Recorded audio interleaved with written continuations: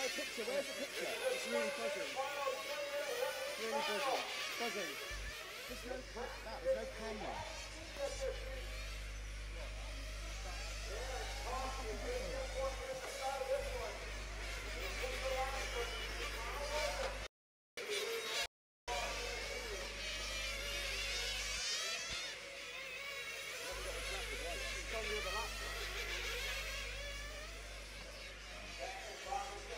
That sounds bad, is it?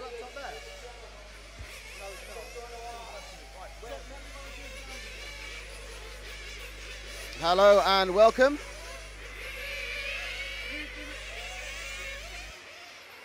Hello and welcome. Hello and welcome. Hello and welcome to our broadcast from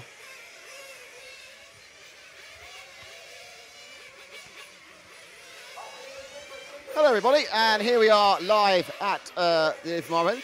Slightly panicky at the end, because if you eagle-eyed amongst you may or may not know, we've actually moved position today. They provided us with a much more secure internet connection, and because of that we are actually able to stream, but we're in a different place, and they only actually opened up for us about 5 minutes earlier, so that was slightly panicky.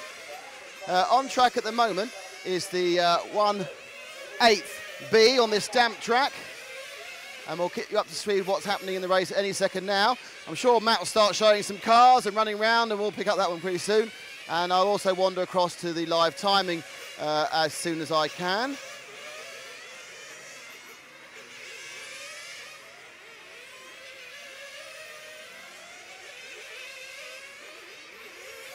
So,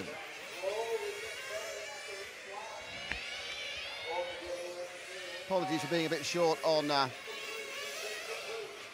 graphics. That's because we've literally just got in place for this event 2 seconds ago. And this is 1/8 B. And we are live and we are running. And what will happen is that during the break between the two races, we'll get significantly more stuff going on. Is that not right, Matt? Okay, what I'm going to do now is Matt's going to pick up a gaggle of cars for you. And the track, as you can see on the camera, it was absolutely sodden when we got here at 7 o'clock. Now at 9, it's drying out quickly. So, let me, as Matt will cover these 3 cars here, and I'm going to go down to where I was yesterday, where Dallas is, to present the timing and scoring, which of course, as you know, there is no timing and scoring available on the internet. And so therefore, what we need to do is we need to go and stand on the rostrum behind Dallas. And we would have been here 10 minutes earlier, but say we were literally moving all our equipment 10 minutes we went on air, because we've been given what we are told will be a completely secure connection for the whole day. So the stream should, I'm using the word should, be solid. It got fixed overnight by some very helpful local engineers. This is, of course, the 1/10 IFMAR World Championships, brought to you by RC Racing TV in association with Serpent Model Racing Cars, Protoform Body Shells and Contact Model Tyres. So, let's see where we are now.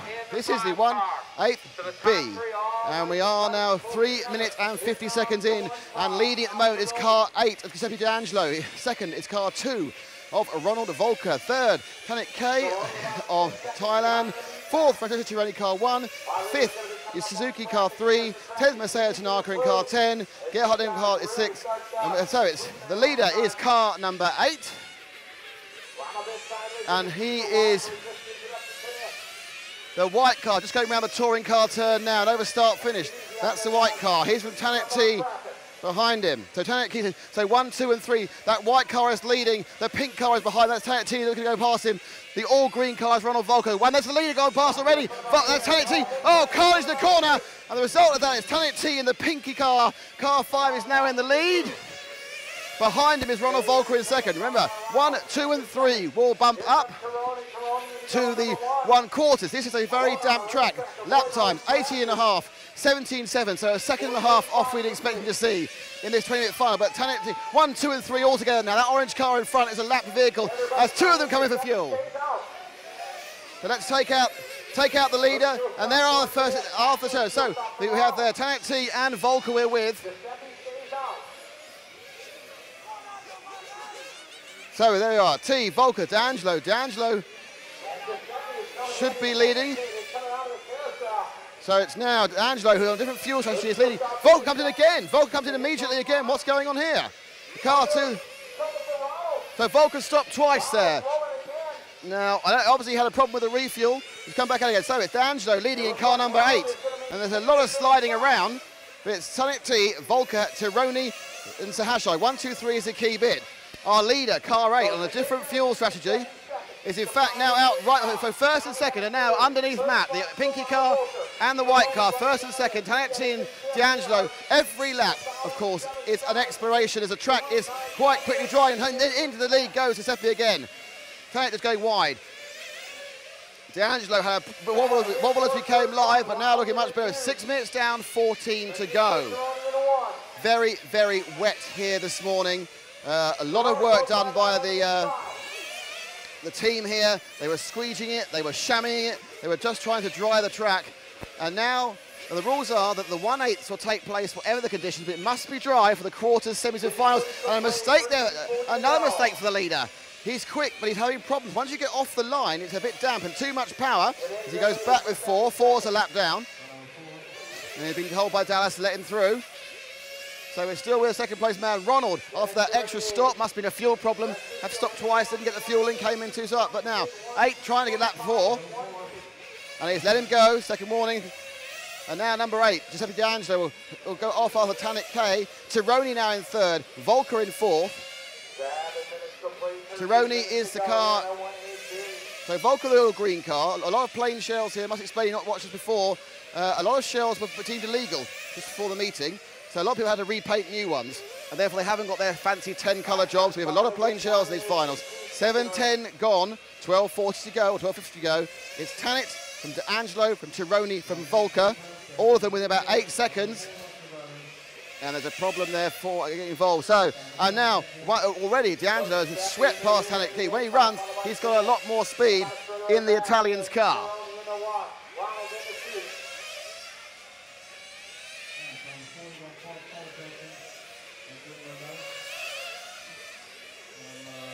All settling down now, let's see.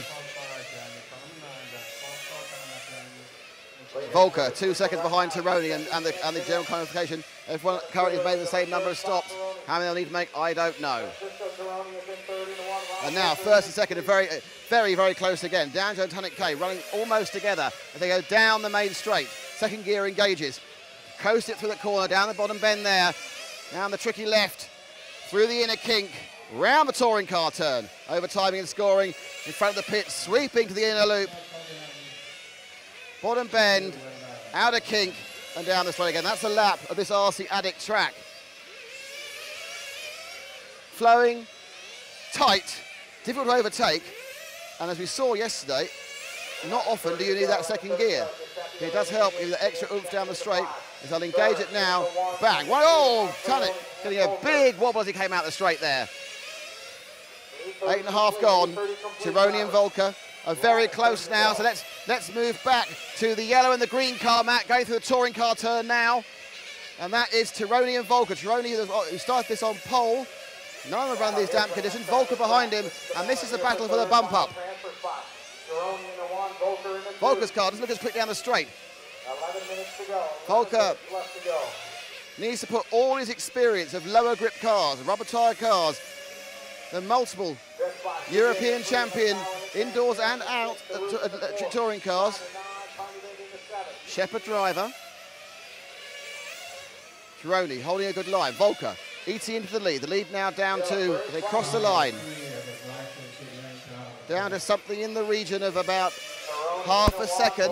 Lap times now down to 16.5. So we're looking at that time. It's only about half to 2/3 of a second off what we'd see in the pure dry. Volker though, but of course they're on a knife edge. And Volker gets through because Volker goes past. Now Volker will be able to go a bit longer because he made an extra stop.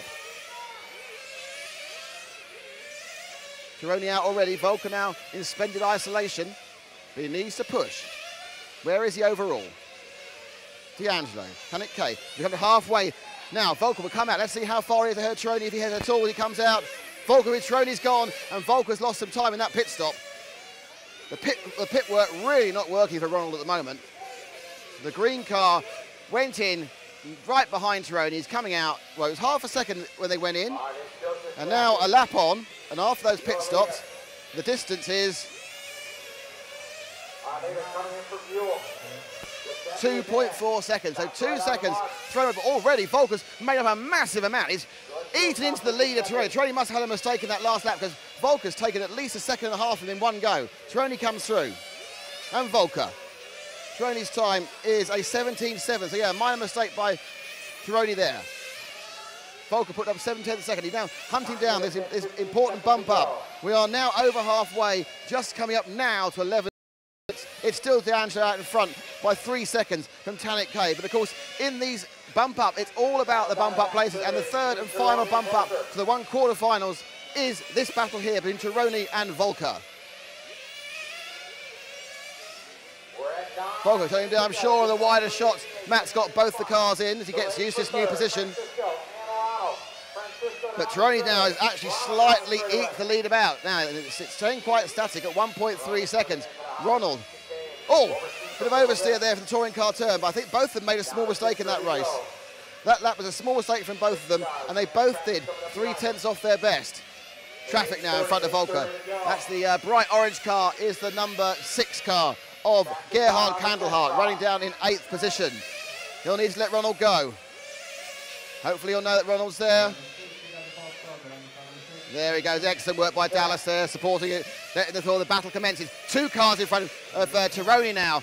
Tironi, if we move forward to Tironi, Matt, the yellow car, he's got 2 cars, gets past 1, and actually he's now right on the tail of second place. That's second place Tanit K in the pink car. The yellow car of Tironi now is right at his tail, and it looks like he's about to take second place. Tanit's been struggling since the track began to dry out. His car's looking peaky, and I think that now second, third, and fourth are getting very, very close. Let's concentrate on Tanit now, Paul, because, Matt, but I think what's going to happen, sorry, mate, I think what's going to happen is that Volker's going to get him as well. Volker now looking to pick up third place. As Tironi goes to second, Tanit K is struggling, is in third. Volker fourth, these are the bump ups. In front of them, it's the number 9 car of Charles Mod getting out the way, and he does. But there is second, third, and fourth. D'Angelo 7 seconds up the road from this battle. So can Volker take Mod, who's having a lot of problems in these by that bottom corner. He's not, the car's handling well in the sweepers. On the oh, washes out there. Volker, this man, he doesn't make a clean pass. Sitting duck Tironi. The car really now, as the track dries out, it's got a horrible front end of it. It's bitey. Then it understeers. He gets it again. You go oversteer. Comes in understeer. The car's doing both things you don't want to do. There, just about comes in. But now he's practicing. He's saying Tironi's not getting away. Second, third, and fourth. Oh, problem for Ronald there. Car just went out of control. What happened there to Ronald? Now he's got it all to do again. Must have got slightly offline, the braking went wrong. And that has cost him, that lap, that small mistake cost him 3 seconds. And we have just 6.5 minutes to go. D'Angelo from Tironi from Tanit K. Let's get back on that second place battle, Matt. They're going over the time and scoring now. It's the yellow and the pink car. Running fast now, Tanit K, who seems to have got over a moment where he had tremendous handling problems. He's got used to it. Perhaps it's just a slight amount of moisture on the track was not his liking. Now he's right up with Tironi. Tironi is doing lap times of 16.3, 16.199 for Tanit as he picks up for his second place. D'Angelo still in the lead and now 8 seconds ahead and really cruising with 5.5 minutes, well, 6 minutes to go. Tanit again having a slight oversteer issue. Comes round, the car's still not looking very nice, but he is in a bump up place. Volker has it all to do. He hasn't really got the ground speed. He gained about 2/10 on the man in front, but Tironi did 15.9 that last lap. Tironi suddenly gets the hurry up. Speeding away there. The car begin to move out. But out in front and going over timing and scoring now is our leader. And he goes now through the bottom turn on the kink and on the straight. One of the bump up. D'Angelo bumped up from yesterday's 1/16 final. And he's obviously showing a pretty impressive turn of speed. And another problem for Volker. Volker is out. We've lost Ronald Volker. The car is gone. Car struggled. He hit the end. I don't know if there's a problem with fuel or whatever it is, but Ronald's World Championship is over as we lose another car. That's car 4. So it is D'Angelo from Tironi from Tanit K, and these guys now with 4.5 minutes to go are pulled out as Volker rejoins, but it's all over for Ronald in this World Championship. Not had the luck from the moment he touched down on the plane, and now it's still got problems. Underneath here, Ronald's car, struggling badly.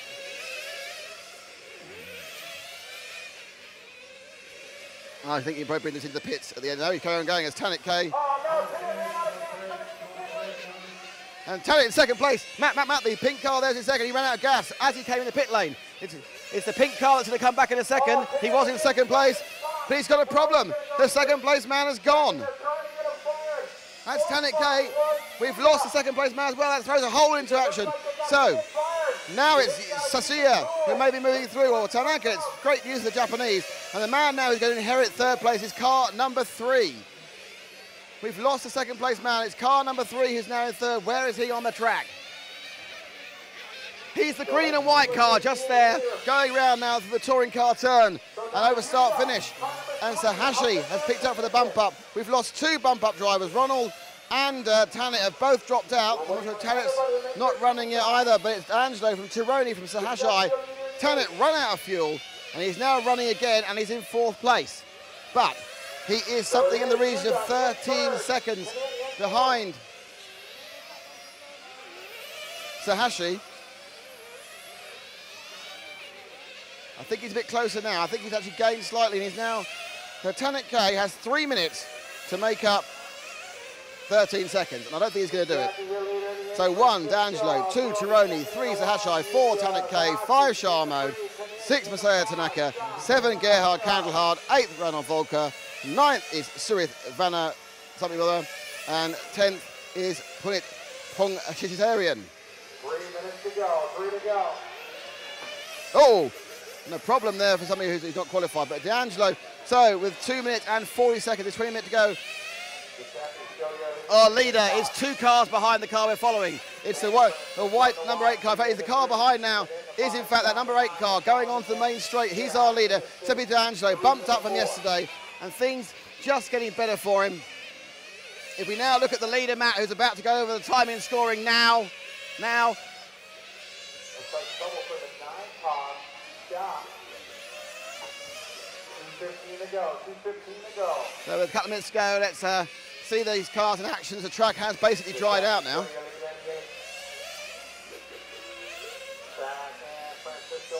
We certainly don't want any more rain, that's for sure. D'Angelo from Tironi. He has a 9-second lead. Sasha is a further 10 seconds back. Oh, sorry, 7 seconds back. Tanit K, best part of a lap. So the 1, 2, 3 bump up is D'Angelo, Tironi, it's a Hashai with just 1 minute and 40 left. And an action-packed middle of this race, but I'm afraid it's kind of petered out after we lost Ronald Volker and Tanit K had his issues.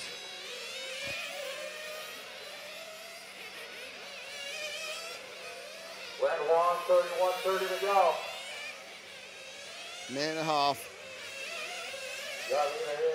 No one really close. Now last time down into the 15-second range. All come very nicely to the leader. I think we'll have another quick look at Tironi in second. So Tironi in second is just going onto the straight now. Coming down round the bottom corner. Through the tricky left. The kink touring car turn and over timing and scoring. He has 52 seconds or about only 2.5 laps in this weather. 45 seconds to go, down 45 seconds to go.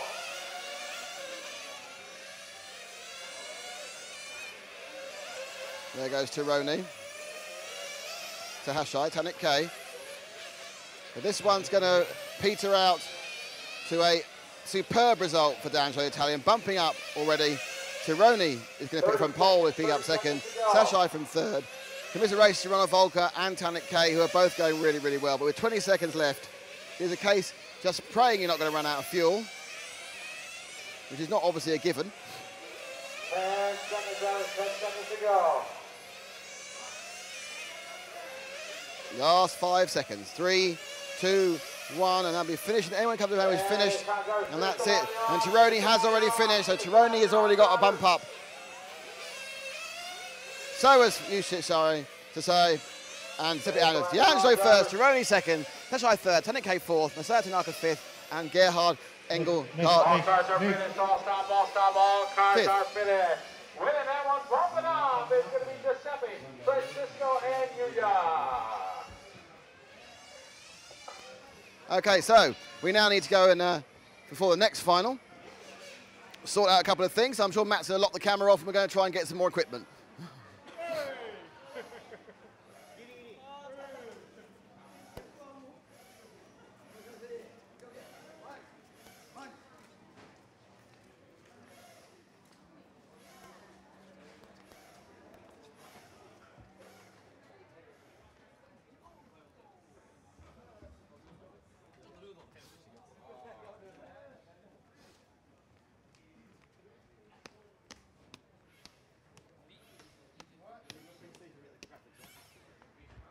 Try and work everything else out.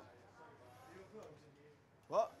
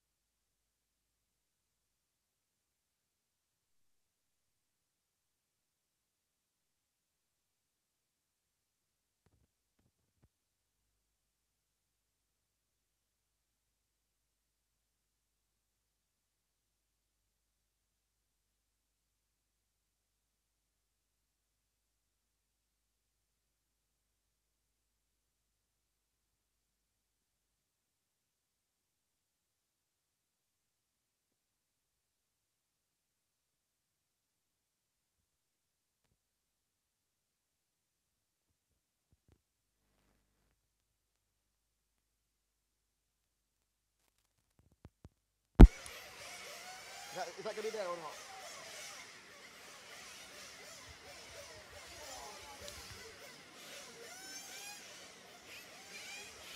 So we are about to get underway with the 1/8 A final.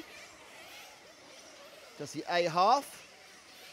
Taking part in this one are Chen Hung Hang in car 1, Takumi Masada in car 2, Takahiro Hashi in car 3, Giorgio Felicity in car 4, Hirosuke Kiichi in car 5, Daniel Elezi, former world champion in car 6, Anaran Senotong in 7, Rico Krober in 8, Omric with in 9th, and Ludovic Lefon, local French driver, if that makes sense, in 10. And off they go. So with the leaders, which are, I think, 2 from 1 from 3.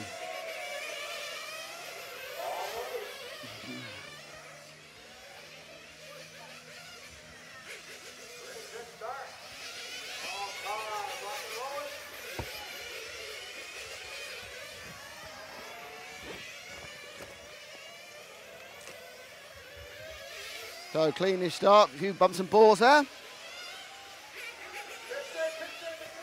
And we've got someone upside down there in the pit straight.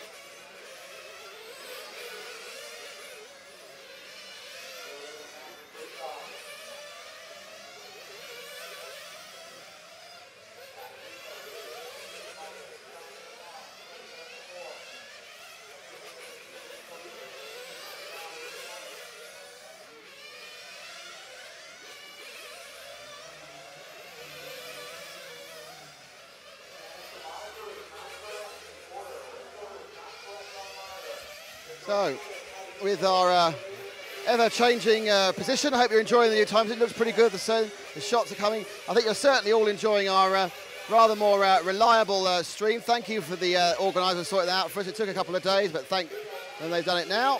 And there's 99 or so of you watching.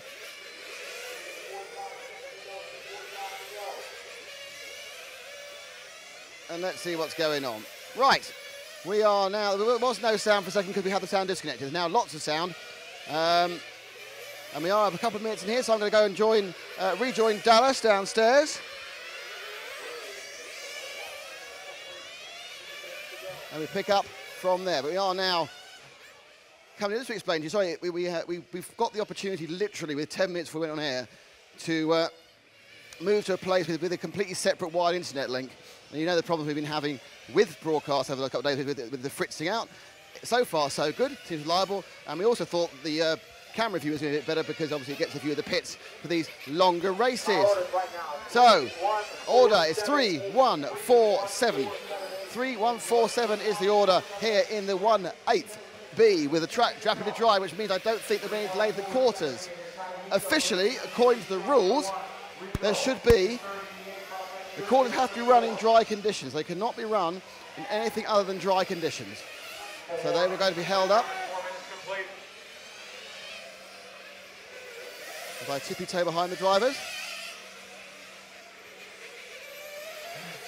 And in leading, it's car 3 of Tadahiko Sahashi. Second is Chung Hung Hang of Hong Kong. Third is Takumi Masada, car 2 from Japan. And it's Hirokishi Kikuchi of Japan in 5 and 4.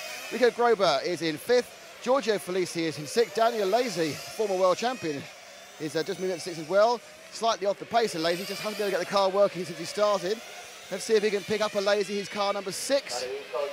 Going to go time and scoring now with the blue tail and the white nose.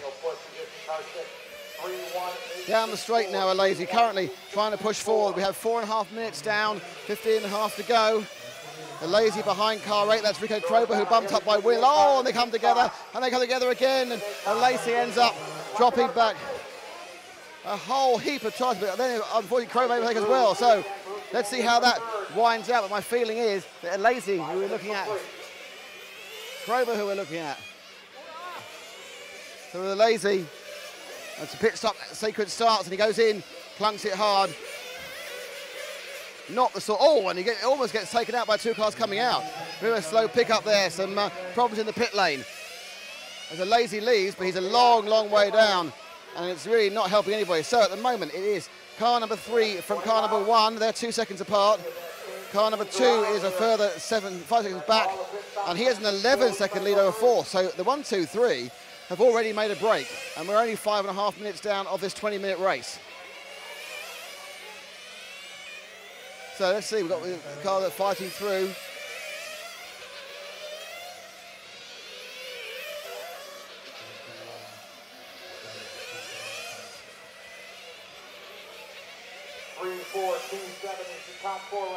So it's currently 3 from 2 from 1 from 7.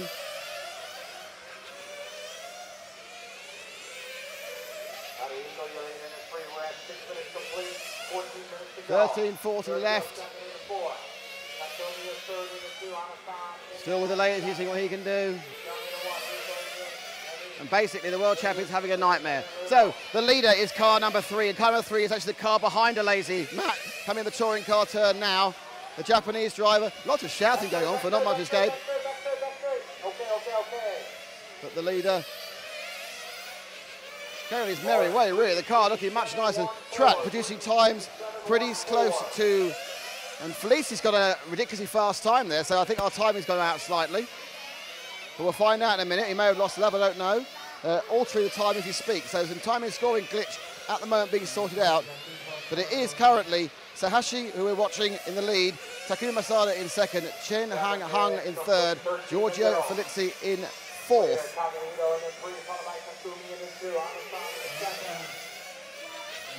So this is a lead of some 6 or 7 seconds. So behind him, let's see if we can pick up our second place man, who's car 2. Who's the next car along, Matt? It's car 2. Just going around the touring car turn now.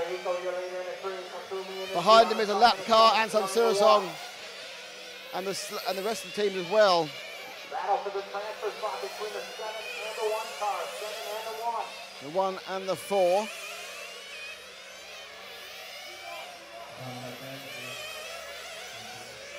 To the left side carousel, the 7 car and the 1 car. On the back stage, it is for the transfer position. 8 minutes complete, 12 minutes to go. 8 minutes complete, 12 to go. Tadahiko, your leader, Takumi second. 3, 2, 7, 1, 4. 3, 2, 7, 1, 4. Your top 5. 3, 2, 7, 1, 4. Now it seems that possibly car 7 has been dropped. Car 7 maybe missed the lap on this loop. He's been called by the race announcers ahead, so in fact, this team, and he's got the lap back again now, so they've managed to force the lap in. So it is now 3, 2, 7, 1, 4. And so it's 7 who picked up third. Let's see if we can pick up 7. Victim of a timing glitch early on, but they've managed to sort it out. And there we are. It's car 2 and car 7 going around to start finish now. And they are fighting for second and third. They are that far apart, and this is about a second and a half. Second is Takumi Matsuda. Third is Anson Sidahong from Thailand, so it's Japanese from Thai.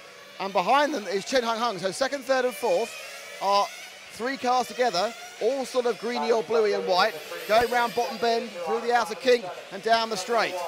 We're with the leader of those 3, which is now number 2, Matsada. Car 7. And now they've given an extra lap to Kikuchi. There have been lots and lots of problems this timing and scoring, because now they are showing car number 5 in second. Car number 5 has taken second place. So there's have to been a lot of checks on what's going on. So obviously there was a problem at the start of this race. People got dropped laps. They're being reinserted now and taken out again and moved around.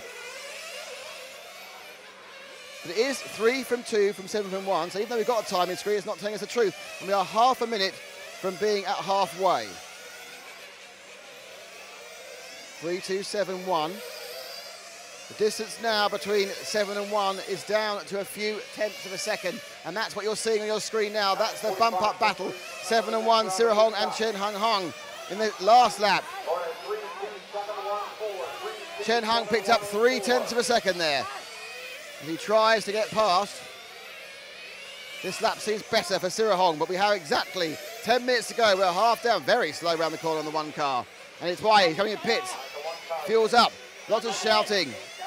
They're trying to do adjustments as well at the same time. So, Sirahong came in and also took some engine adjustment as well as fuel.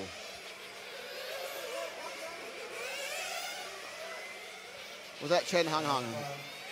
That was Hung, sorry, that wasn't Sirahong. Hung took some fuel adjustment, he's now behind a lazy. Here comes the fuel as well. Hung now. What will happen when car 7 drops the fuel? You should stay ahead because there's quite a long shot. And now 7 is in for fuel. So Sirahong, who was right next to Chen Hung earlier, comes out again.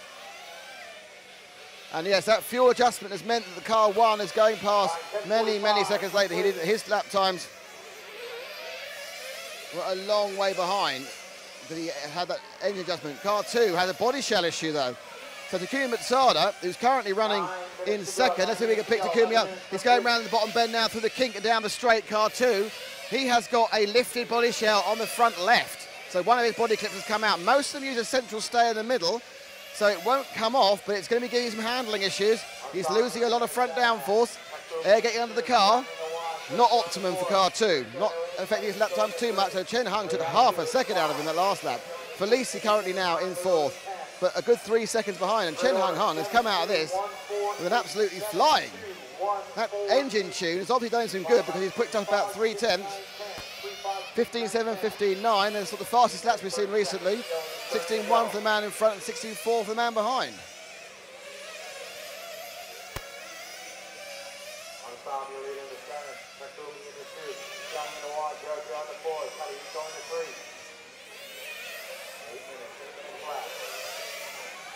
So Sirahong leads by a second. So it is car 7 from car 2. So we're looking at car 2. One car up the road is car 7. 2 seconds ahead of the car we're looking at now. He's a gaggle. Let's see if he can pick up our leader, Matt. Going through a touring car turn now. He is that green car. He's got 2 cars. He's got the fluorescent yellow car to place and the blue and white car in front. The fluorescent yellow car. The blue and white car is Daniel Lazy, former world champion Italian, whereas the bright yellow car is the number 9 of Henrique Winnick, the Brazilian who bumped up from yesterday's race, but is currently also in 9th. And there we go, all let through. More by luck than judgment, I think, there. So we have 7.5 minutes left. Sirahong has taken the lead. Mitsada's in second. Chen Hung Hung is third. De Felici is in 4th now, something about 6 seconds. And we're told now that all the timing glitches have gone, and what I'm seeing is what's happening. And what I'm seeing is Sirahong putting a particularly strong performance from 7th to lead. Mutsada now in second. Hang Hung third. And Totode Sahashi, well, he's in 4th. We have 7 minutes to go, 7 minutes to go. Hanasami in the 7. Takumi in the 2, Young in the 1. How does he go in the 3? 7, 2, 1, 3, 4. Sirahong leads, Matsuda second. Chen Hung Hung third. Sirahong pulling away.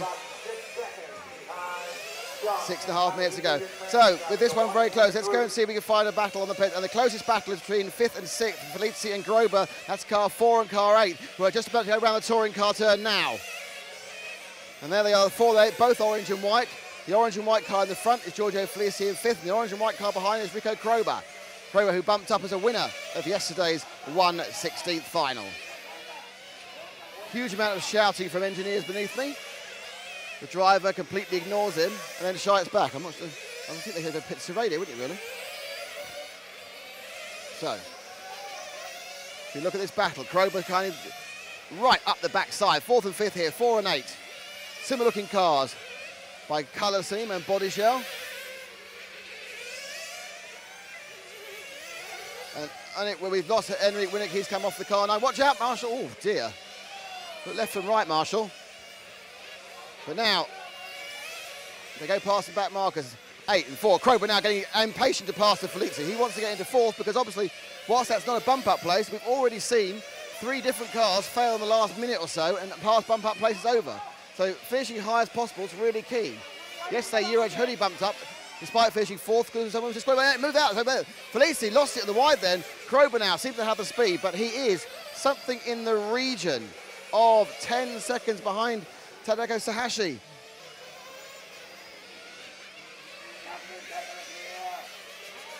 More problems for Hung. He comes out, but he's still in second. Not enjoying the pit stop, Chen Hung.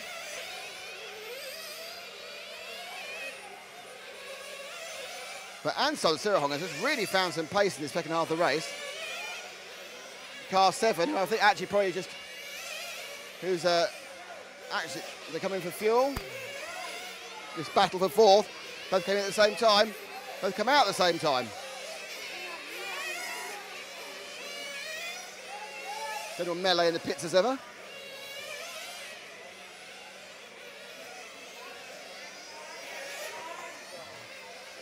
Just 4 minutes 12. This is all the final pit stop for these drivers. No one makes a minor mistake on that lap. And come in. So our leader is car number 7, who is the car behind the orange car you're not far. So Matt drops back 2 cars. That's our leader, the green and white. Overtime in scoring. Sirahong, slightly problems there as he goes to the top end. Bottom loop, accelerating away now the main straight. Second gear engages, drifting around that corner. Through the tight bottom end. Pretty left, into the kink. Around the torque. Oh, very, very wide there. And Sirahong there, not, excuse me, it was his out lap, or 16.21.9, his out lap, his excuse. He wasn't used to the car with the fuel inside it. Actually, he's going to be caught by 5, but that doesn't really matter. And in fact, number 7, we've got number 1 as well. And he's lost the lead. So I'm not quite sure what's going on here. Sirahong seems to have problems. And Chen Hung has now taken the lead. That was actually the change of the lead. So 7 struggling with a handling problem. Let's get him. The car in front of him is the leader. He's in second, but he's struggling at the moment. A couple of bad laps, a 17.8 by a 16.6. Hope he can get it back. Not enjoying the car in these last 2.5 minutes. Sirahong, who's stroked out a big lead, has now completely disappeared. But he has almost a lap. 3 minutes driver, 3 minutes to go. On 3rd place, he's got a second. So 7, behind 7 is 3.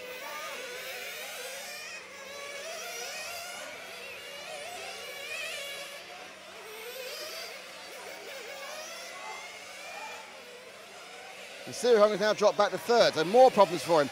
He has something like 10 seconds over Krober. So 7 now, struggling. Dropped down to 3rd, the bottom bump-up pace. This is the battle now. Can Sirahong keep this car this together for the last 2 minutes and 7 seconds? With Krober currently something in the region of 9 seconds behind, I would say.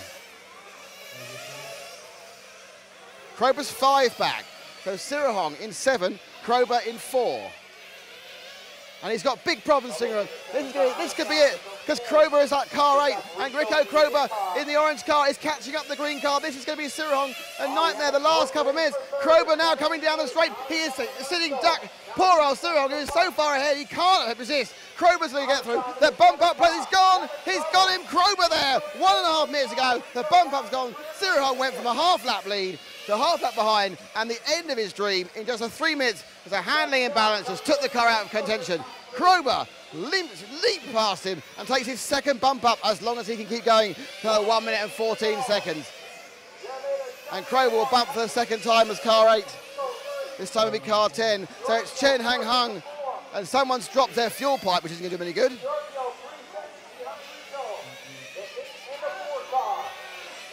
So 8, 1, 4, 7, but Chen Hung, so it's Chen Hung leading. Takumi Matsuda in second. Rico Krober, who we're looking at, is in 3rd. There is 49 seconds to go. Not that close in the middle area.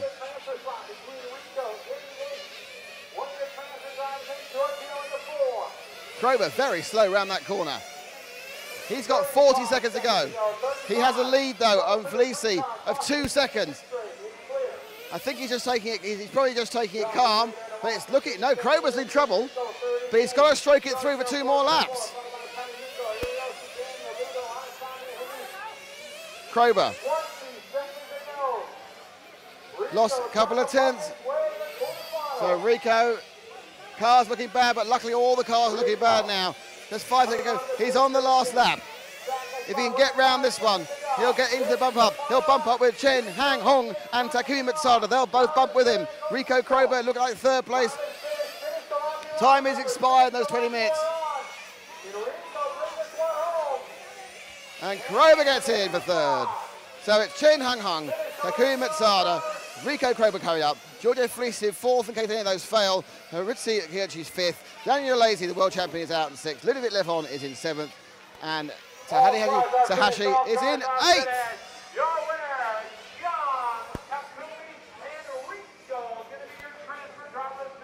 So another great race as we now wait for the quarterfinals, which are running. So they decided it's quite dry enough for the quarterfinals. They have to be dry to run quarters.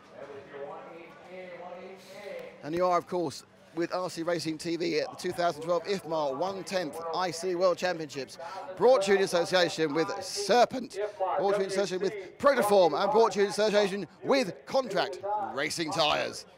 And we are going to return back to our Erie to carry on setting up. It's quite good, we're actually setting up during the day, it's quite fun.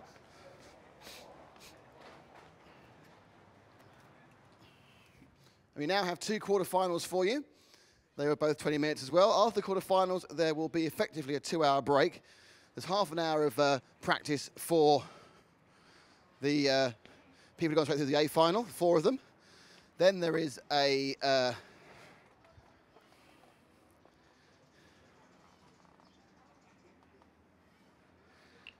half-hour interview session, but I'm not actually sure anything more than a break. Then an hour's lunch break. So actually it's 2 hours before the semi-finals get underway at 1 local time.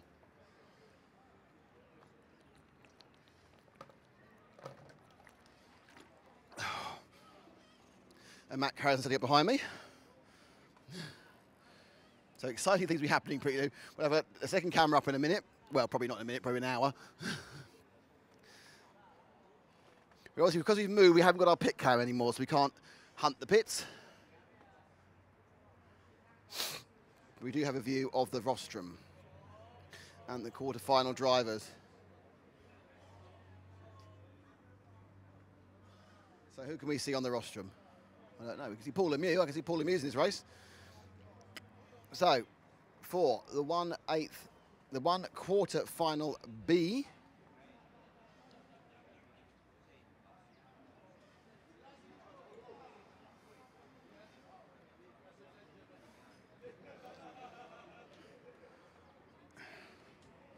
As we go in the quarterfinal B now, and the drivers for this are Tahakai Shimu is car 1, Paul Lemieux car 2, Dirk Wieselski is car 3, Shinizuki Yokoyama is car 4, Mario Spinello is car 5, Michael Salvin, the Serpent team driver, is car 6, Charlie P is 7, and 3 who bumped up from the previous race, who I've temporarily forgotten who they are. Tironi was 1, and I think Sasha will be bumping up at the moment. We are still obviously without any form of live timing.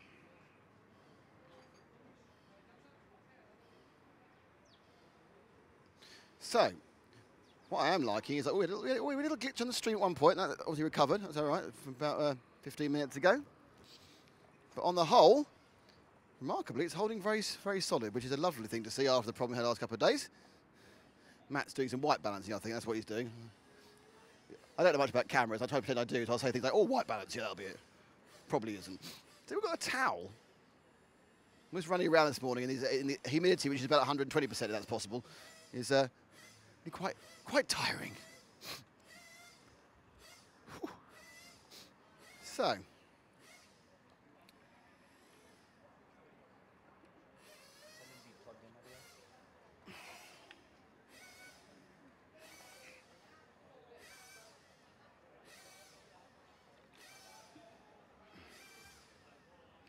So we wait now for the start of the 1/4 final B. As Matt's showing you, the track now is pretty much dry. course, level of grip would have gone down considerably. It was all, a lot of the grip they put down was washed off. I suppose in the way a lot of the oil and the goo was washed off as well. When they were sweeping it, the water coming off was a disgusting oil emulsion. Really unpleasant. So, any second now. Cars are coming out for their 3-minute warm-up. Waiting for the official go from Sander and his sandals.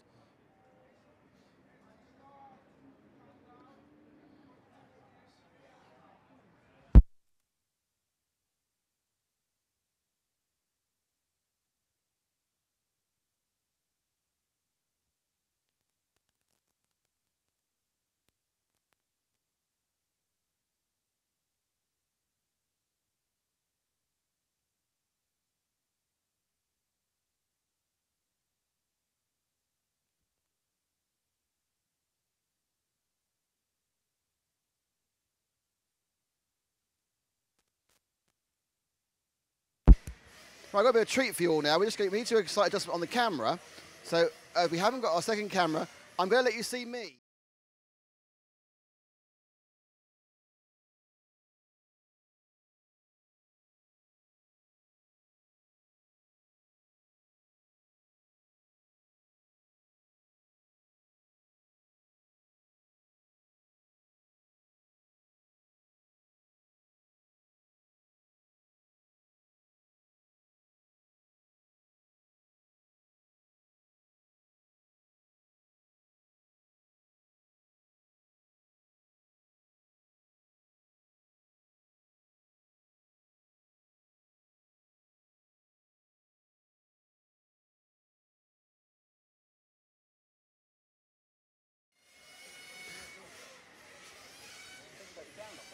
So here we are again. So sorry for having to look at my face and then not hear anything, but we were trying to, we were doing something on the camera. When I clicked the FaceTime camera, it didn't pick up the sound. Never mind, the track is now open. There's 3 minutes to go for the warm-up. You've missed nothing apart from seeing me sweat and mime to you, which must be very amusing. So, we have Protoform, Serpent and Contact sponsoring us. We have 10 cars going round. They have 3 minutes of warm-up. I need another drink as I try and... what we can do, we have a quick word with a man who's come to stand next to us. Not mine, look, Ronald Volker watching from our balcony. Ronald, it's not really been your championship, has it? No, it didn't work well the whole week. I almost got lucky in the qualifier to make it to top 18, or at least to the quarters. But well, my final started pretty good, but at the first fuel stop, the fuel gun broke, so I had to come in in the next lap. And yeah, we almost made it to top 3, but then the motor, I got some motor problems or engine problems, and yeah, that's it.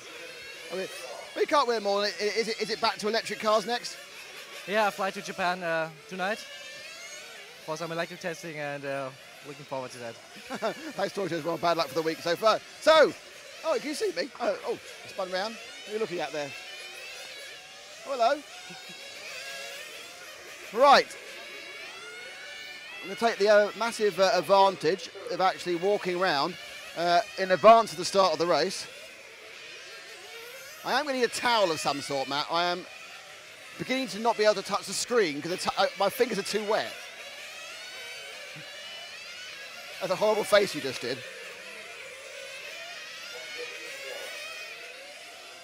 So if anybody's listening anywhere near the circuit, please bring me a towel.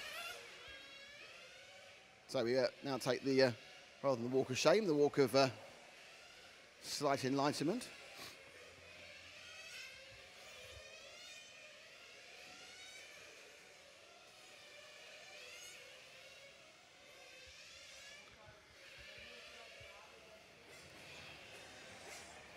So soon those 3 minute warm-up will be up. Several very well-known names in this race. Obviously Paul Lemieux for all our American friends. If you are watching over on the East Coast, it's probably just about 10 o'clock in the evening. If you're listening on the West Coast, it's very pleasant 7 in the evening. So they certainly put these early races on. Very good racing times for you watching, of course, on a Friday evening, Saturday morning here in Thailand. We are about to see the 1/4 B final take place. Everyone is happily getting ready. Cars are now with the mechanics, so we walked across in a second to the driver's stand. Mechanics to the starting grid, please. And off they go. Hello, everyone. As I take my place beside the mighty Dallas. Look at smart the camera, Dallas. And hopefully the time is over. The 20-minute quarterfinal. It's Shima in 1, Lemieux in 2, Wisniewski in 3, Yokoyama in 4, Spinello in 5, Salvin in 6, Charlie P 7, Sebi D'Angelo in 8, Francesco Tironi in 9, and Yuya Sahashi in 10. D'Angelo bumped up with an easy win. Lemieux looking remarkably relaxed to my left. We are at 10, 9, 8, Cars go down. 7, Last top up for all of them. 5, 4, 3. release the car. Cars are down. Looks like a clean start. So someone's been given a jump start by Dallas. 1, 2, 4, 5. Car 7 got the jump start. He's gone through, picks up last. But it is Shimu from Lemieux from Wisniewski. 1, 2, 3. And the time will pick up the exact order, but it's gone 1, 2, 4. So Wisniewski's made a poor start. We kind of hope it would, but our time now, and it is Shimu in 1, Lemieux in 2, Shinsuke Koma in 3, Spinello in 4, Wisniewski in 5. We'll stick with first and second, which is Shimu and Lemieux. Paulie holding the hopes for X-Ray, holding the hopes for Contact Racing tyres, and holding the hope for Protoform body shells. The American, he obviously had the right body shells and Protoform with the right fit, because he actually has his classic blue, white with flashes of red. Car we've seen in the different guises, be it 12th, be it 10th touring car, all around the world. But it looks at the moment like Shimu is just getting away from him. 3rd place to 4th place to Yokoyama, Spinello and Wisniewski. So Wisniewski's made a poor start and he's dropped way back off the pace at the moment. 1, 2, 3, evenly spread. Let's drop back a bit, Matt, to the 4, 5, 6, 7 battle. Let's see if we can do that. Oh, that's crashed in that. And that's someone upside down, and that was a bit of an aggressive move. And there we are now with the Wisniewski in 5. So it's 5 Spinello, 3 Dirk Wisniewski, the runner-up of the 2011 European Championships in Ettlingen. X-ray driver. The German now. First of all, he needs to get past car 5 of Spinello. And then he needs to start closing down the distances. Long final, and just because you're not going well now with big tyres doesn't mean you're going to go badly at the end, and vice versa. 1, 2, 3, I've pulled out a list. This is 4 and 5 we're looking at. Closest 2 cars. This car, Wisniewski's car looks very, very tippy. If Matt can go as tight as possible on the throw, I say that! And actually it's number 5 with grip roll, but if you look at 3, the car is really looking very tippy. Don't forget, they're running big tyres the last 20 minutes. They're leaning hard, and he's always having to squint. You can see it, lifting tyres. Not quite rolling. Lifting tyre there, which means he loses the grip. He carries on going. Car 3, going now around the bottom bend, through the switch, onto the main straight. Now, the problems come from the end of this straight now. He comes down here, starts to tip. There we go. Managed to kick the wheels on the ground. Tricky left. Now, here, it needs to go in slower, and he actually, yeah, better that time. You have to go in slower to go faster, because once one wheel comes, of course, the diff starts spinning power away and the handling goes to pot. Wisniewski happily on his own. 1, 2, 3, 4, 5 are all moving.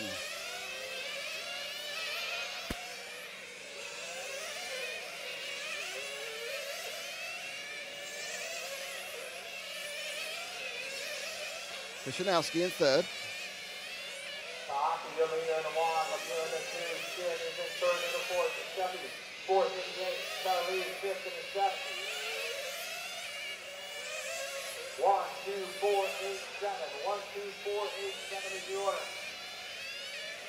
So we move back now towards the front of the field. Let's pick up our leader, who's about to go around the bottom bend before the kink on the main straight. That is Shimu.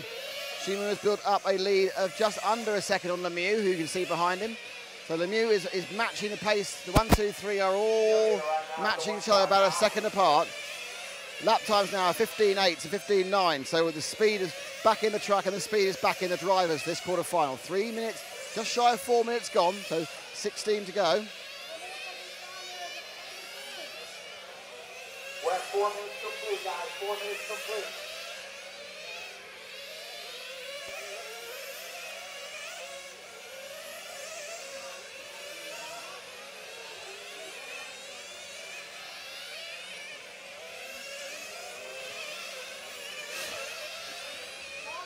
We have 4 minutes, 10 seconds, 4:10 complete. So Shimu, Lemieux, Yokomochi, Mario Spinello now in fourth. Dirk Vishnitsky, he's the man running in fifth position. Charlie P. sixth. And Vishnitsky's had a big problem now and then. We've just seen him being lapped. That was Vishnitsky losing a lap. So he's having issues. While we moved away from him. Next up will be Lemieux to go past him. Well, 1, 2 and 3. We come up to where we are and where the first pit stop should be.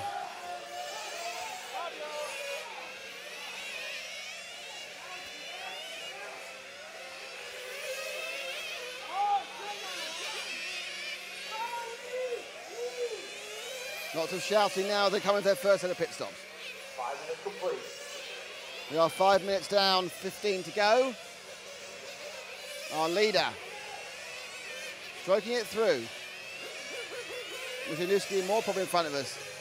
Lemieux's made his stop.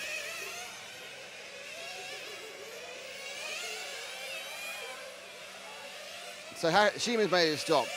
Yanzuki's made the stop. They've all made stops, and the end result is they're all where they were before.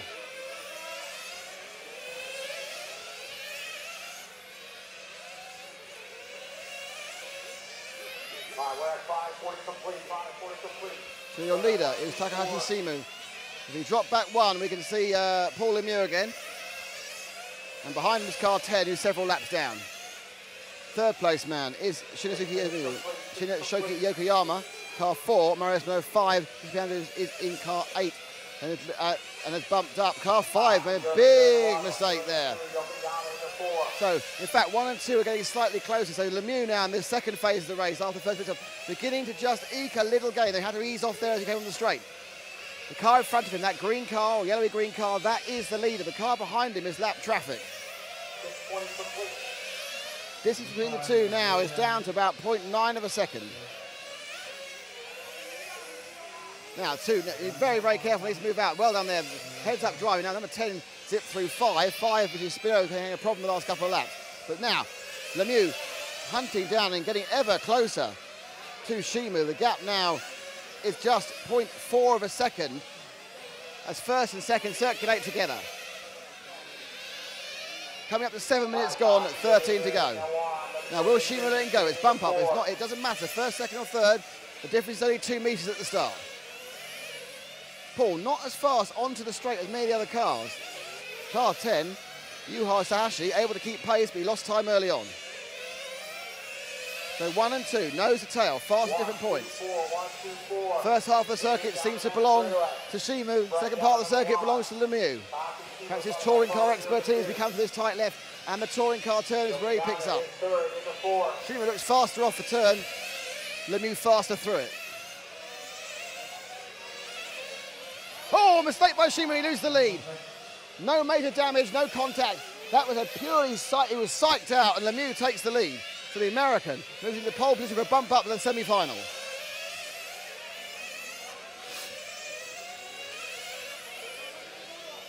So not 8 minutes gone yet though, so a long, long way to go. But so far, it's going away, very well for the pride of America, holding the hopes of an enormous country.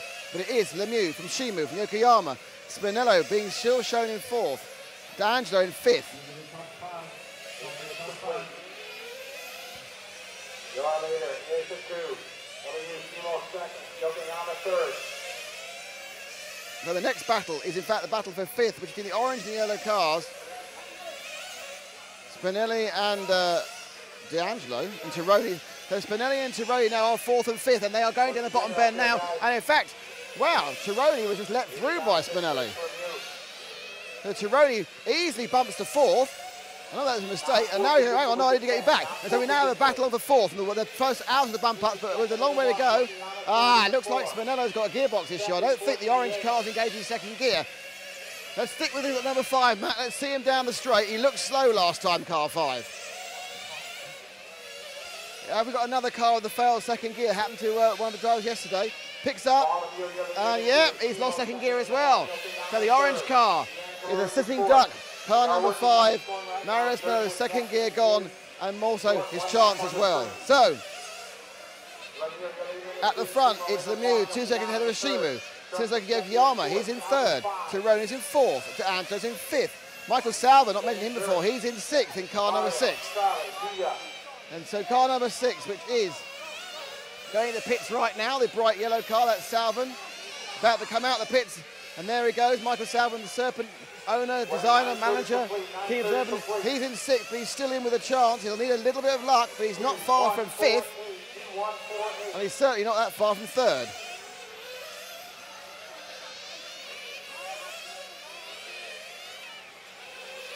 But it is Lemieux eking out now. He's now got a lead of something in the region of 3 seconds. Shimu 2nd, Yokoyama 3rd, D'Angelo 4th, Tironi 5th, Salvan, who we're looking at, he's in 6th. Currently he is 4 seconds behind 5th. Okay, let's pick up Lemieux. Lemieux going over the start-finish straight. Lemieux start-finish straight because he's going to come in this lap. He just shouted to his team. So Lemieux about to make a stop from the lead. We can already see that Shimu made a stop last lap. Here comes Lemieux. This is his pit stop on 10 minutes and 19 seconds. Nice and relaxed. Fuel goes in, not panicky. Out he comes. Don't make a mistake on exit. And there goes Lemieux. At the end of all that, he's gained. So he's gained over that lap. 23. Reason being that Shimu did a 23-second stop. Whereas I think Lemieux was quicker. So 23.4 stop for Shimu, 22.2 for Lemieux. So he gained 1.2 seconds to stop. Now, what's happened actually is that 2nd and 3rd has changed. So we need to find car 4 and car 1 because they're close. And there they are. Car 4 is about to go through the touring car turn now. The orange and white car behind him is our erstwhile early leader, car 1. So it's Yokoyama now in 2nd and Shimu is in 3rd, 4 and 1. Down the straight, slightly wobbly. Shimu's probably got the ground speed. He had a bad pit stop, and that's what cost the time. The 2 Japanese now, I'm sure they fight like this in local and regional events in Japan, and now they're fighting here.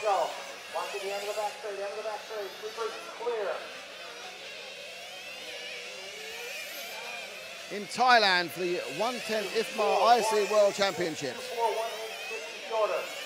2nd and 3rd, getting closer as Shimu hunts down Yokoyama. Again, they're both in bump ups. How important is to get past? Well, for pride, quite important. Behind them is car 9 of Tironi, who's a lap back. Salva now has moved up to 4th place. So Salva now with a chance in 4th place. So first outside the bump up is Salva. There's these two fight for 2nd and 3rd. Salva's in 4th, about 5 seconds back. And we now have 12 minutes gone, 8 minutes to go.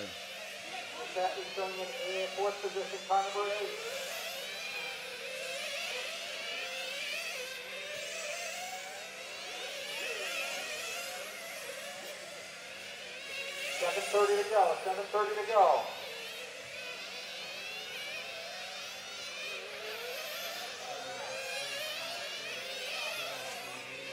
So now, finally, Shimu starts to make a big impression on Yokoyama. That gap's come down a lot in the last couple of laps. Certainly on the straight, you can notice that Yokoyama's got a lot more speed. Shimu.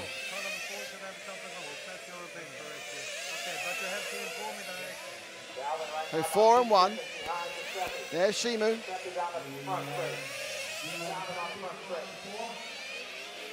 Car number 4, who we're watching now, has been called for a stop and go for an offence in the pits earlier. So the pit offence in car 4, who we're watching, has been followed. He's in 2nd place. He's been called for a stop and go for an earlier pit offence. Now this could throw a lot of things up in the air. Firstly, does he understand the command? Because it's very difficult in this noisy atmosphere. So car 4 goes round, misses that lap.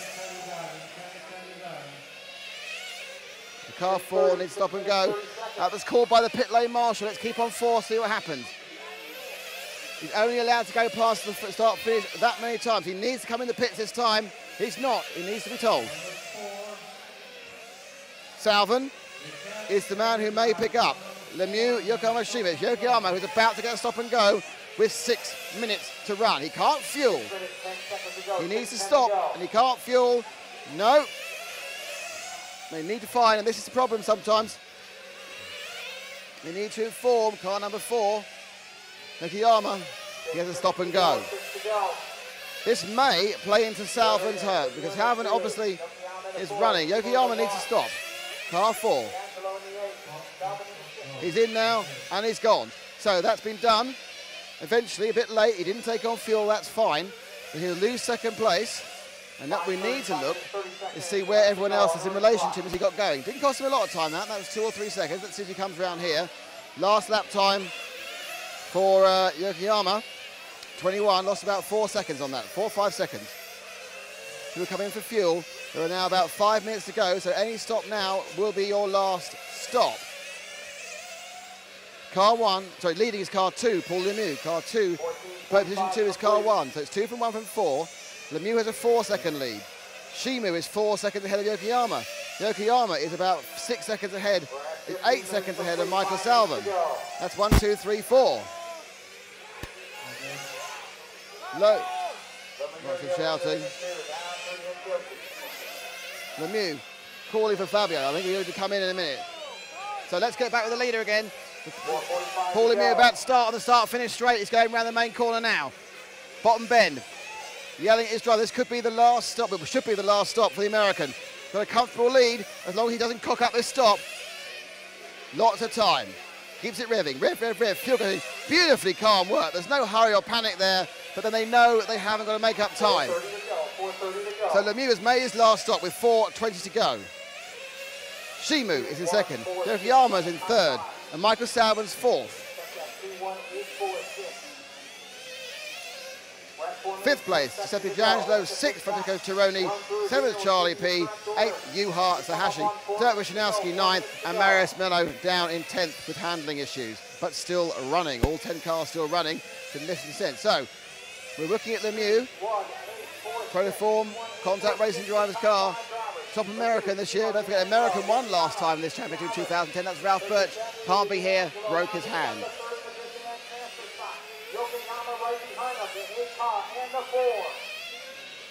Now we're hearing that the 8 car and the 4 car, that maybe that our timing screen has a miscount.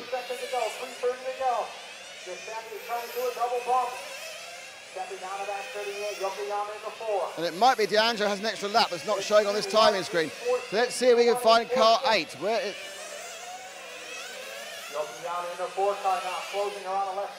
So D'Angelo in car 8. It's the white car, Matt, now going onto the tight turn there and onto the kink.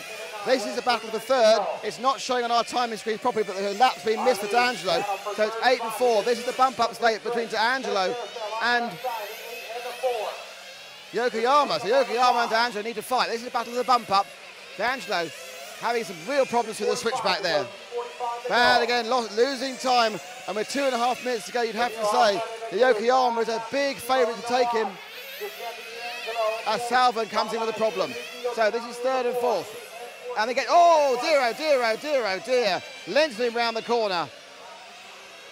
Tried a rather ambitious overtaking manoeuvre there, car 4. And that does mean that car 8 D'Angelo is showing on the main computer as being in 3rd. He's showing on ours as being in 5th.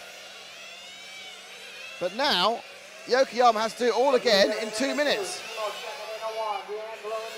D'Angelo is now been, he's now been put through. They've managed to get that lap into him. So D'Angelo is now showing in 3rd place. Suzuki Rikama is showing in 4th.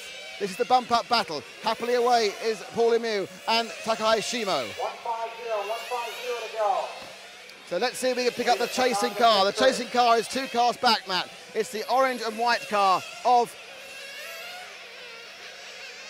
Shinizuki Yokiyama. So Yokiyama in the 4 car. He has to get past and lap Dirk Wishanowski, and then up him is D'Angelo. D'Angelo's car notably slower. Lost 0.3 of a second. Minute 30 to go, 130. And D'Angelo is struggling, but now he only has 1 minute 20 left. 5 and 3. It's good. Yokiyama really needs to get the pedal down. That over-ambitious overtaking was a mistake. He's got basic ground speed, But they go around now. He's got to get past lap 2 cars. He's got one. The second one is Wishanowski. He needs to get past Wishanowski. Well done. Great drive from Dirk there. So, with 1 minute to go, the gap between the 2 cars is just about 1.4 seconds. So can the Japanese take the Italian who's trying to bump up again? He's gaining all the time, but he's now got 40 seconds to do it. Coming round now for the inner loop. Big bend on the kink on the straight. D'Angelo, oh, he's a sitting duck now. 30 seconds to go, and he's lost it. Oh, he's just not got the hand, the tyre's too small now. Yokoyama, let's stick with him. All he has to do is keep the car on the island. There he takes that final bump up with half a minute to go. Can he hold it? He's pulling away, but obviously he's still one mistake from disaster. The cars, at this point, are not handling well. Last 20 seconds. Yokoyama third. Shimu second. Paul Lemieux, the American, leading. We're at 10 seconds to go. Lemieux, Shimo, Yokoyama, D'Angelo. Yokoyama now moving up to third spot. So 1, 2, 3, the bump ups. Lemieux, Shimu, Yokoyama. Time has expired. D'Angelo fourth. Tironi fifth. There they all go. Lemieux takes it and takes the win. And before Paul goes anywhere. All cars are finished. All cars are finished. Transferring up to their semi. Well done. Paul Lemieux, the pride of America. That was quite an easy run. It was good. I was just trying to stay smooth and, you know, not push too hard. There's some interesting shouts at your mechanic just to make sure he heard you, was it? Well, I would have liked to have come in 1 lap earlier, but no problem. But well done, and you've got half an hour for the quarterfinals. Thank you. Actually, semi-final now. So you've got the semi-final. You've got 3 hours. No problem at all. Well, there's a 2-hour break. So just so you know, there's a half-hour practice. I'm telling everyone now. There's a half-hour practice for the top finalists, then a half-hour interview session, and then lunch. And I know lunch is important. So Lemieux takes the pride of X-Ray, takes the congratulations of Eurage. He's very happy. So an easy victory there for Lemieux. Yokoyama, who after some incidents early on, and a strange call from the pit lane for a stop-go, not from Dallas. The pit lane people came and said, no, he's made an error, it needs to be called. He was pulled up as well. He managed to get back as D'Angelo's cars handling died at the end of the race. And we now have a couple of minutes for the last action of this morning, and that will be the 1/4 A final. Now, the 1/4 A final, it will be a 20-minute final. That takes us up to about 11 o'clock local time. There will then be a 2-hour break. And obviously we'll have some sort of fixed camera there, and there'll be a practice session for the top 4. And then there'll be a bit of lunch for all of us. We need lunch, don't we? So, very exciting. So we're now going to have the 1/4 A.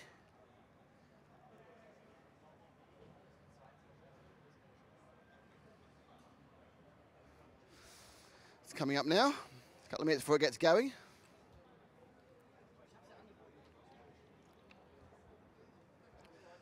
Whew.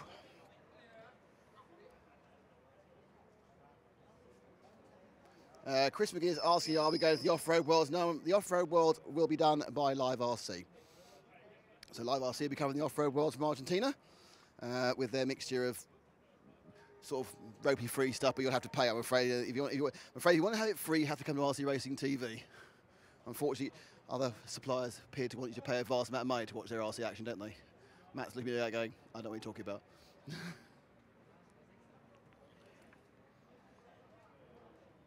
Well, I must say, I'm loving this stream today. So thank you for the Thai guys who sorted it out. People seem to quite like this new position as well, Matt. But it's very tricky, apparently, so we have to give big claps to Matt for handling a very tricky position. It's not looking as good as it did yesterday. It'll get smoother. Yeah, there we go. From the horse's mouth, it'll get smoother. And consider the state you were in yesterday, you should be able to do it better straight away. I was very tired. He was very tired and emotional, was Matt yesterday. I don't know why I'm saying Matt yesterday, because it was both of us. But all's well now. So sorry, just to we're getting new viewers all the time, just to update you. This is the last action for this morning. There'll be a 2-hour break from actual competitive action. There'll be a half-hour session with the top 4 on the track, and we'll get some sort of mini cam rigged up for that. Actually, are you going to use your... Are you going to use the Nikon or the whatever it is, the Canon to do your special shots? So that could be, we know how that's locked off. So you need to get mains power for that sorted. Okay. See, we're having our technicals on air. It's always fun. I'm just amazed that we actually managed to get this running. As anyone who actually was trying to watch the broadcast immediately know, we came on about a minute and a half late because we were still moving the tables and plugging stuff in.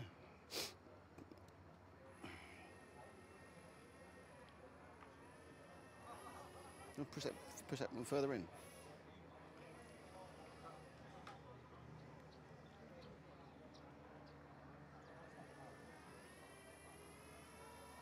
I don't know. Don't touch anything, because if we lose the router, we're in trouble. So a bit of a black. We've now officially 10:30 on my clock, so that should mean that we're going to be picking up some engine noise in a moment. Let me just run you through the people who are in this, the 1/4 A final. And on pole, it's JJ Wang, the American Chinese. In car 2, it's Shoki Takahata, Japanese. Car 3, Robert Pietsch. Real surprise to find this far back. Car 4 is Takahiro Teruchi. Alessio Mazzeo is in 5th. Martin Hood is 6th. And Daniel Fungalada is in 7th. 8th, 9th and 10th, the people bumped up from the previous one, and I'll be really honest with you, I can't remember what it is at the moment.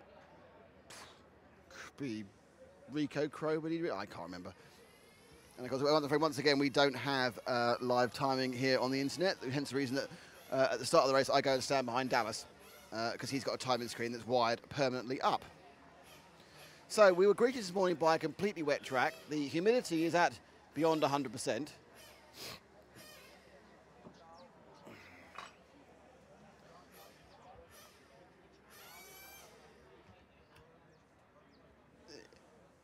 I'm surprised, but it is very, very warm, so it's still evaporated away, even though there's no real wind. It is overcast, it is close. The question is whether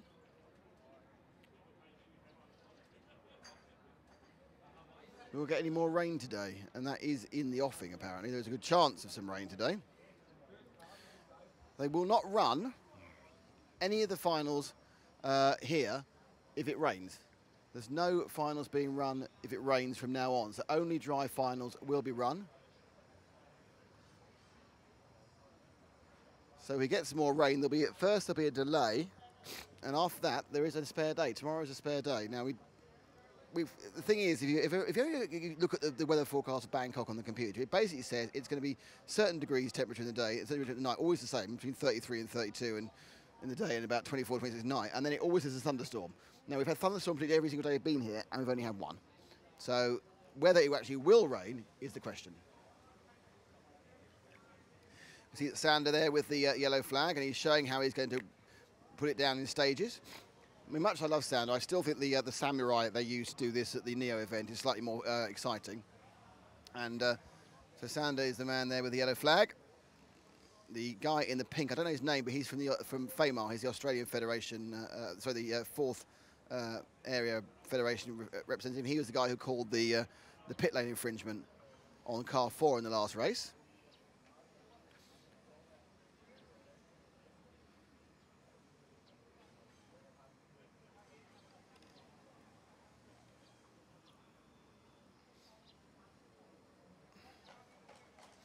Still indicating everything that's going on. So I'm surprised they're not actually started the engines yet. I mean, they're not really on a tight schedule after this, in fairness. You know, we're moving into a sort of 2-hour space, so perhaps they're just leaving it a bit. I don't think, no one would have called a gap yet. I'm not sure you can call a 10-minute timeout on a quarter. You certainly can call a 10-minute timeout on a semi or a final. That's confused me on more than one occasion, I can tell you.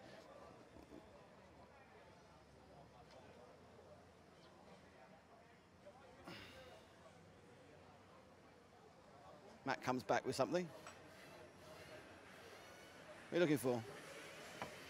What's in there?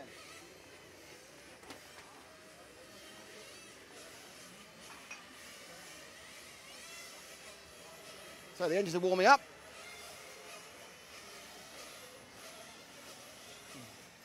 No. And we carry on plugging and unplugging. Well, that's the sound of 10 highly tuned 0.12 RC engines.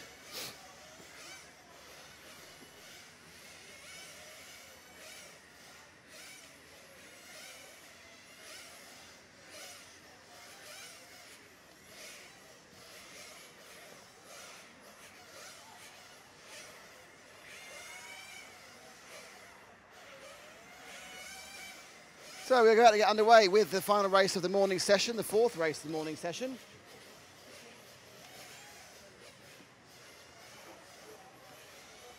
Still not clear. Footage,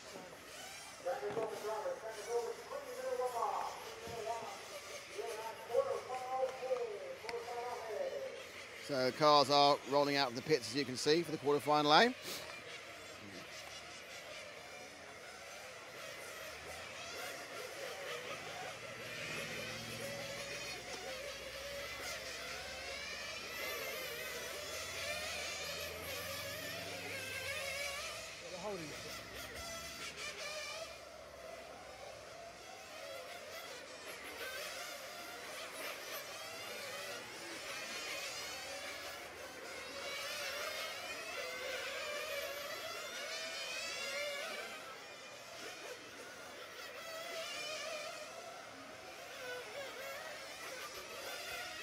And we are just going to go off air, well, not off air, we'll stay on air. We're just going to go off live for about a minute while we do a quick rejig. So in 1 minute.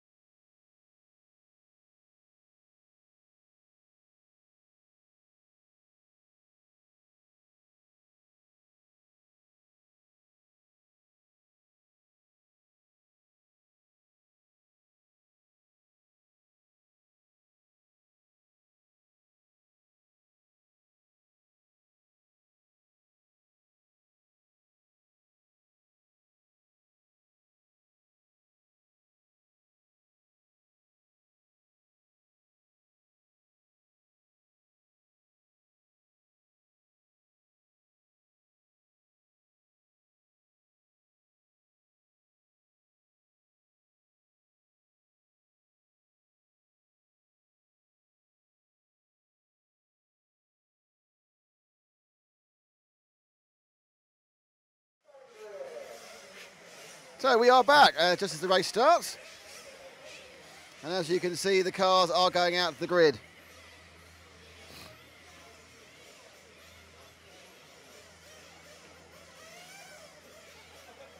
For this, which will be the 1/4 A. Pole is JJ Wang. Second, Seki Takato. 3, Robert Peach. 4th, Takahiro Teruchi. 5, Alessio Mazzeo. 6, Martin Hoodie. 7, Daniel Funglada.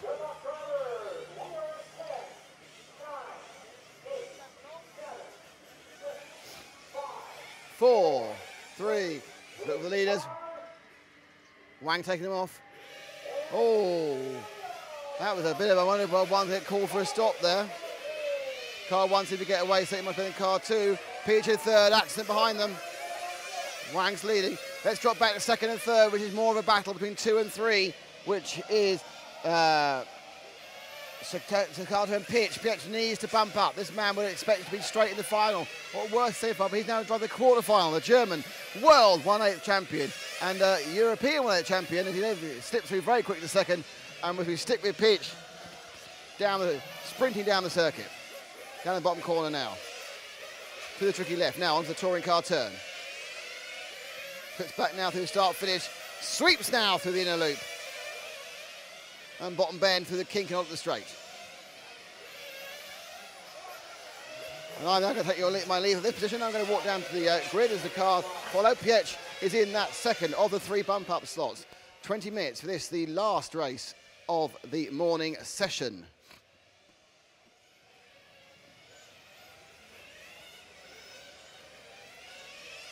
Car sweeping around in front of me as I walk onto the rostrum, towards the rostrum. The early laps, cars running on big tyres. The handling will be very different to how it was when they ran the 10-minute sprint qualifiers earlier. 20 minutes, you run a much bigger tyre because of the amount of wear.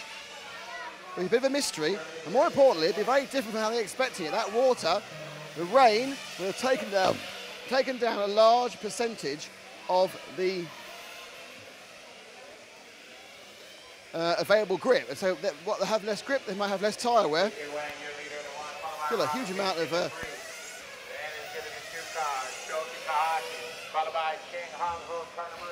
so here we are. So it is Terrucci in car 1, from Wang in car 2, Pietsch in car 3. I don't know how car 4's got in the lead.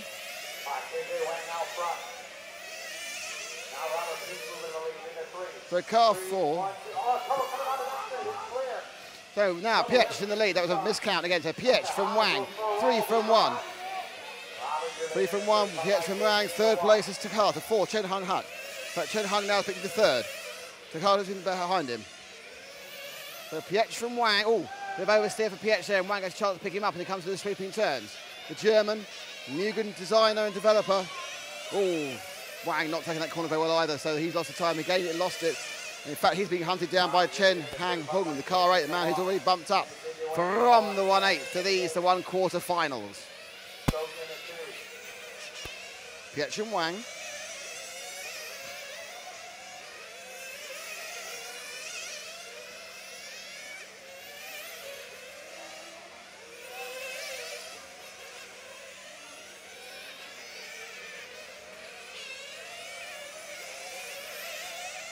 Now Wang being, let's now concentrate on the battle of the second and third. That's just behind him. So that is Wang trying to hold off the bump upper Chen Hang Hung, the American Chinese, against the Hong Kong driver.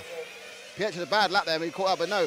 Wang also trying to drive the car in a quite jerky manner at the moment as the car is handling differently. It's obviously a less stable machine. It's running higher ride height because they have to start with big tyres and they'll wear down. So it starts higher off the ground, more likely to flip.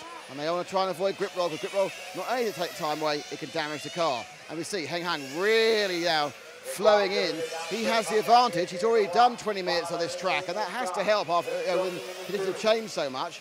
Wang coming cold. He didn't run yesterday either, so he's not run a car for 2 days. 4 minutes complete, 16 minutes to go. Well, Hang had 20 minutes practice. Knows how the track's heading. Wang holding it well though.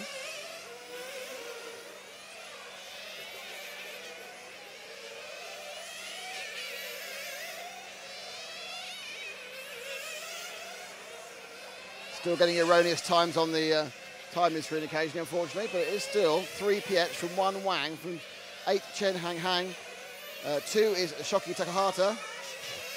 And Hang now started not wanting to hang about anymore and wanting to get past Wang. They come to the tricky left before the inner kink. Round the touring car turn, start, finish. Down the pit straight, inner loop. Bottom bend, and down the straight. Now Wang, good lap there, he pulled away. And these 3 looking quite equidistant. They fight for second and third. 4th place, still not gaining, not losing. As they go for the first pit stop, they go in together. Who's going to come out first? Oh, really? Wang's mechanic found it hard to pick the car up, and that was enough to let Hung go through. That 3/4 of a second loss, he just couldn't pick the car up properly. And so Hyung has taken that second place from Pietsch. They all stop together. In fact, Hyung now, who we should be on, is really getting it on now. He's getting it on past Pietsch, and Pietsch is going to start to be chased down by the number 8 car. Hung.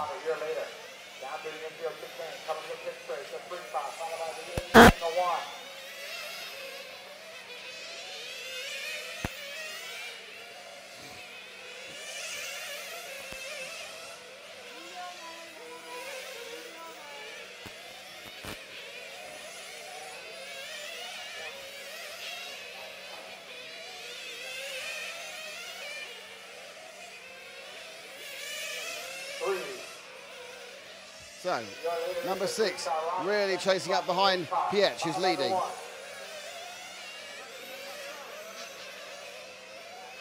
Gap now between Pietsch and Hung is difficult to ascertain at the moment because there's some, again, they're having some few timing glitches at the moment. As they're trying to sort it out, we can see visually where people are, but the timing screen is a little bit behind the reality of the world. Pietsch is a lead of 1.1 seconds over Hung. Wang has dropped back. He's about 2 seconds back from the leading 2, but he's still in a bump-up slot. Last time around, Hung 6:15.7.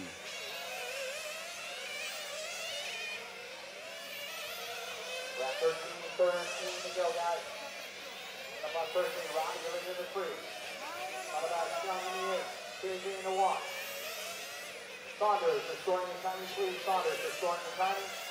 Robert leads out front. We have 13 minutes to go. 13 minutes to go. Robbie, you're leading the crease. Followed by KJ. 7 minutes down, 13 to go. Very static at the front. It's Pietsch from Hung from Wang. 12 minutes, 45 seconds to go. 12:45. A long, long distance to 4th place man. Let's see if we can look at 4th place man going now through the tight corner. 4th place man now going through the big touring car turn. He's the red car with the eyes on the bonnet. And he's followed behind by the very dull looking fawn car of Daniel Funglada. Oh, and Funglada takes 4th. We're on the camera now. The fawn Funglada, as it was just there in time to see Takahata make a mistake. And that's 4th and 5th changing round. The R2 now really needs to start pushing hard. Just coming to 12 minutes left, 8 minutes gone. Very, very edgy, that number 2 car, the red car. Saying that, though, too much power from the 7. Funglada, who made lead, comes around. Oh, dear. Dallas having a good think about that. And number 7 gets a drive through for that one. Funglada, too enthusiastic, picks up a drive through and releases Takahata, who's showing in 3rd, but is actually in 4th. Comes in. Very quickly. He certainly went when he was told to go. I think he may have broken a pit lane speed limit if there was one. Still Pietsch. He leads from Hung. With Wang in 3rd. 11 minutes, 20 seconds to go. 11:20. So it is 3.812. Not quite showing on that yet. 9 minutes gone. Everyone quite spaced out at the moment.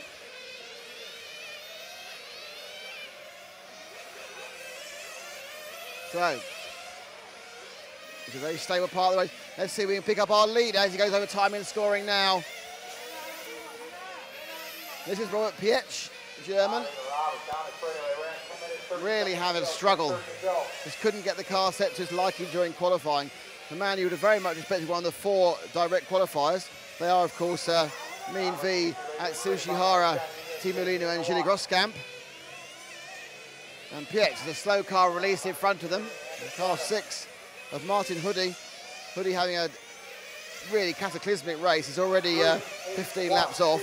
So Hoodie not having any luck, and he lets him go very wisely.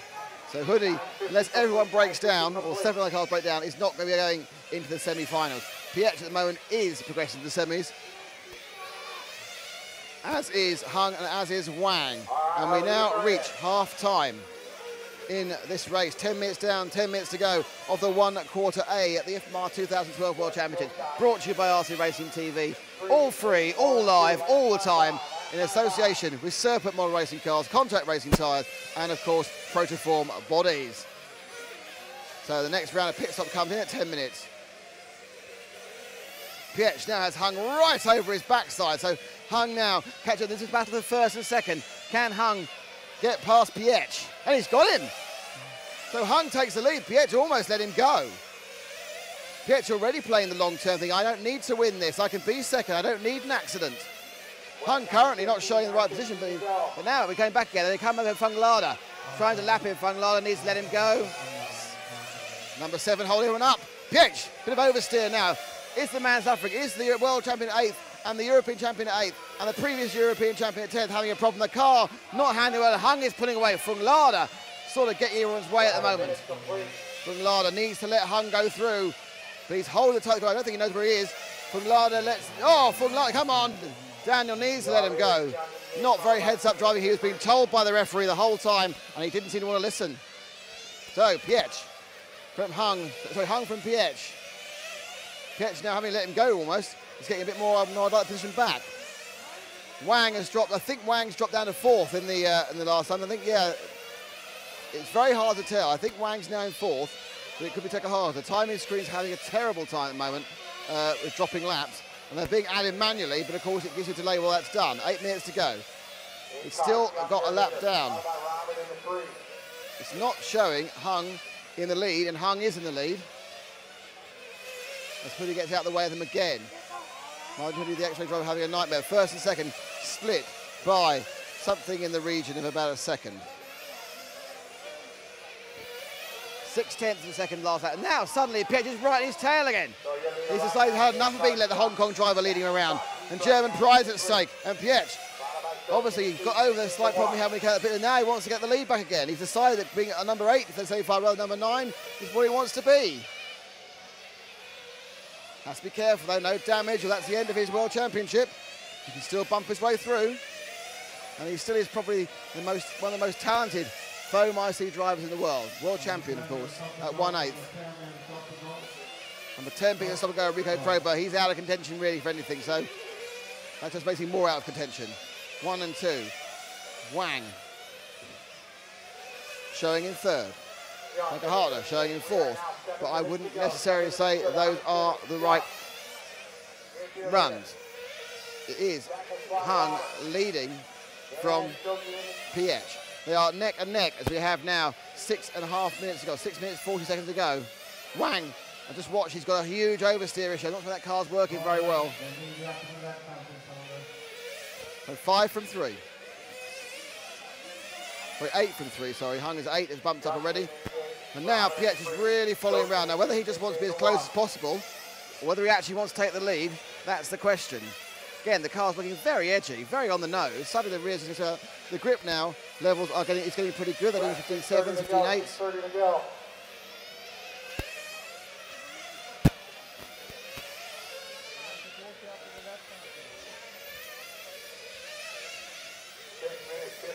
So it's Hung from Pietsch. He's now got that right. Wang in 3rd, Takahata in 4th. Matsuda in 5th, Fumlada in 6th, Prober in 7th, Terrucci in 8th, Mazzeo in 9th and Hoodie in 10th, but Mazzeo and Hoodie are both multiple laps back. So just with 6 minutes to go now. Still that battle for the lead. Pietsch tracking Hung, almost let him go, the mistake, and now he's decided, no, frankly, I'm going to follow you around. Wang way off their pace, but happily on his own pace, so he's good enough for 3rd. He's going to bump up, and then he can go and think about it over lunch, about what he's going to do at the second semi-final. Second semi-final due to start at 1:45 local time. First semi-final due to start at 1 o'clock local time. It is currently coming up to 11. It's 6 minutes to 11 local time. And we have 5 minutes of this race to go. For the next time these two go in the pits, as Hung pulls out a slightly larger lead on second place, Laurent Pietsch. The last time they go in the pits will be, the next time is the last time. Any minute now they're coming for fuel, and in fact that is, Pietsch goes in for fuel. He's up and away, so the last emerge is gone.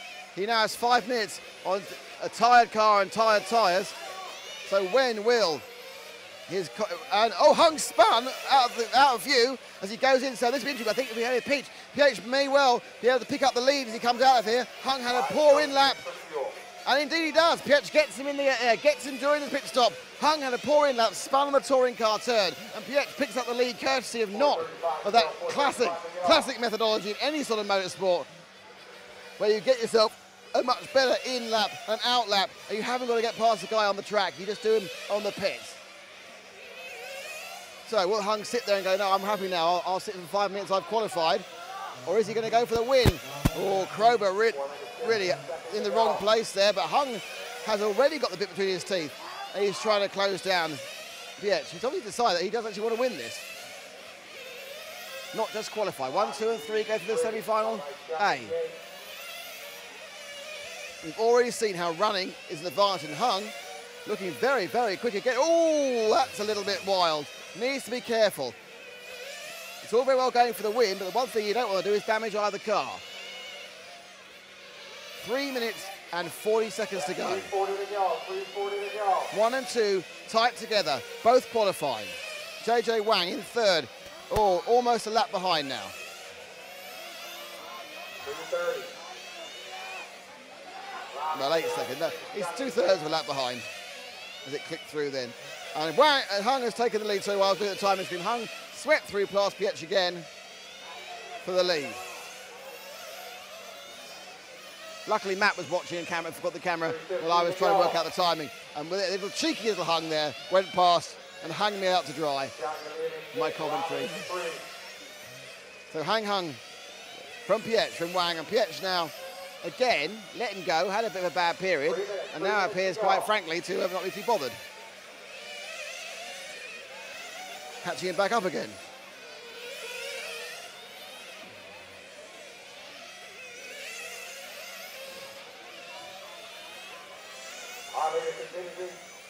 So we now have 2.5 minutes to go, so we have 17.5 down.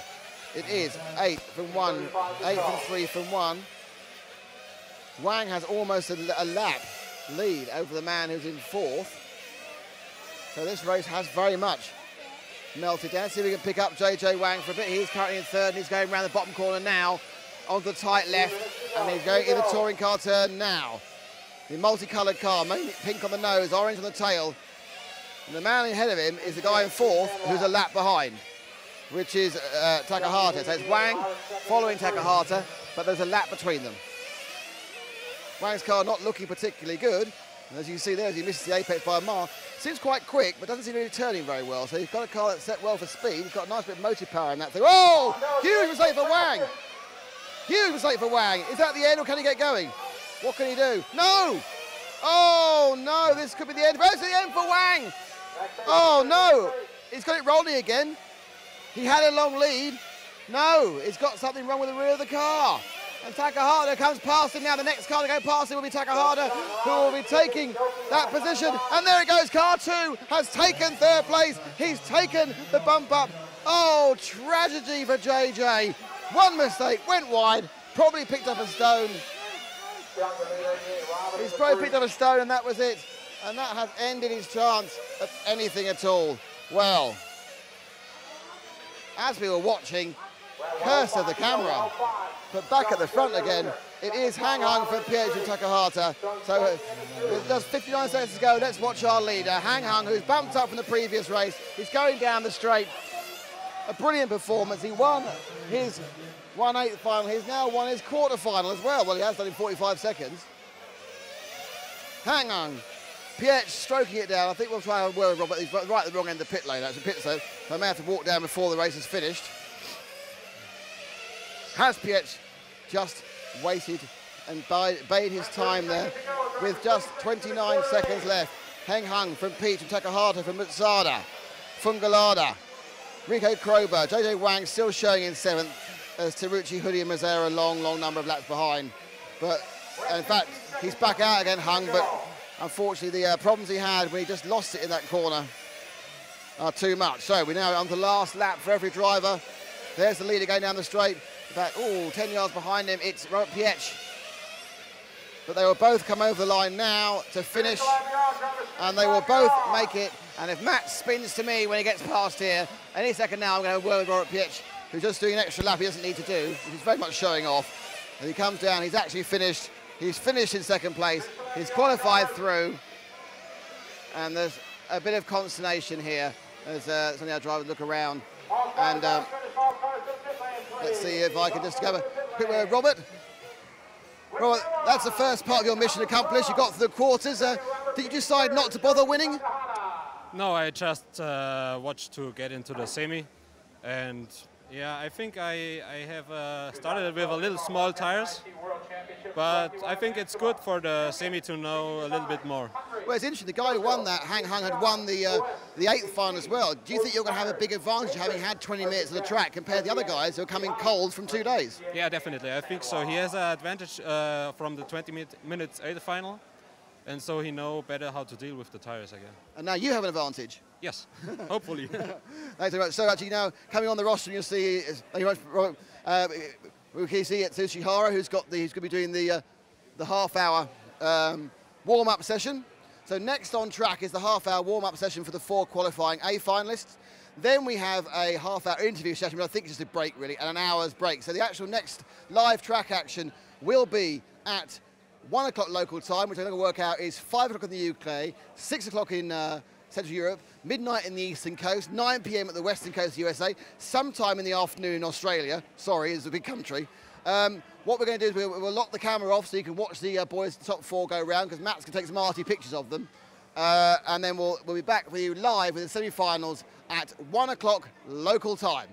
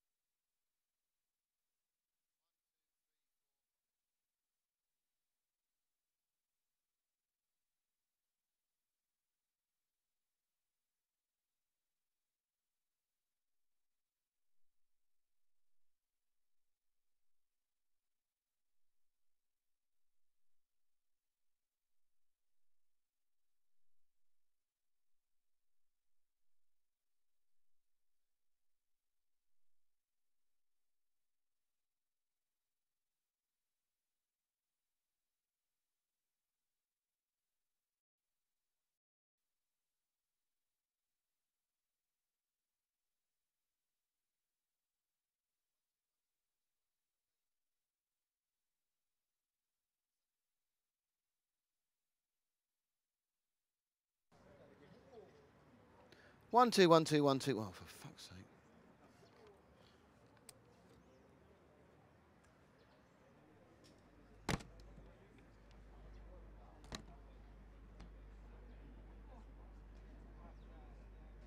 One, two, 1, 2. 1, 2, 1, 2, 1, 2. Hello, hello, hello. Ah, we appear to be on. Well, that was an interesting couple of hour break we just had. Hopefully you can all hear me. We are live here from the IFMAR Worlds in Bangkok. We've had a difficult couple of hours. You probably noticed it's not been a stream. There was a total internet failure in the area. Luckily, we appeared to be up, but as you can see, there are not cars on the track, and they should have been.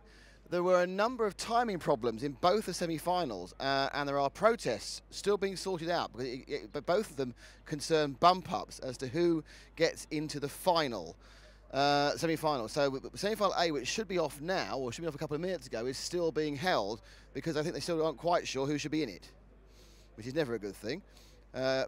So we do appear to have had a stroke of luck in that the internet has sorted itself just as we are coming back on air. Rest assured, because we don't know who to stay up, what we are going to be doing is we are going to be archiving all of what's happening this afternoon onto the cameras.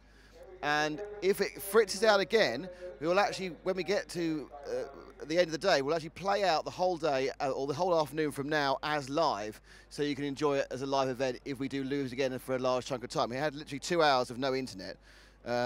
So that was what happened. We'll certainly have that plan. We have that planned to cover you off for those semis and the final. So there will be a full live version of the final, whether or not the internet works, which currently it is. So, not 100% sure about when we're going to be seeing anything resembling action. Hopefully quite soon.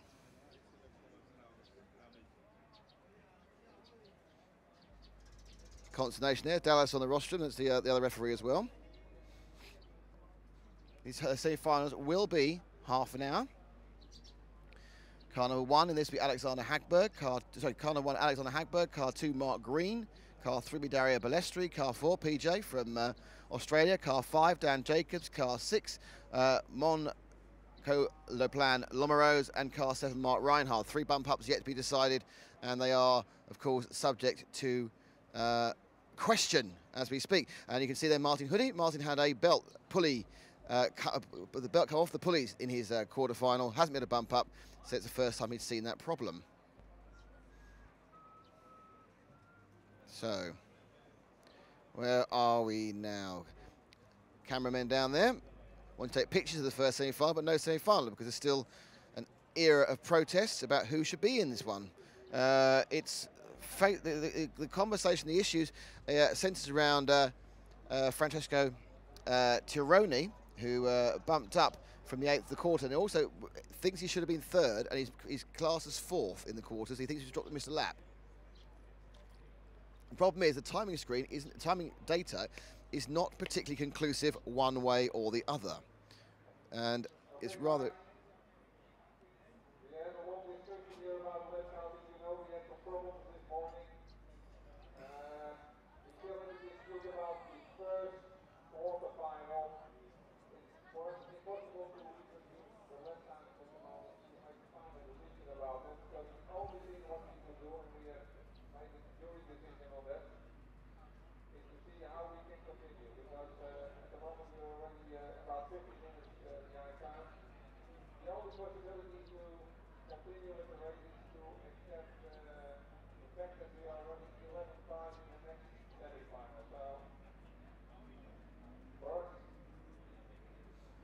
So this protest carrying on. That was Sander de Graaf telling us that we are already quarter of an hour behind because they are trying to get things off and underway, but they have a problem with this protest by Tironi. He says he's missed a lap, and I've actually looked at the lap data, and it's really hard to work out.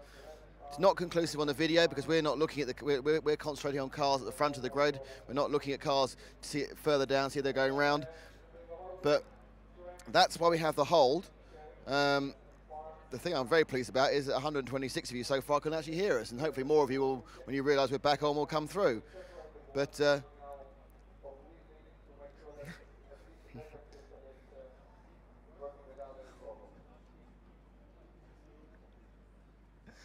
So, we don't know when we're going to get underway, hopefully quite soon. The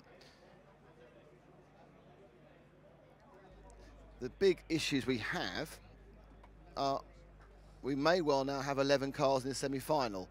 Now, the problem is with jury decisions is there'll then be maybe an opportunity for a cross combination, and maybe, who knows, but Tironi, they can't choose it on the time, and they haven't got anything on the live streams. It's not possible to tell. And so there have been some glitches in it, and the timing was glitching quite badly this morning. And one of the problems is actually, Matt, can you just show the timing line for me on the camera? Now, Matt's going to show you this now. You look at well, the problem is if you just pan around the timing line. Now, if you could go in to the left a bit, Matt, to the left. Go to the left. That's out. That's not left. Left. So take that left-hand side. Go in there. Now, a lot of people, the timing loop itself, as you can see, go into there's that lighter line. There's a loop. So there's 2 loops there. People have been going right over that curb, and if your transponder is in the wrong side of the car, so far away from the track, and also if you get a bit of a leap as well because you're punted off, and in the first lap there's often a lot of action, you can get missed a lap.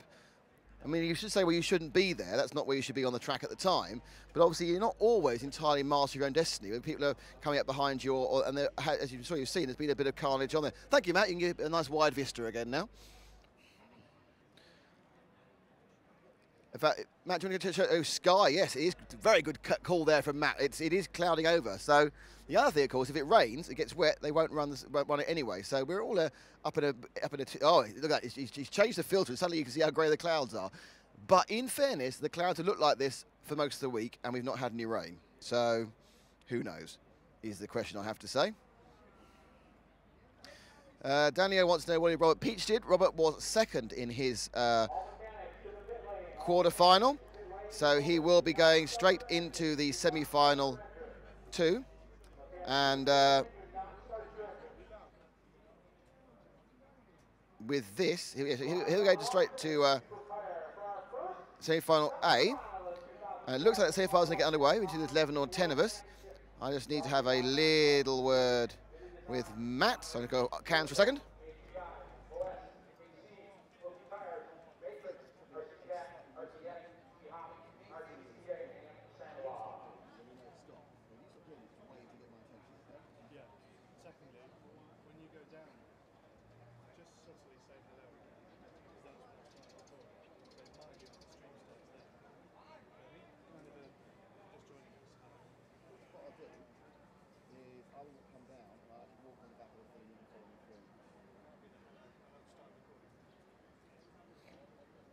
So,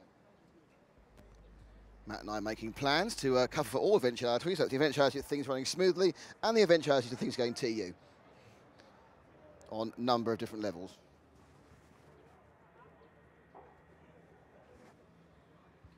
So you are watching the 2000.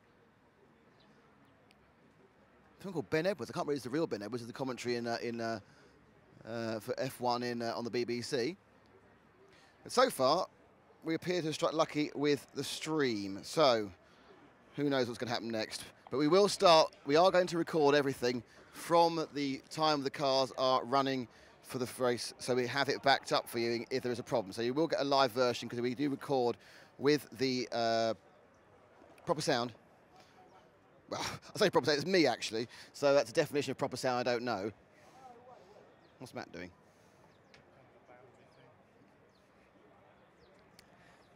Know your boundaries. So, what is happening here? Looks like we've had our first glitch.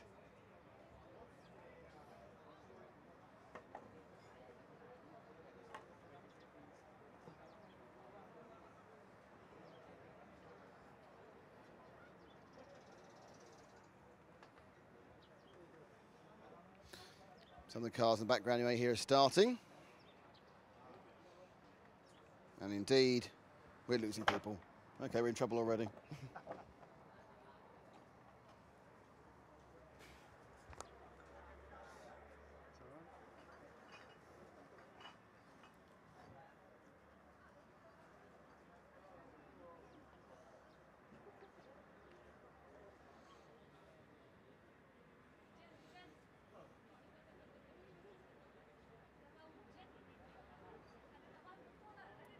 Oh, good. That was a now, Pat or Jay, I thought the requirements were a secondary timing system, a second loop. I see another loop before. Yeah, there are 2 loops, but that's a very good point. But there is a problem with a cross-referencing. I absolutely agree with you. Normally, you'd think 2 loops would solve this issue.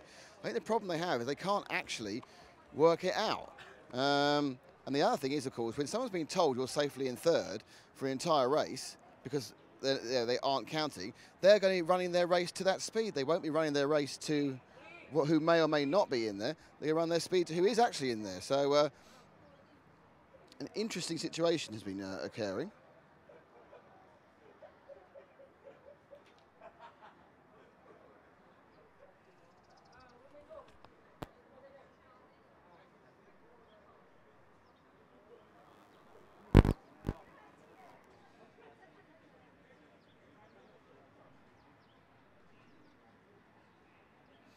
So we still wait for this to get going. They kind of falsely got our hopes up with a kind of bit of a early revving of engines.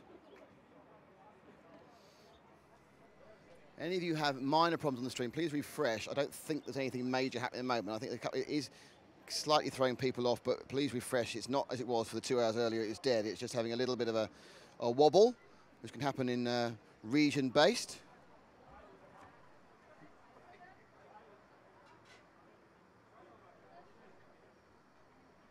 So if you look on the motion there, you see Alexander Hagberg, well, there's Mark Green nearest to us. So Paulie Mew's hat's in front of him, actually. It's Paulie Mew, then Mark Green. Lots of drivers still waiting to know what's going on. The consternation, we're now 20 minutes behind schedule. I'm not sure we're going to make this up, or whether we'll stay 20 minutes behind schedule the whole time. There is quite a bit of fat in between the semis and the final. So the final may well go off on time.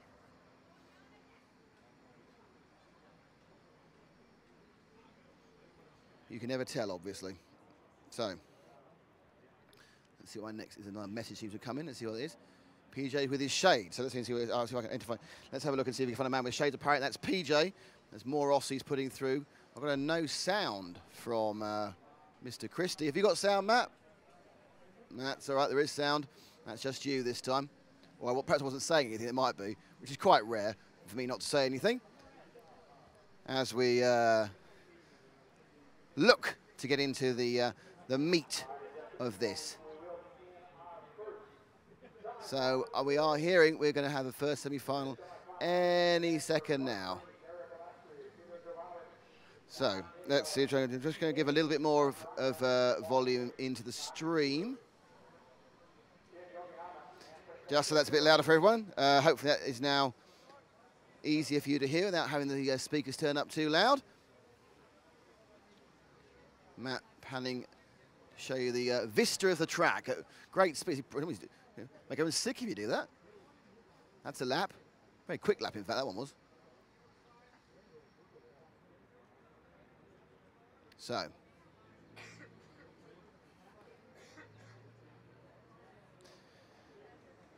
What are we going to see in this final? Well, first we're going to see is, in fact, it should almost be over. We're 22 minutes late. Nothing like a bit of a controversy in a World Championship. We always like to see that. Makes everything much better.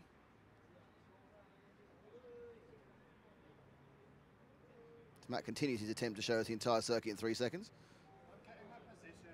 He's getting his positions. Oh, God! One of his he's sitting on one leg, which is quite amusing. Oh, engines are starting. This is exciting.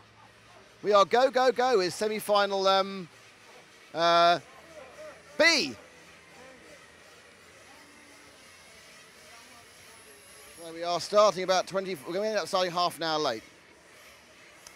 We run again, it's Hagberg, X-Ray, Orchid Engine, Mark Green, the Serpent, Dario Balestri, the KM, one of the early favourites, PJ, I must say Peter Jovanovic, but PJ, Capricorn, Dan Jacobs, the Serpent driver, Lomaros from Thailand with the Mugen, and Mark Reinhard, the 3-time world electric touring car champion, is running as well. So it is all getting relatively exciting.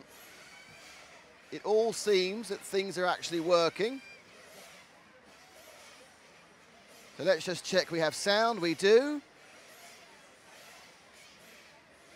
And any minute now they begin their 3-minute warm-up.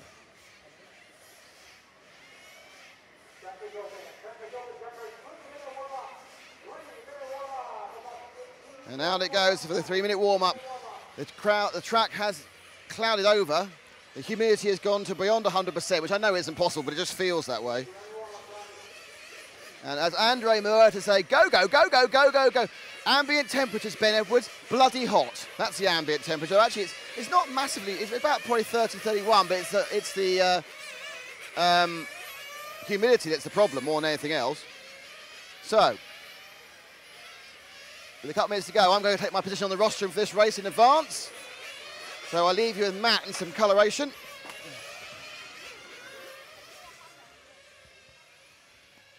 As the cars begin their 3 minutes of warm-up before the half-hour final. Now, the only thing that could happen now, of course, is someone can call a 10-minute delay. So we might end up being stuck for another 10 minutes, but I think everyone wants to get on with this now. They need to get going. They need to get running.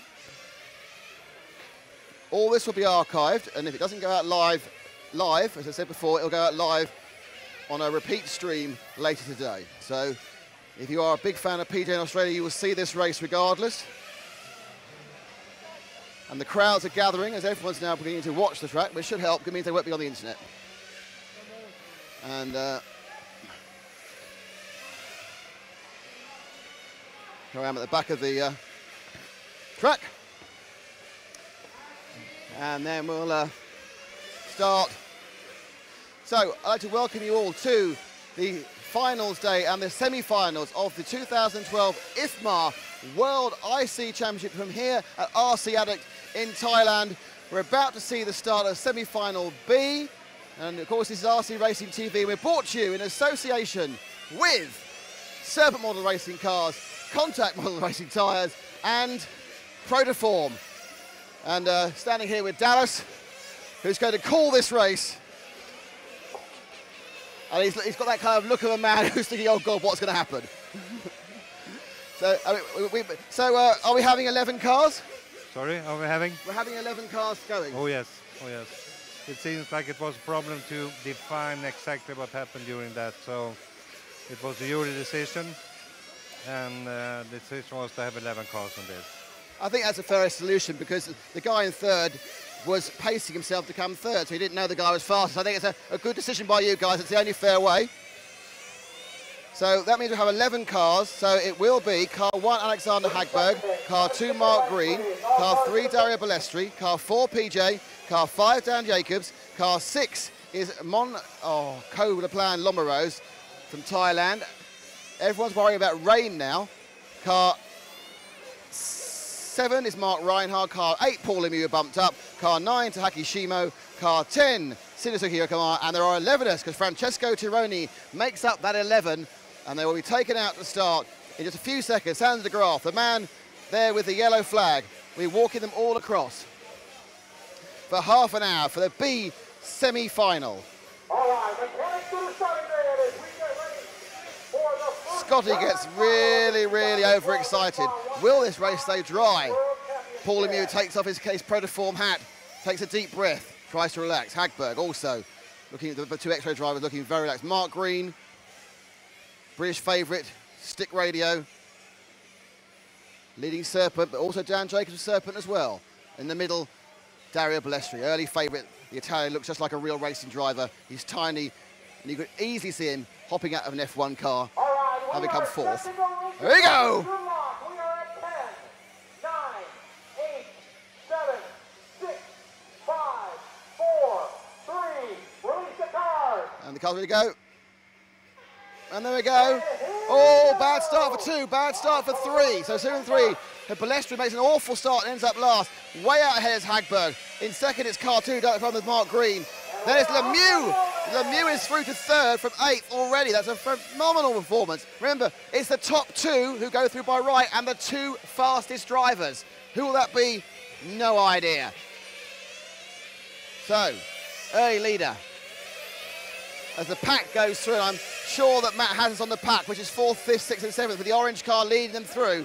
Down the straight they go now, the first corner. So that is PJ, Monaco and Lower Rose, Dario Balestri and Dan Draker. Balestri make out a bad start, so it's PJ in the 4. Slightly different body from yesterday with his Capricorn. Australian Pro, all huge oversteer. It's going to cost him a couple of positions, and he drops down now. These cars have big tyres, they're handling badly, and that train chasing down for 4th, 5th, 6th, 7th, 8th. Ballestri's coming back well. He was absolutely dead last. He sneaks through now. Excellent move. And there, PJ makes place as well. Number 6 goes back, and that was Lomerose losing 2 spaces as they jockey a position in this first minute of the race. Ballestri now showing the speed he needs, but he was very, very unlucky to be actually last, plumb last, and he's now hunting down 3rd place. Lemieux takes double bite as he goes through the inner loop, and certainly Ballestri's the man we need to be seeing because he's the man on the mission. Ballestri down the straight, he's about a second and a half behind Lemieux, and in fact, what's getting more interesting is Mark Green and Lemieux ahead of him. So let's see if we can move forward, Max, and Mark Green and Lemieux about to go on the straight now. Green in the green car with the Serpent, Lemieux with the X-Ray, the Protoform body, and the contact racing tyres for the American. We are less than 2 minutes into this half-hour final. Already, Hagberg has a healthy lead of 3 seconds, but 2nd and 3rd very close. But remember, they'll be trying on huge tyres. They don't want to change tyres in a half-hour semi. So the cars that handle well now might be a nightmare by the end. Car 9 having problems, and that's Shimo. He's going to drop the back up. This is the battle of 2nd and 3rd. The cars tippy-toeing round because they've got huge tyres on. The centre of gravity is way up. They're liable to traction rolls. They have to do everything quietly. But now, Lemieux all over the back of Green. Will Green let him go at this early stage, or will we try and hold him back? The big winner is, of course, Hagberg is putting away. Lemieux looks for shapes to the inside. And again, but no, Green shuts him off. Rides the curves well. Bit of a run there for Lemieux, but again, oh, he's on the inside, but I think very good move there as Lemieux takes him through. Green sensibly backed out, going over timing and scoring. And Green's next problem is going to be that Ballestri is also coming at a rate of knots to catch him up. So Green, he's fast, he's near the front, but he's not as fast as the other, so we'll stick with Green at the moment because he's about to be challenged by Ballestri, he was dead last after the 2nd corner. What happened was, it was actually Green who started slowly, Ballestri backed out of it and suddenly spun and put the power back on again. So it's still Hagberg miles ahead. Mark Reinhardt's already a lap down. So Mark Reinhardt probably a lap down, and now we go 2, 3, 4, and Ballestri now is looking right. Wow, he's gaining so quickly on Green, the Italian.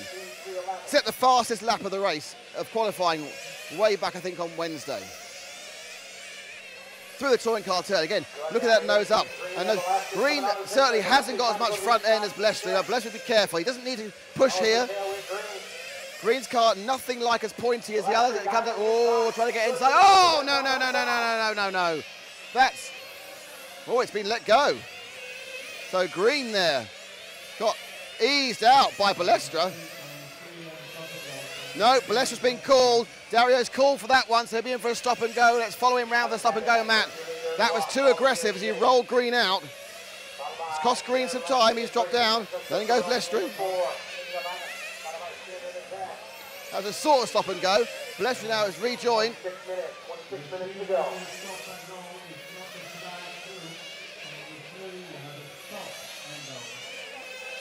So Ballestri is just as now dropped down. He has to do it again. So, a double stop and go because he didn't do the first one correctly. And that's now given Ballestri a huge job. He's behind Green again, who he took off. So it's Hagberg who's leading by 5 seconds from Lemieux. Mark Green still timed as 3rd. And it's Lomerose and PJ in similar positions.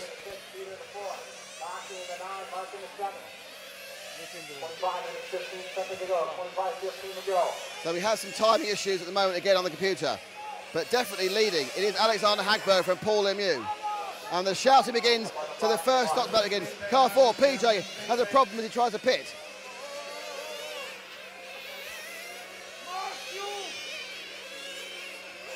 So all the action below us. In comes Ballestri for fuel. Where exactly he is hard to tell. As the timing again is giving some slight cause for concern. Now the question is, where in relation to everyone else? Hagberg now, who I don't know if he stopped or not. That's where it gets confusing.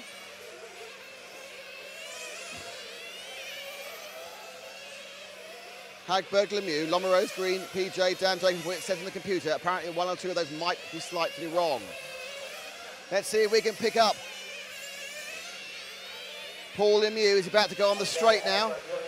And he's now at the top corner and he comes round. So Sutton Lemieux officially is second. Hagberg's leading. He seems to be a lap ahead of Mark Green.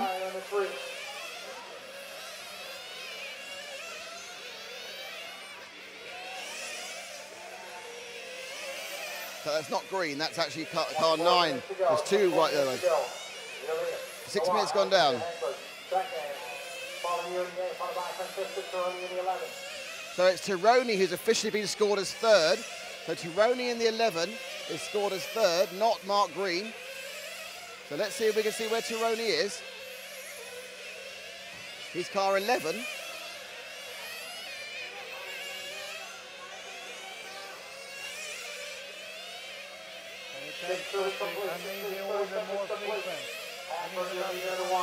So anyway, let's look at the leader, Alexander Hagberg, about to go on the straight now. Down the green-white car goes. He's pulled out a lead of something in the region of 5 seconds from Lemieux.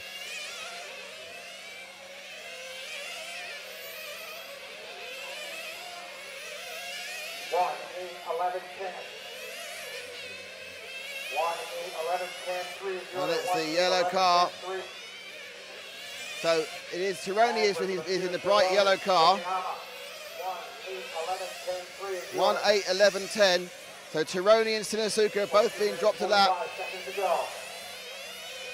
And in fact, it's interesting how close that Tironi actually is to Lemieux.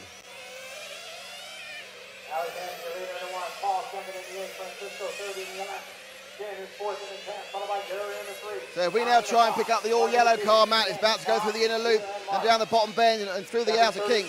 That is Tironi, the man who got here in a timing error and is currently suffering from another one. He is scored about 6th on our computer, he's actually 3rd. So he is behind Lemieux. The car behind him is car 10 of Yokoyama, who's also actually behind him in the track, but not the timing. So you have a run here, Hagberg away. Lemieux, who has about 3 seconds, as they've now turned our timing screens off. So we now have no timing screens. 1:8:11:10:3 is your order.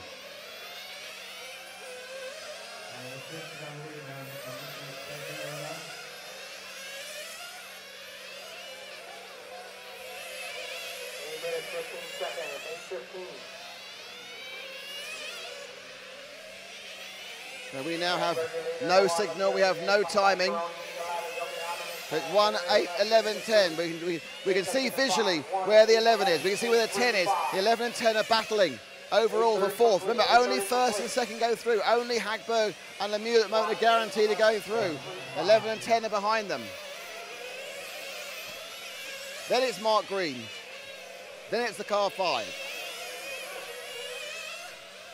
of Dan Jacobs. So 2 Serpents running 5th and 6th. PJ dropping down a bit. He's actually had to let the people go through.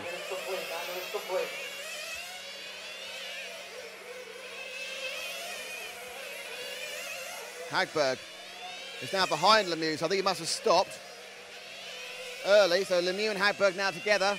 We move slightly forward, Matt, under the touring car turn. It's Lemieux and Hagberg. Lemieux ahead of Hagberg. He's obviously stopped before Paul.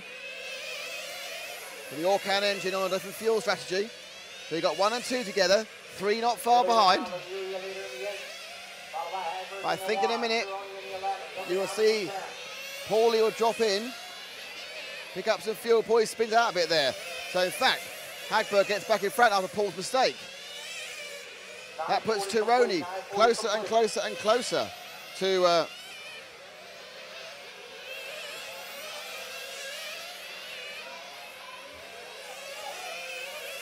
as they move through. The shouting starts. Any minute now they're going to come in, but it's very, very close. Reinhard, who actually lost the lap, has been able to stick with people since then. And they come in together. Huge raft of people in the pits. Out goes Lemieux, out goes Reinhard, out goes Tironi. Reinhard not in this, he's let Tironi go, but that is the battle there for 2nd and 3rd. Hagberg.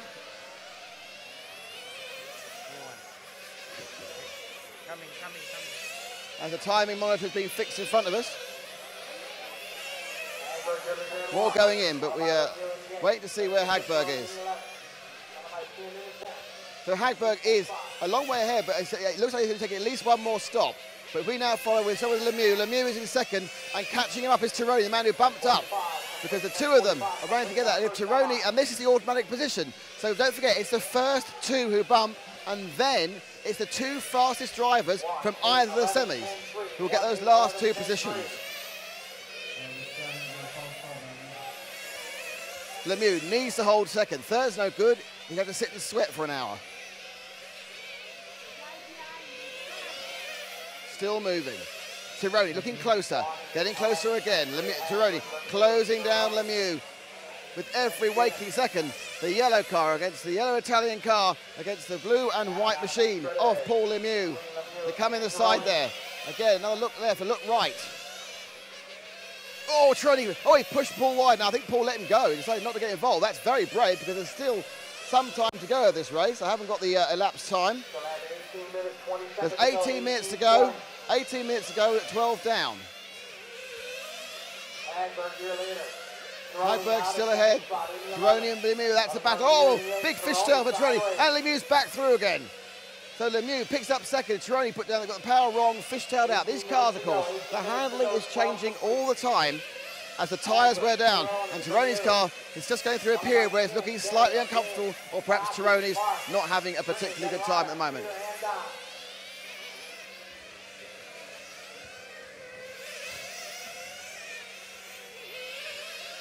And here we have the results sorted on lap, and it is telling us that it is Alexander Hagberg from Paul Lemieux, from Francesco Tironi, from Shinizuki Rikama. Dario Balestri is in 5th, Monaco Rose is 6th, Takaya Shimano is in 7th, Mark Green 8th, Reinhard in 9th, PJ is in 10th, Jan Dakins in 11th.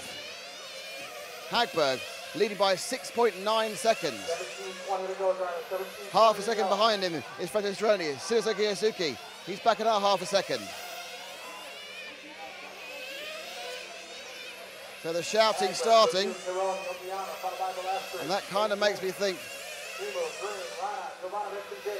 12, just coming up to 13 minutes gone. 17 to go. Lemieux behind Tironi now as they swap positions again. As we look at our timing screen, which we finally have back again, down the sprint goes Tironi. Lemieux battling for that all-important second automatic swap-up space. As they dive down, Hagberg is away by 7 seconds, but he might have to make one more stop. In a moment, Lemieux just dropping off Tironi. But Tironi seems to have the pace at this phase of the race. Lemieux perhaps trying to stay clean, hoping that'll be enough to be one of the fastest losers.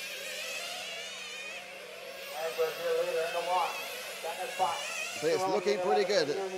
Lemieux and Tironi, this is the battle on the ground. Reinhard, who lost a lap early on, but since then has been able to absolutely keep pace with everybody. And there, another mistake by Tironi. Fishtails again. Lemieux, classic touring car lines, just taking it tight. Again, as is Reinhard behind him. Lap down mark, but still looking good.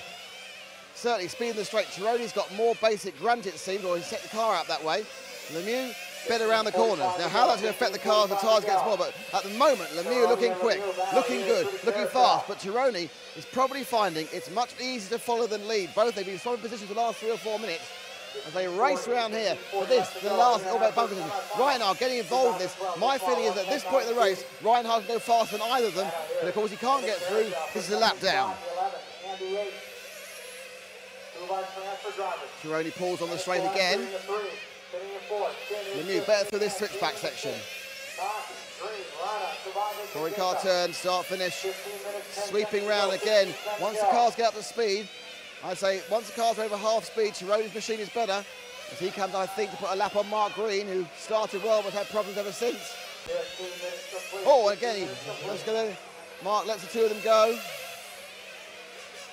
He's let Reinhard go as well. He's actually racing Reinhard, but never mind. So Reinhard moves up to 8th. PJ comes to the field beneath him, but Jankovic not having a good race at all.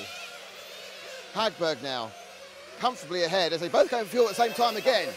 Second and third coming for fuel. 4 seconds is the distance between Hagberg. Oh, and Lemieux makes a mistake coming out. That's going to hurt. Has he damaged the car? Nope, seems all right. It's going to cost him time. It's not going to cost him damage. The net effect of that is that Tironi's last lap with 21 and Lemieux's with a 23. So 2 seconds lost. Hagberg, Tironi. Yokoyama now is shown in third. Lemieux's dropped to fourth. So Lemieux actually now, and Balestri is right behind Lemieux. So Balestri has put himself back in contention. Balestri and Lemieux fighting for fourth place, and Balestri's got it. Lemieux drops down to fifth. So Dario now still trying to recover from a bad start and 2 stop and goes. He got the first one wrong. But he now has got third place in his sights as Balestri now moves forward. I'm sure we're going to push through with Balestri as he moves forward as he tries to get closer to Yokoyama. The Japanese driver running in third. Tironi now has a bit of a breathing space. Hagberg, 9.5 seconds ahead. Absolute cockpit performance by Hagberg, really superb. I think he made an extra fuel stop than the others, but that doesn't matter because it only takes 5 seconds. But let's see what Balestra and Lemieux are gaining on Yokoyama. But Balestra, who's looked very, very quick, and has only got himself to blame for the fact he's not currently in second place. But he's still got just over half the race left. Sorry, under half. With 17 down, 13 to go. And there we go, Scissor makes a mistake. Balestra gets through. Now Lemieux needs to get through him as well, but Balestra's moving forward. Let's have a look at the battle between Yokoyama and Lemieux, Matt. So just drop back those two. Balestra's got a lot of work to do against Tironi, so these two now, this is Lemieux and Yokoyama squabbling over 4th and 5th. To the touring car turn.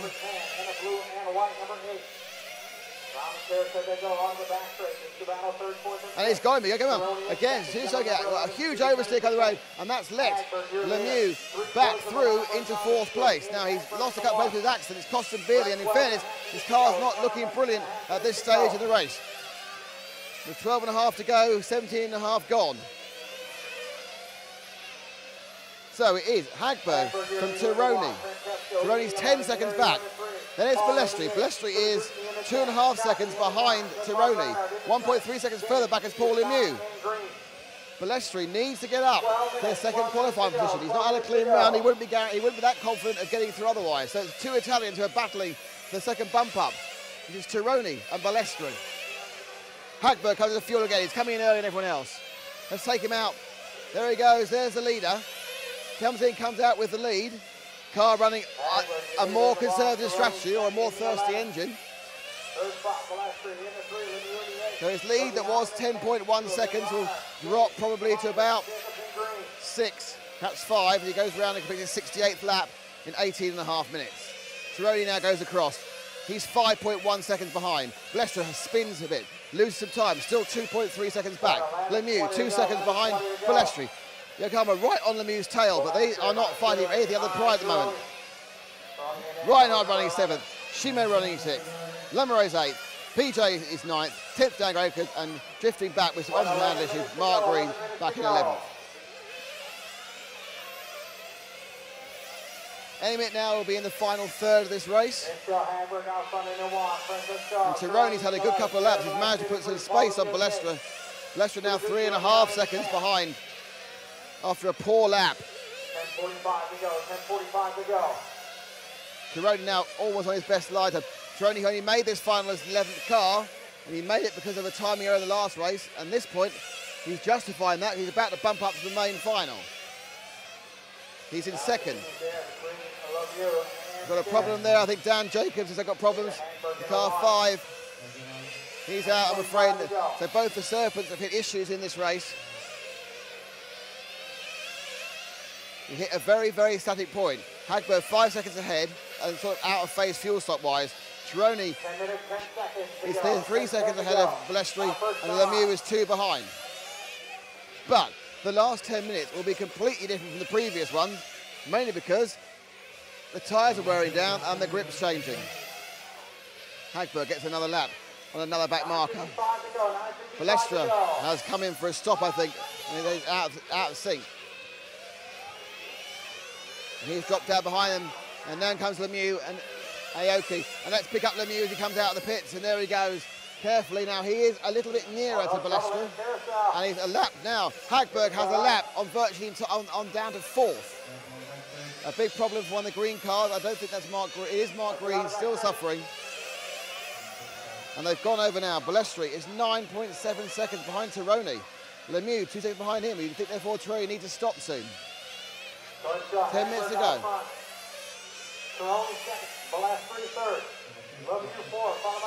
Hagberg sprinting through and we're up to Balestri soon. That car is really going well now in semi-final mode. Mark Green coming to the pits.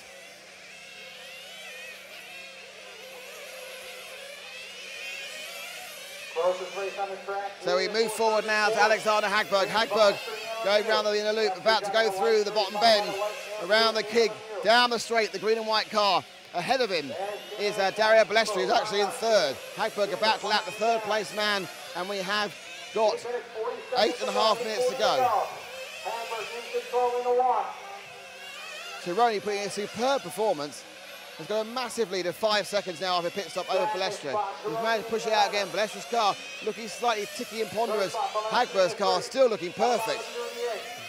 And not wishing to tempt fate. Nothing now apart from a mechanical issue for Hagberg to stop him making one of the first 2 positions. But everything else is up for grabs. Reinhardt's climbed to 7th. It is Hagberg from Tironi, from Balestri, Lemieux in 4th, Yokiyama 5th, Shantami Shimo is 6th, Reinhardt 7th, Lomarosa is 8th, PJ is 9th, Jacobs and Green both having problems in their Serpents are 10th and 11th. Balestri's car now looking, we can probably see Balestri's car in front of Hagberg. His car's looking very pointy, it's sitting on the nose, he's always backing into corners. Possibly a methodology that works well for these cars at other tracks, but here you need to take the classic rubber touring car line. It's all about smooth circles. It's why the touring car drivers are doing so well. Every one of our 4 straight-through qualifiers have been A finalists at Electric Touring Car World Championships. Winning this race is one of Electric Touring Car's finest racers, Alexander Hagberg, as he comes in, but it may be his penultimate stop, so he'll have to stop again. And he has done one more stop, but it seems to be a fast methodology because he's not having any problems with it. Car looking sweet, he comes out the stop. Often that's when problems happen. Lemieux's managed to unlap himself. Balestri making no impression on Tironi at all.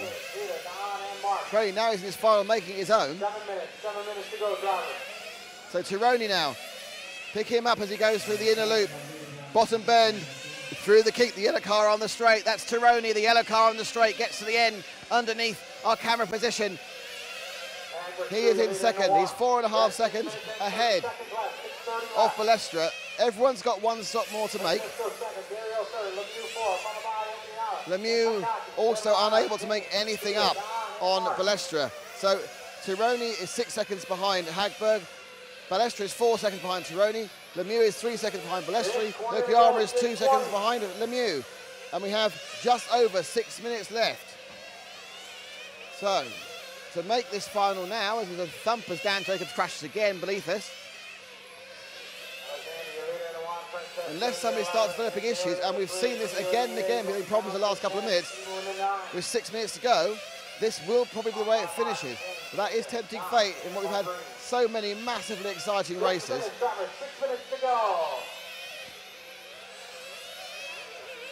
Hagberg 6.3 ahead. All of them have one stop to make. Hagberg will make his last stop later than the others. He's made one more overall in this race. 5:30 to go, down to 5:30 to go. Tironi braking.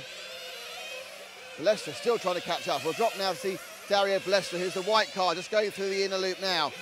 Down bottom bend, through the kink, onto the straight. Balestri telling him he's in third. He's not in the A final, but he's not either. There are 2 fastest losers will go through. Will it be Balestri? We don't know. That's the key point. Balestri's time will be key.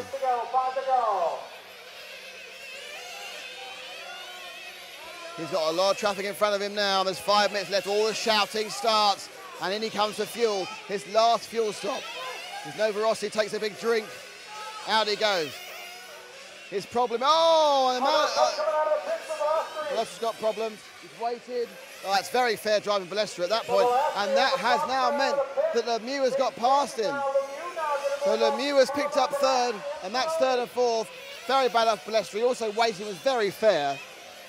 Very spot. He could have tried to just hop the track, but no, he kept on going, came back. I think it was a misunderstanding with the number 4 car of PJ. But now these two are battling for third place and fourth place, which is sort of bump up. Balestra doing rush to blood the head now. He needs to get past carefully. He is fast at this point. Lemieux in third. They are almost a lap behind Tironi, who I think is going to stop, and that distance will drop. Hagberg has 11-second lead. But this is the battle of third and fourth now. Lemieux, Balestra. Balestra's got him. Lemieux's car not handling as precise as Balestra.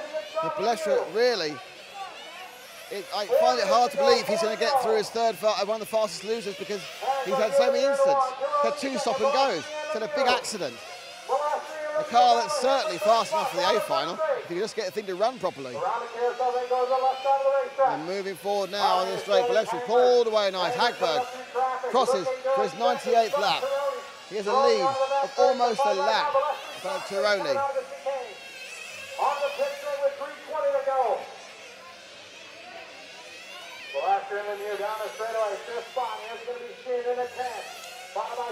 Hagberg comes in for his final stop. Keep the engine running. Don't spill the fuel in the electrics. Out he goes. Carefully. That is it for the pit stops. We now have 3 minutes to go now. And with 3 minutes to go, it's Hagberg who's on his 100th lap.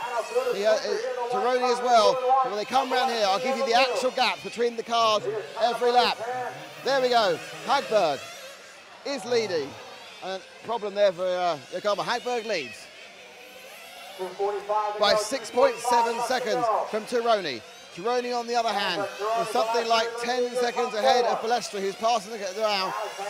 9.5, and then 1 second behind is Lemieux. 2.5 minutes. We finally had problems. I think number 10 is gone. That's the end of Yokohama. Reinhardt's also been dropped out of this race. Dan Jacobs dropped out. We have 6 cars still running at full pace. Lemieux is one of them, he's in fourth. Hagberg there, imperious, with 2 minutes 12 to go. Behind him is Balestra in third. Behind Balestra in third is Lemieux in fourth. Oh, Balestra, huge split through the inner loop. Let's drop back to Balestra in the white car, just behind Hagberg. But behind him is Lemieux. Can Lemieux make a push in the last 2 minutes to pick up third overall and give himself a better chance of bumping up?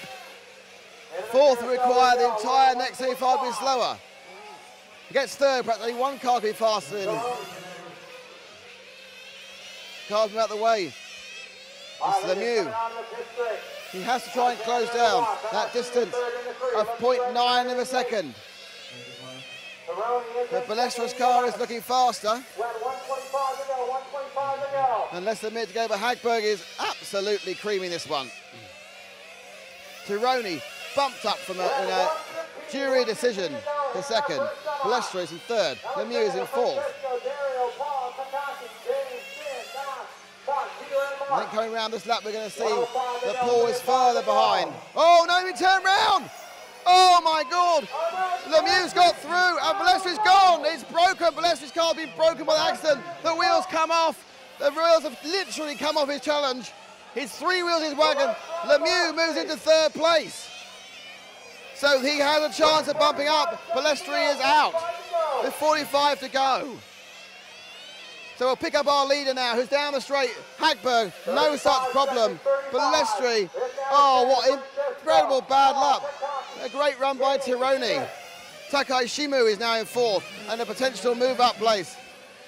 But it's all about car 6 was called for that accident. Lamoureux has taken out Balestra, and he nearly took out somebody else as well. We follow our leader on his last lap. Hagberg, an absolutely astoundingly good performance.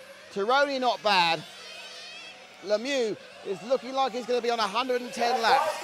110 laps will be that mark for the bump up position as Hagberg finishes. Lemieux finishes in an 04.5. 110 04.5. A magnificent result there. Huge amount of shouting. And Tironi is bumped through. And they all come to a stop.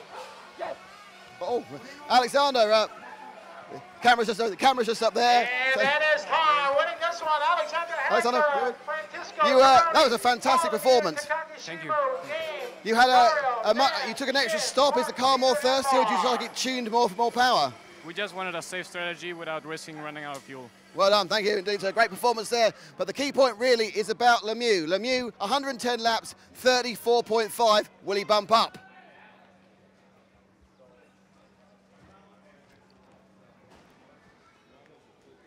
So again, excitement in the last couple of seconds of a race.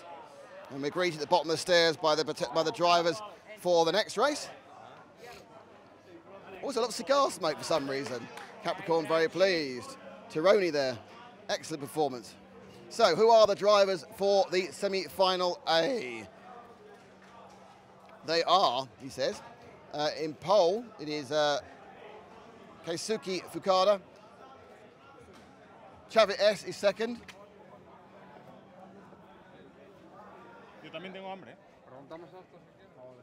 Third is Biagio Sparato. Fourth is Andy Moore. Fifth, Carl Branson. Surican starts sixth. And Pat Pong C is in seventh. The three bump ups, I'm trying to remember, were, he says, Robert Peach, of course, who was the winner. No, he wasn't. It was Hang Ho who came through. Hang Hung who came through two finals already, and Peach. As we come through here, something in my chair. Oh, so that was a pretty impressive bit of driving and a pretty impressive bit of stream reliability as well.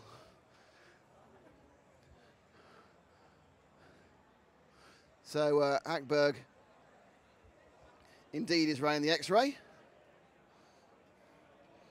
And that first race has made the stream, so we haven't got to bother re-showing that one.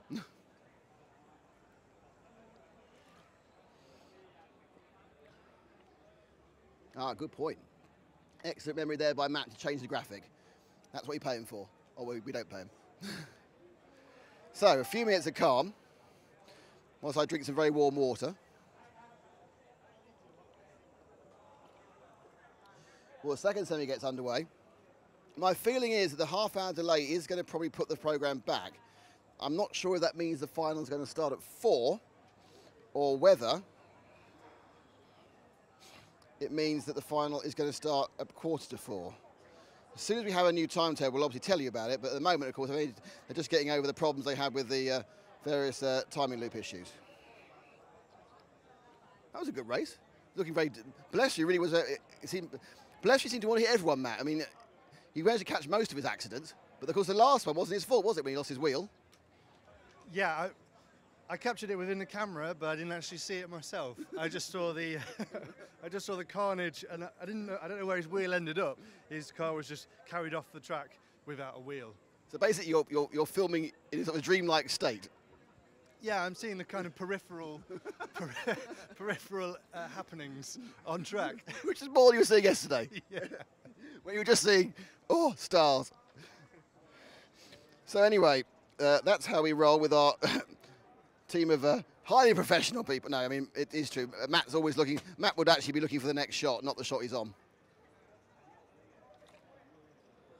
So, I like a shot of adrenaline for us all as we all move on. Now we calm down. I have a huge sweat, which is pretty par for the course these days. And there's this odd faffing about procedure where they look at everything that's going on. And we are now progressing towards, hopefully, the next final. Engines are firing up, so we're probably within 3 or 4 minutes of getting to see the finals. And of course, it is that 110 laps in 34.5, which is to remember, because that is the time of Lemieux. The guy in fourth, whose name I've forgotten, was over a lap slower. So will Lemieux bump up, or will we take 2 bump ups from here, or will it be carnage and no one bump up from here? There are 3 minutes to go.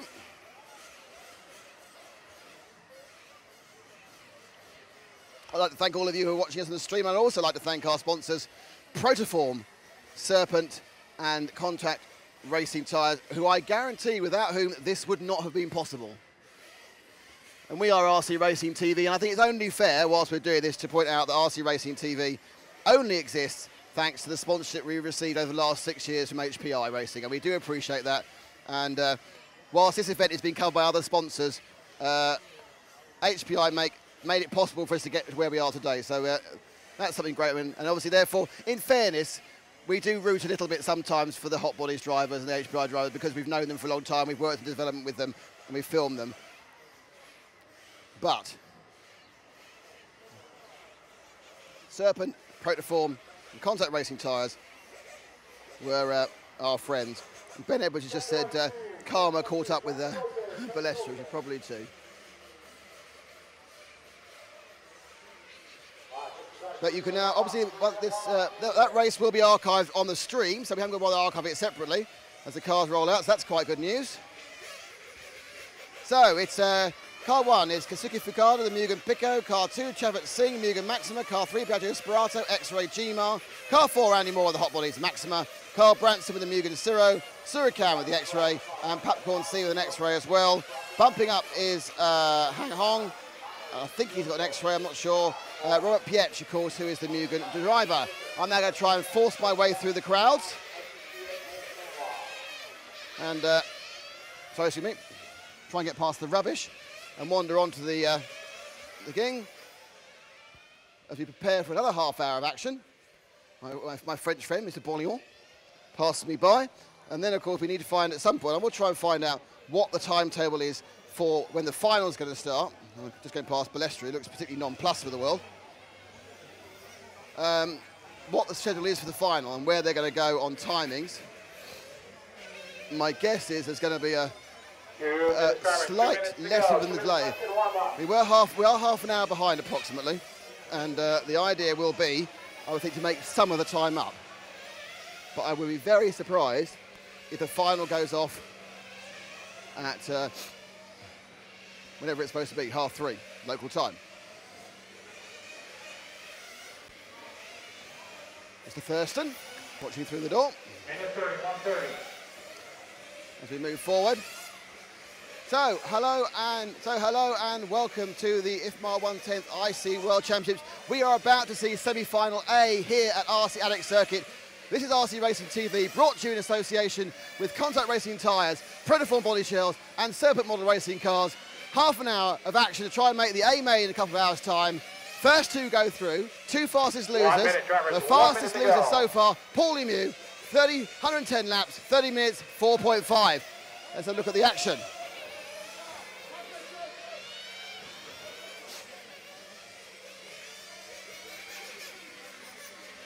So indeed, the third bump up was Shokai Takahata in 10. So that was my third bump up from the quarterfinal. And now half a minute to go.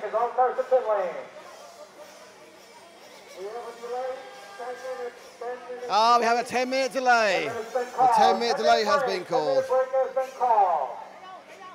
So what this is that if you have a mechanical problem in the semi-final or the final, you can call a 10-minute delay. Just one, and the first person to call it gets it. The penalty for that is that after 10 minutes, you have to start at the back of the grid. So there'll be 10 minutes more of silence, which I'm sure we all like. All the cars go off, and that peak of excitement they're all in eases back.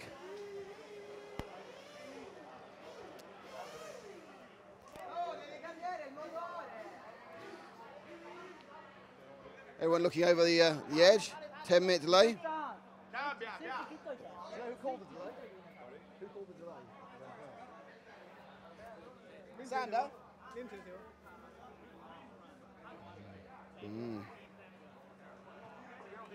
So we're still trying to find out who called the delay. Not sure at the moment.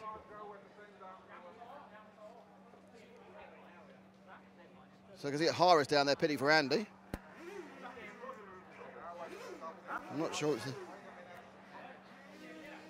who's called the delay.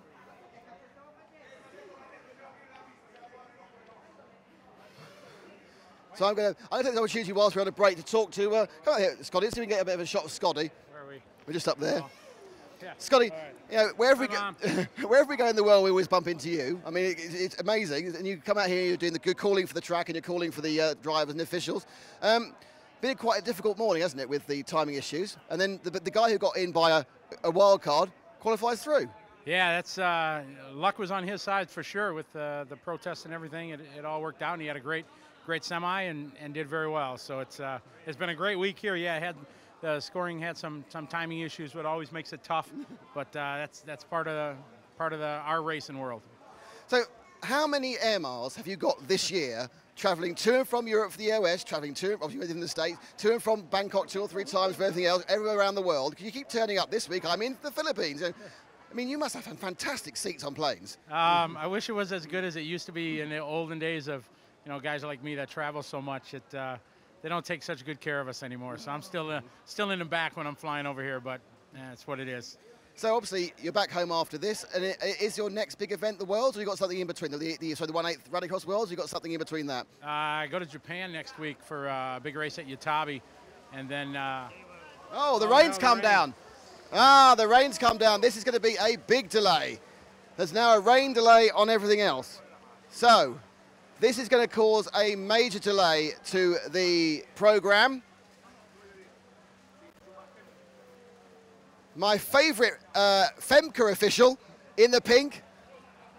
But what happens now, and interestingly, the rain's coming from behind us, which we can't see. I can see through the gap.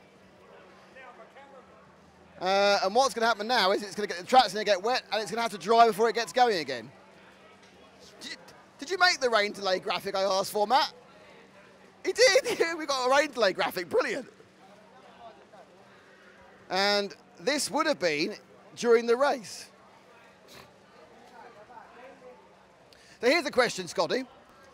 Obviously, without this 10-minute delay, this would have been in the race. So would the race have been stopped? Boy, I'm glad I'm not wearing the official hat at this race. I think IFMAR rules, they probably have to stop, because I don't think they'll run semis or finals in 200 mil IC in the rain. So have you got a flight back tonight, or like us, who kept the spare day spare? Yeah, we're okay. So yeah, we're good. Some of the drivers aren't, I've heard. Oh, really? They're booked out for tomorrow, flying home? Groskamp is apparently. He's flying off to Japan. Volker was, I believe he's out now, but several of the drivers were actually booked up. I think we're going to be able to get the finals in today. They got wonderful lighting here, so getting the races in today I don't think is going to be a problem. Might have a short delay, but heck, we're in Thailand. I don't think there's any noise rules or whatever. No, I think we're okay. And the good thing is, of course, the later it gets, the better it gets for timing as far as Europe and America is concerned. Yeah, exactly. So you get more people to watch. But yeah, I don't think we're going to have a problem getting finals in today. We have hours and hours yet to run. Bad news for the Australians, so you might have to stay late. Thanks, Scotty, so I'll let you go. Thanks a lot. Right, so with no news for a second, we're going to just go to something excitedly locked off. The rain actually has stopped already. So the rain shower has passed. This might be a short delay. Owen, down there from Red RC, Owen's got a flight tomorrow morning, so he doesn't want the rain to delay it for a day. No, you see, so that's important. So Owen and several of the drivers sit there going, don't rain! So, there is still rain actually falling on the back of the pits, because I can hear it on the tin roof. But almost passing over the back of the circuit. It's almost half hitting the track. Some consternation now, and we don't know how long the delay is going to be, so I'm going to walk back up to our little Erie, which is easy to see things at. It's not just a case of putting on different tyres, because they haven't got wet tyres. Now the question is, when they restart again, will the person who called the 10-minute delay still have to go at the back? Even though it's now effectively a restart. Oh, Mr. Moore? I'll be pushing it if he's not. Who was it called the delay? Spataro, just in front of me, so. Oh, yeah, I see. There's no love lost in these races. Sander tells me 5 minutes in delay. It's not too bad. I mean, they could actually, if it's not going to rain anymore, they could get going pretty quickly, because the track can take a bit of water because it's so hot. The first bit of rain will just bounce straight off the surface effectively, evaporate straight back up, and won't cause a major issue. I think we're quite lucky. I think the majority of the rain actually fell at the back of the circuit rather than actually on the track. And it is now not raining. It's not now is raining, and that's a very artistic shot of a bit of track there. Is that a bit you think is particularly damp, Matt? So, this could be quite a short delay. I don't know, is the answer. No, I can hear more rain. So, it's odd, because you can hear it on the tin roof behind us, but I can't actually see it on the track. I can't really feel it either. And there's now no noise on the tin roof. If you look at the spots, Matt, if you have a look at some of the spots there, just down the ground. So you look at the area there where it's a bit spotty. He waves to our Japanese camera person friend. So you look at that bit. That's not affecting the car. They could run straight away. But now here comes more rain across. So this is getting more like an English cricket match. Hard rain now. This is more than 5 minutes. As you can see, the heavy drops falling down. I've always wanted to commentate on rain. It makes me feel like I'm doing a cricket match. Silly me wicket. And they're calling for the covers. He's calling for the covers to come over. In fairness, the weather to the that way, which I assume is the east, isn't too bad. There's some real heavy tropical rain falling. Scotty's braving it. He's been in air conditioning all day.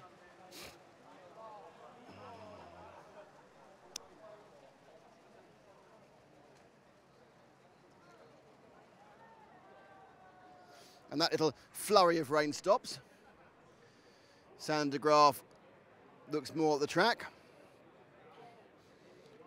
Again, this is not really affecting the grip too much. It's a bit splashy, but I reckon that will come off the ground in a few minutes. In fact, I'm dripping more than the rain is. I've got some fantastic sweat marks in this jacket, by the way. I'm not sure I should be in vision anymore. Thank you, Matt. That's not just for reasons of the safety of the cameras. So it stopped again. So this will definitely mean the final will be delayed. I think our final may well not be happening until 4, possibly even 4:15. Whoa. Matt appears to put his computer in a particularly precarious place because I just really walked into it.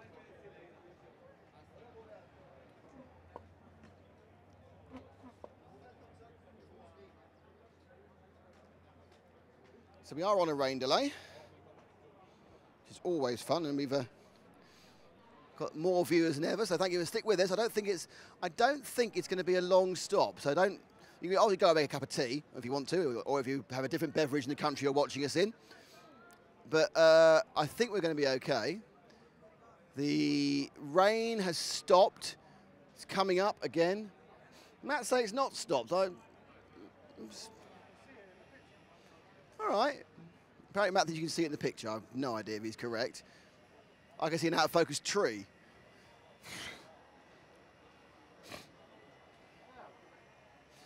Oh, you have got the rain delay graphic up. Fantastic work.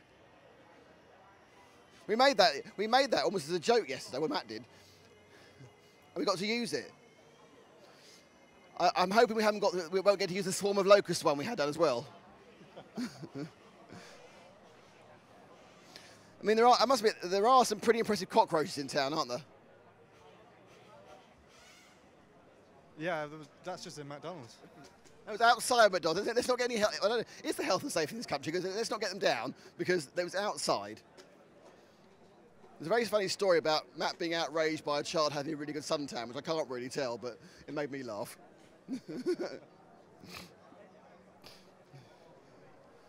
There was a very logical explanation for it, wasn't there, Matt? Yes. So Sander grasping his radio mic, but not actually making any statements.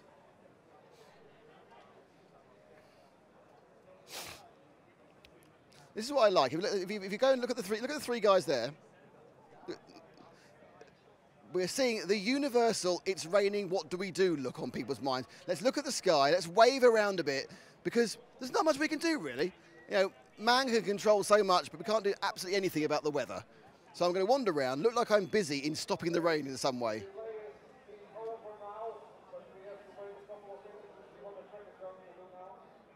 It's going to dry. Right, the rain is over.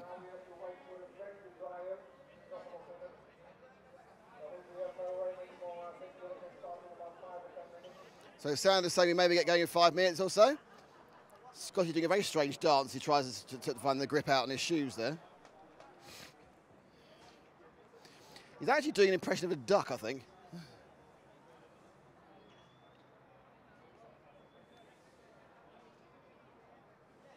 Now, of course, water on these tracks is worse than water in an electric meeting track because you've got the oil from the exhaust is all pumped into the circuit, so you get this kind of emulsive effect.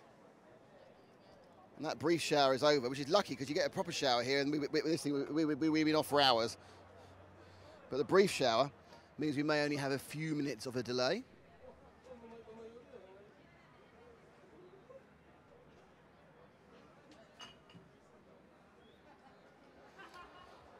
Ah, dear. People offer me drinks. It's not particularly. That's one of the very few. Live stream has many advantages. You can't get a drink about it. Jeez. I am going to melt at some point. I'm definitely hoping there is some form of break between the semis and the finals so I can buy another drink.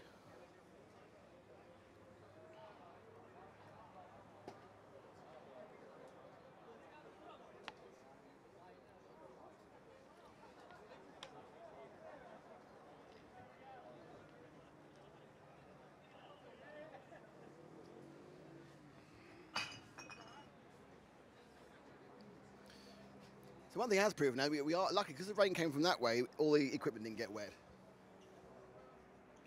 Which is always good.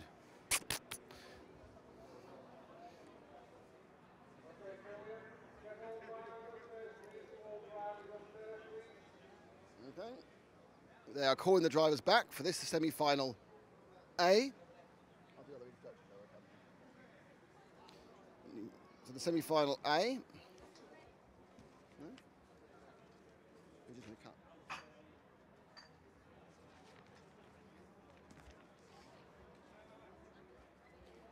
So, God, bloody hell. So it stops raining on the track. It stopped raining, the track. The conditions cannot be as good as the first semi. Well, it's a very good point now. Matt has made a really good point off camera, like he's almost paying attention to motor racing. What was your point, Matt? The conditions just cannot be as good as they were in the first semi, can they? Which is very important because, of course, it's the two fastest losers who bump up. So that 110 laps in 30:04 and a half. This is pretty good for Paul Lemieux. It's very good for Paul Lemieux, isn't it? I think it is. I mean, but you know, it's an interesting point because I'm not sure how much the grip will go down. We have seen them being half a second slower, but that was when it was actually wet this morning, a second half. I think they might come back in again. But whether it's not rained enough to get the grip off the track, which is the key thing. This morning it rained enough to take the grip off the track, which they've been laying back down again during the course of the event. So they probably would have had an advantage prior to this point. Are the drivers behind the top four all put in time order now, or is it the semis and then the two fastest losers fill up the bottom two places? I believe it is the fastest semi-winner gets the next place, and then the second fastest semi-winner, then the fastest second place semi-person, and the second fastest second semi-person, and then the fastest, so it's on time. But if you win, the winner will be either 5th or 6th on the grid for the 1 hour final. And if it rains, I have if it rains 20 minutes in the final, I have absolutely no idea. Don't know if we pause the final. They don't run the wet.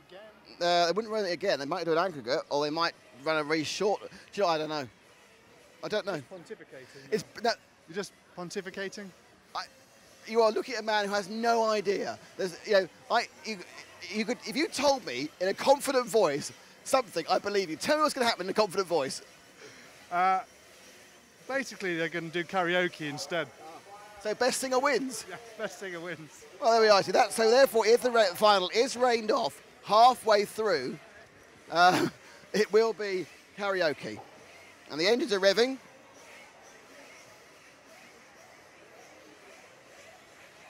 And Matt, once again, looks to change it to the correct one, but he hasn't. Now it has. We decided the rain delay is over. Semi-final A is about to start. They're revving up. They should start for a second 3 minutes. Now, will Biagio Sparto start at 11th is the question. I don't know. But the second semi gets underway. I'm going to walk round. Yep, I'm going to say hello again. The reason I'm saying hello is, is so we have to restart these and show them as live on the stream. It makes some sense. So, luckily, the first semi-final has gone with no problems at all. The second semi-final hopefully will do the same, and hopefully the final after whatever the gap is to the final. And we will find out. I think there'll be a bit of a few-minute delay after the end of this semi-final before we find out exactly the timetable for the final. But what will happen, if it doesn't rain again, is there will be a final. What has happened, the humidity now is absolutely frightening. And a lot of people, myself included, who are really rather too hot.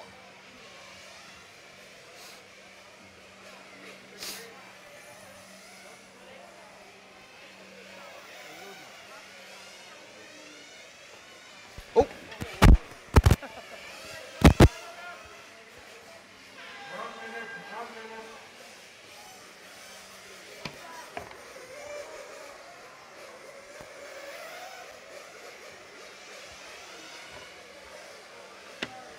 So quick check, you can hear me?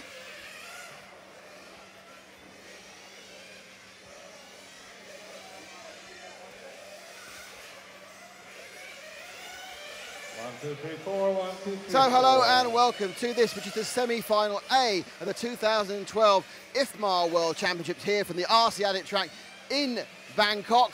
I'm Nick Damon, on the camera is Matt McCallum. We are RC Racing TV, brought to you in association with Serpent, Protoform and Contact Racing tyres. The semi-A will get underway any second now.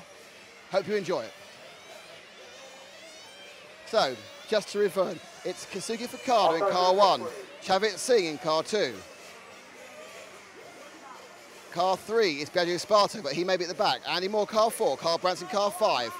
Car 6 is Surikam Chandasaria. Car 7, Papon C. Car 8, Chang Hang Heng. And car 9, Robert Piech. Car 10, Shoki Takahata. The key thing to see, is car 4 in its 4 spot, or is car 4 in the back spot? I think it should be the back, but we will find out. We have our 4 different timing screens to look at today. So we've had everything now. We've had protest, we've had rain. Indeed, the number 3 spot is empty. So Andy Moore gets it placed up. They all top the fuel up. Good luck. We are at 10, 9, 8, 7, 6, 5, Cars down. 4, 3, release the cars. And here we go. And off they run. And it's a very clean start. 1, 2, 3, 4. But it's 1, 2, 4, 5 as car 3 started at the end. Over they go. A very good start here in our second semi-final here in the 2012 IFMAR 110 IC World Championship. So the leader.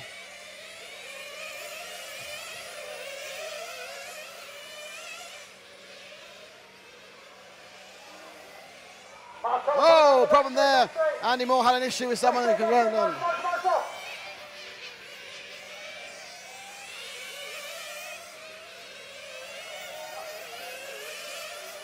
That's the wrong screen.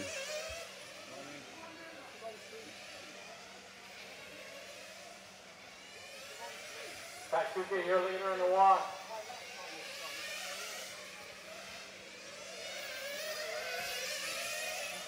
So it's slightly confusing. Again, we have the wrong screen.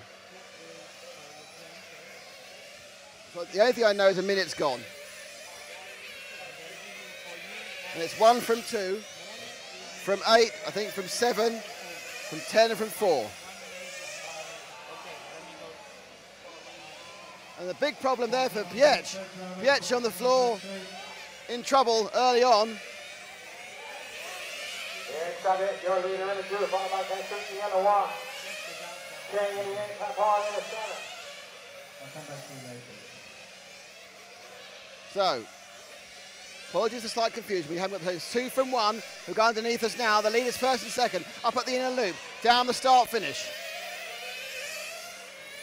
Car 2 of Chavit S, Miga Maxima, the Moga Pico of Keisuke Fukada.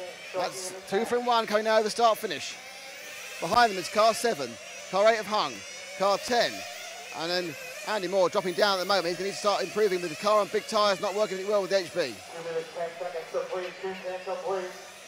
So in third is Papon C, fourth is Chen Hang, fifth is Seki Tahata, Carl Branson, then Surakan C. Andy Moore, Biagio in ninth, and Robert Peach right down at the end and 2 laps back. PH's Euro World Championship is effectively over.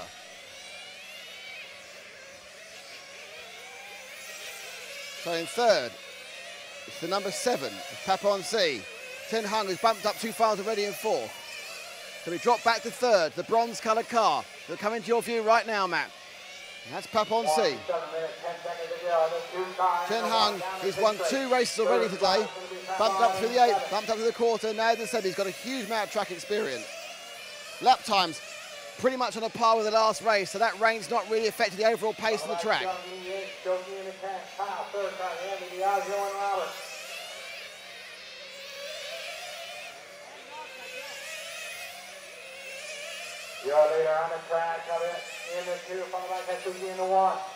Now it looks very much like Hung is using that track advantage. He's been to get onto Papon C. This battle now for third and fourth. Hung drifted the car slightly there, which is getting out in Papon C. 2 local Asian drivers, one from Hong Kong, Papon C from Thailand.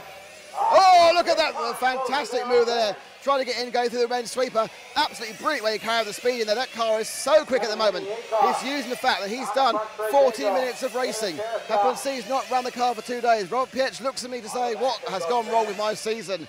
As the car is all gone, brought in, Pietsch is out. And one of the early favourites went, oh, and he's touched him. Hung there, when he's just running the car in beautifully, but he gets himself in trouble because he runs it in too fast. So Papon C still in third. The speed that Hung has at the end of the straight is unbelievable. He's got a fantastic turn of speed at the end of the straight. Still, it's S from Fukada. Singh Pruta from Fukada, 1 and 2. And this is the battle of 3rd and 4 between Papon C and Chen Hung. And again, he's close. Going to the top. Goes round. Through the kick down the straight there. He's got such pace at the end of the straight. Look at that. Oh, again, coming over. Beautiful, beautiful move there. Came in, kissed him slightly. Papon C needs to, I think we'll have to let him go because Hung has just got this sort of pace. But he came in, just literally lent him as lightly as possible. Took him out. He took him out of the way. We did not take him out at all. But a superbly clean pass there. That is excellent driving in any class at any time. Hung on an absolute tear up as he comes in for his first fuel stop. And we have had 5 minutes exactly. Andy Moore also in for fuel. So the fuel's now working through with 5-minute breaks.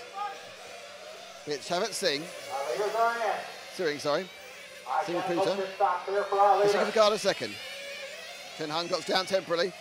But when the others drop in for fuel, I'm sure he'll be back in there with him.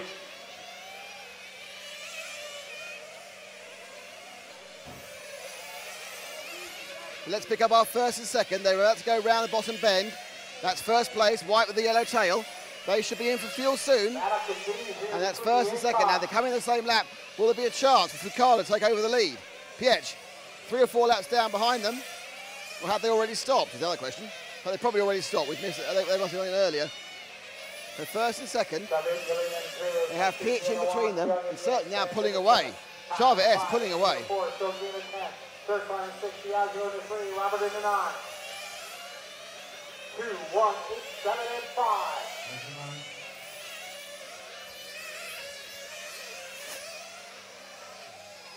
So behind fourth place Papon Chung, it's Carl Branson in 5th and Andy Moore in 6th.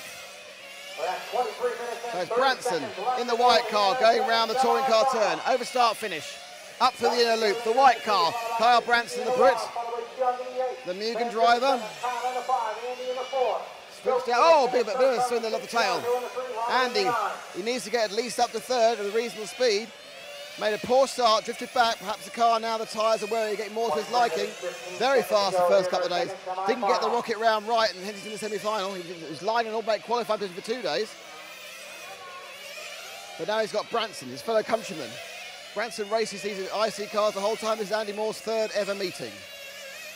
So we just dropped back to Andy, who's behind Kyle. Hot Boys R10, second major meet he's won. Performed at the Euros. Lots of elements since. Of course, Hara and Linu have this in the final.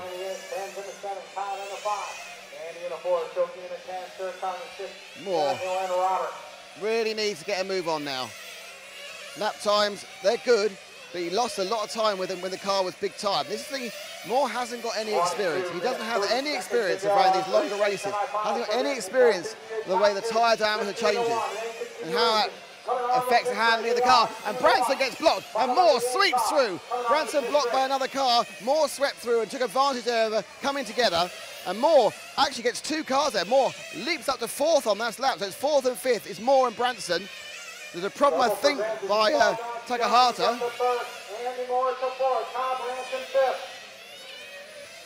So Moore, Branson, Takahata, 4, 5 and 6. There's a possibility of bump up from fourth, but you'll be very lucky.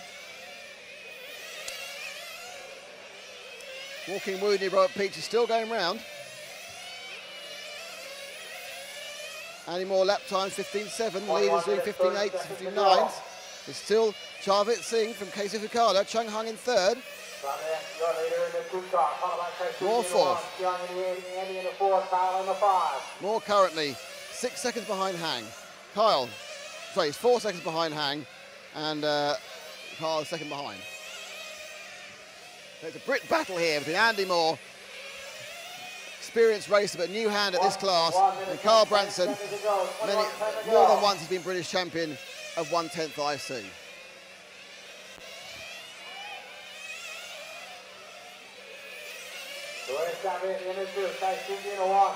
Young Hang starting to catch our leader. Down the back for a first, second, and now third is IFMAR. So we now move back to the leaders. The leaders going through the touring car turn, through start finish. In the in loop, round the inner loop. There's a yellow and white car that's leading, and the all white car behind. So that's tightening up. Trevor S not quite as quick as Fukada in this run. Hang, in fact, in third is also catching them. And Moore, in a way, is catching again. So the distance between first and fourth is 6 seconds exactly. So certainly the front few are concertinaing up over the past couple of laps. And it looks like Chavit's the one who's lost a bit of pace. 15.8 Chavit, 15.8 Fukada, 15.7 Hang. Andy Moore, 15.6 in fuel. It's gone out, taken fuel. Need to wait now for these stops to cycle through. We're still with the leader. So we've got the leader now. They go down the end straight there. The leading car. No, the leading car is now at the touring car turn. The touring car turn now. So there's the leader. Going over start finish now. And that goes into pits. So we'll take second place. Is now at the bottom bend. Through the kink. Hits the straight. Down the straight. Round the bottom corner. And that is the car, he's taking the lead, but he will need to stop. Let's take him in and out. And will he get the lead? Will car one, so it seems, take the lead as he comes out of his pit stop? No, he's come out right behind car two. So 2-1, exactly the same. Let's see where we are on the next lap, about how far this is between 1, 2, 3 and 4. Car two in lead. Half a second behind is Fukada. 2 seconds behind is Hang. Moore, 6.2 seconds. Carl Branson, 7 seconds. That's off the lead, not each other. So the first 5 covered by 7 seconds. 18 minutes and 50 seconds to go. 18:50 to go. We're coming up to 11 down, 11 and a bit down, 18 and a lot to go.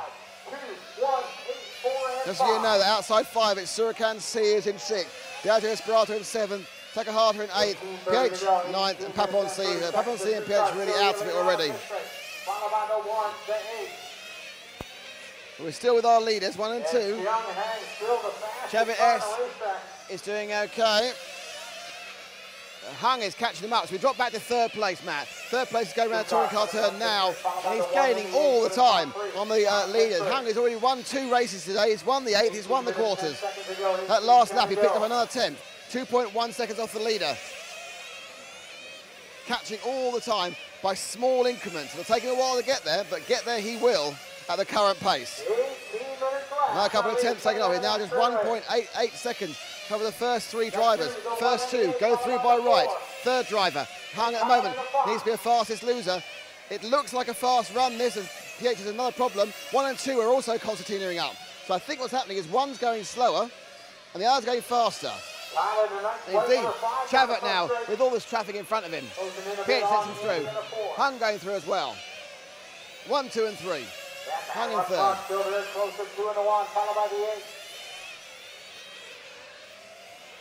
The car immediately in front of Hung is the guy in second. Immediately in front of him is the guy in first. That's Chavert C, Kazuya Fukada and Chen Hung. Andy Moore staying the same distance from the leader, but moving away, moving further back from Hung all the time. Hung, though, needs to get a move on. He needs second. Third is just too dangerous. Well, dangerous, too worrying. As we now down 13 down, 17 to go in this half-hour final of the 2012 IFMAR 1/10 World Championships from Thailand. We're RC Racing TV and we are supported by Serpent Racing Cars, Contact Model Racing Tyres, and of course Predaform Body Shells. So first and second are now very close. Let's move forward to first and second. Matt, just a couple of cars ahead. They're going around the bottom bend now. They're going for the kink down the straight. 2 and 1. Trail together now. They will probably slow each other up enough to let Hung make this a 1-2-3 battle, but it's still Chavert S leading from Fukada. Fukada there comes through, picks another 10. Bad lap for Hung, didn't gain anything. First and second separated by absolutely nothing. We move round. 16 minutes, 10 seconds to go, 16-10. We're just about halfway, 14 minutes, we're not quite halfway yet, 14 minutes gone. 16 to go, and the first 2 are covered by no distance at all. It's 1.4 between first and third. Oh, he moved out there, but cut back. And that's cost both them time. So now they begin to cost each other time. They're beginning to cover it up. Chavert S holding back, considering Fukada. Fukada looking, he's got a tighter line, looking to dart inside. Winning through the kink, can he get on the touring car turn? Not a good run from Chavert S. Goes to the timing team. Down, spins through. Now, we are now getting close to 15 minutes, and this race may be broken up by a pit stop. 14 and a half gone. Down the back straight. Round the corner. Through the kink. Touring car turn. Chavert S is gaining off this. It's certainly Chen Hung is picking up. Chen Hung now is less than a second off the lead. He's pulled up a second and a half recently. These guys slowing each other down. Hung, well, he can just run as fast as he likes. Again, trying to come on the inside with Fukada. The outside, holding him back all the time, Chavert S. It just goes to show that when cars are fighting, they slow each other down. Another 10th taken off by Hung. And we're now getting closer. We are 15 minutes down, 15 minutes to go. So we're ready to stop for the next set. So any minute now, we're going to see the third set of stops. As we lose the car 10 for a flame out. And in fact, Hung has come in. So Hung is in for his first pit stop, third pit stop. But these two, the leaders, first and second, racing round at the moment.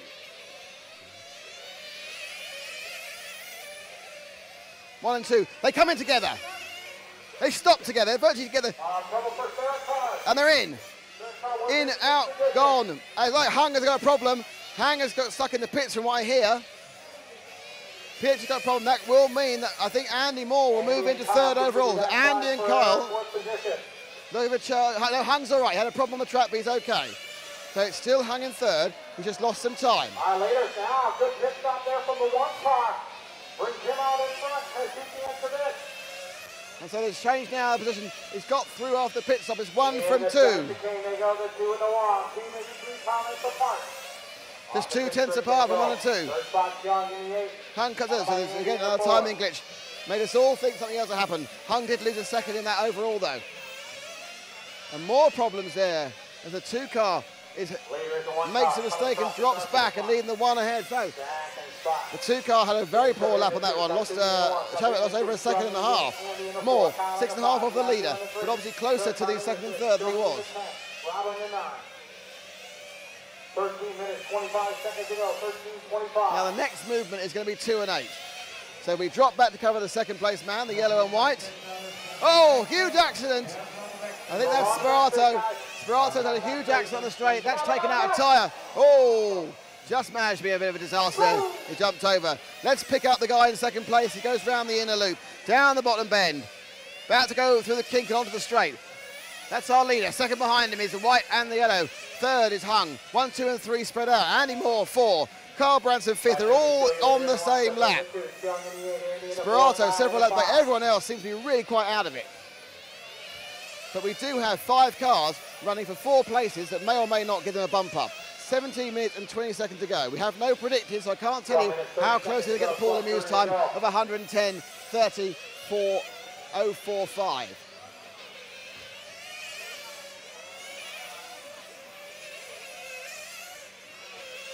Hung not looking as quick in this second one. He's actually easing back off them. Andy Moore trying to pick him up. Carl Branson again. Equidistant behind. Andy's done some good laps, but this is one of his best laps. Drops a couple of tenths. Hung going slightly slower.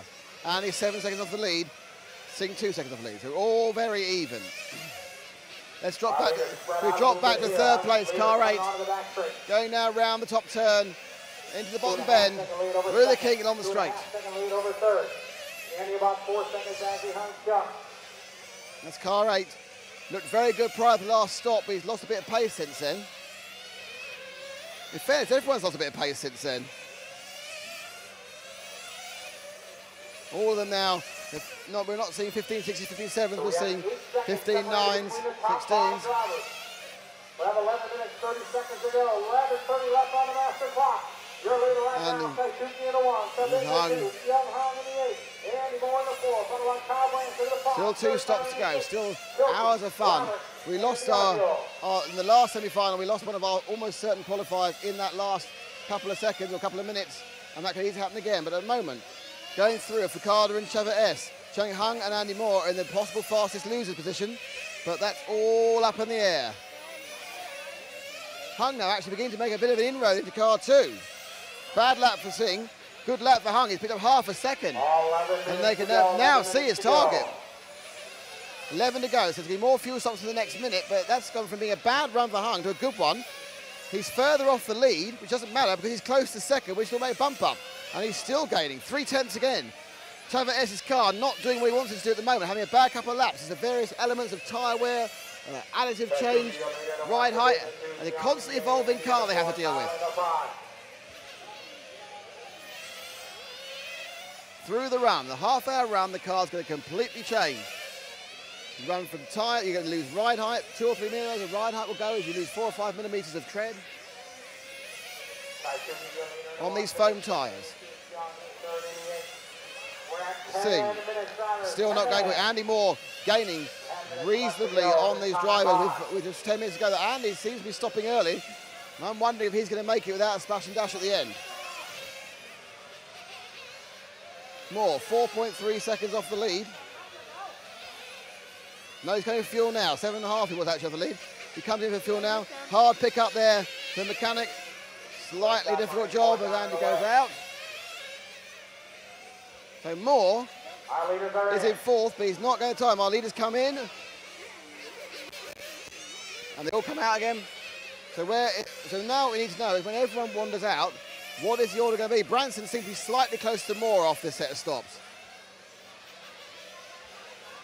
And Chaver S not liking his car at all. Mine 2nd place. Actually did a better pit stop than Hang, but not enjoying the car as much. So it's Fukada who comes in now.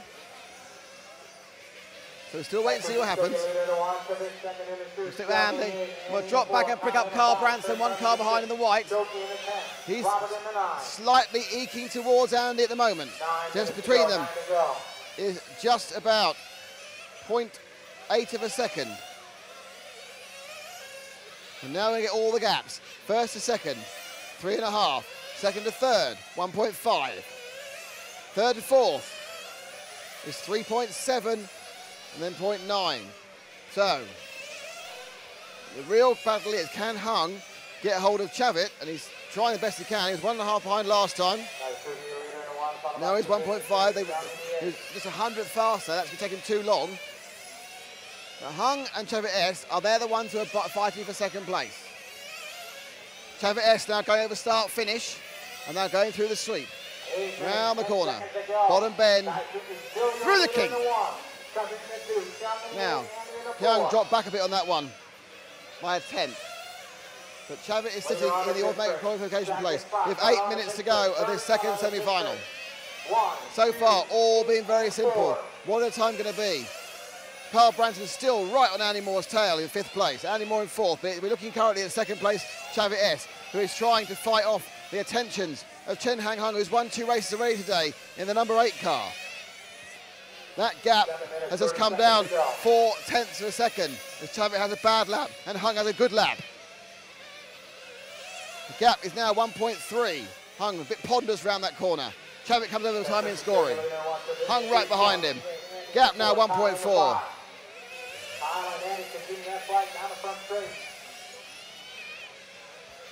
Hung now looking at a better lap this time. Looks like he's gained a little bit of time back again on Chavit.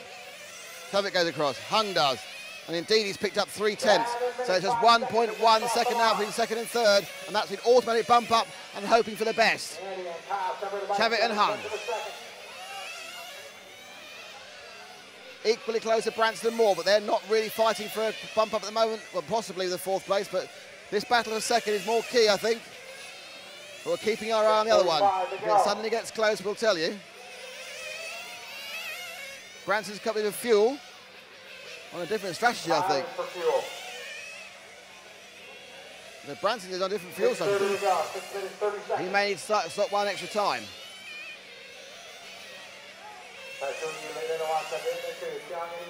No, Branson has a problem. Bodywork issue there for Branson. And Chavit now not making a massive inroad at all on the lead. The lead staying quite static at 1.4, 1.3, 1.2 seconds. Chavit looking to gain a little bit this time. He lost last time. Comes through Chung there. Gains on S. Lost a 10th. The second. It's a second and 3rd. The leader is 3 seconds on the line. Andy Moore is 5 seconds behind in 4th. They've done 88 laps. We are 24 minutes in. Where are they in? How close are they getting 110? I don't know is the answer to that question. Now they go 2 and 8. They're in a state. Branson's lost a lap, unfortunately, due to some problems in the pits. So it's all between the 4 drivers. Moore dropping back slowly from the overall leader, Ficada. Ficada looking very good at the moment. He's 3.5 seconds ahead with 1 stop to go and 5.5 minutes left. Hung, though, really trying to get hold of Chavit S. We're with Andy at the moment. Whoa! And we see him take the curves tightly wrong there. He needs now to not worry about anything about going as fast as possible. No tactics, because he's going to come in for his final stop with 5 minutes to go. He has to beat 110 laps in 30 minutes, 4.5 seconds, because he's in 4th. He'll stay in 4th. 5th place is a long, long way behind him. So Chavit's in. Any minute now they'll all be in. Let's see if we can pick up our erstwhile 3rd place man, Hung. Can't see, must be in the pits, so we'll keep going with where we are. Out they all go. There he is. Let's stay with Chung in the pits as he goes out. And off he goes now. He doesn't seem any nearer or any further away than he was with the 2 car. So there's 4 minutes to go. Ficada from Hang, from Chavit S. Andy Moore is in 4th. Branson's in 5th, but 7 seconds behind when he was right in his tail. Moore needs to drive the pants off this car for the last couple of laps. If he's going to make Paul Lemieux time of 110 laps in 30, 4.5. Ficada, not been headed since about the 8-minute mark. 3 minutes, 45 seconds to go.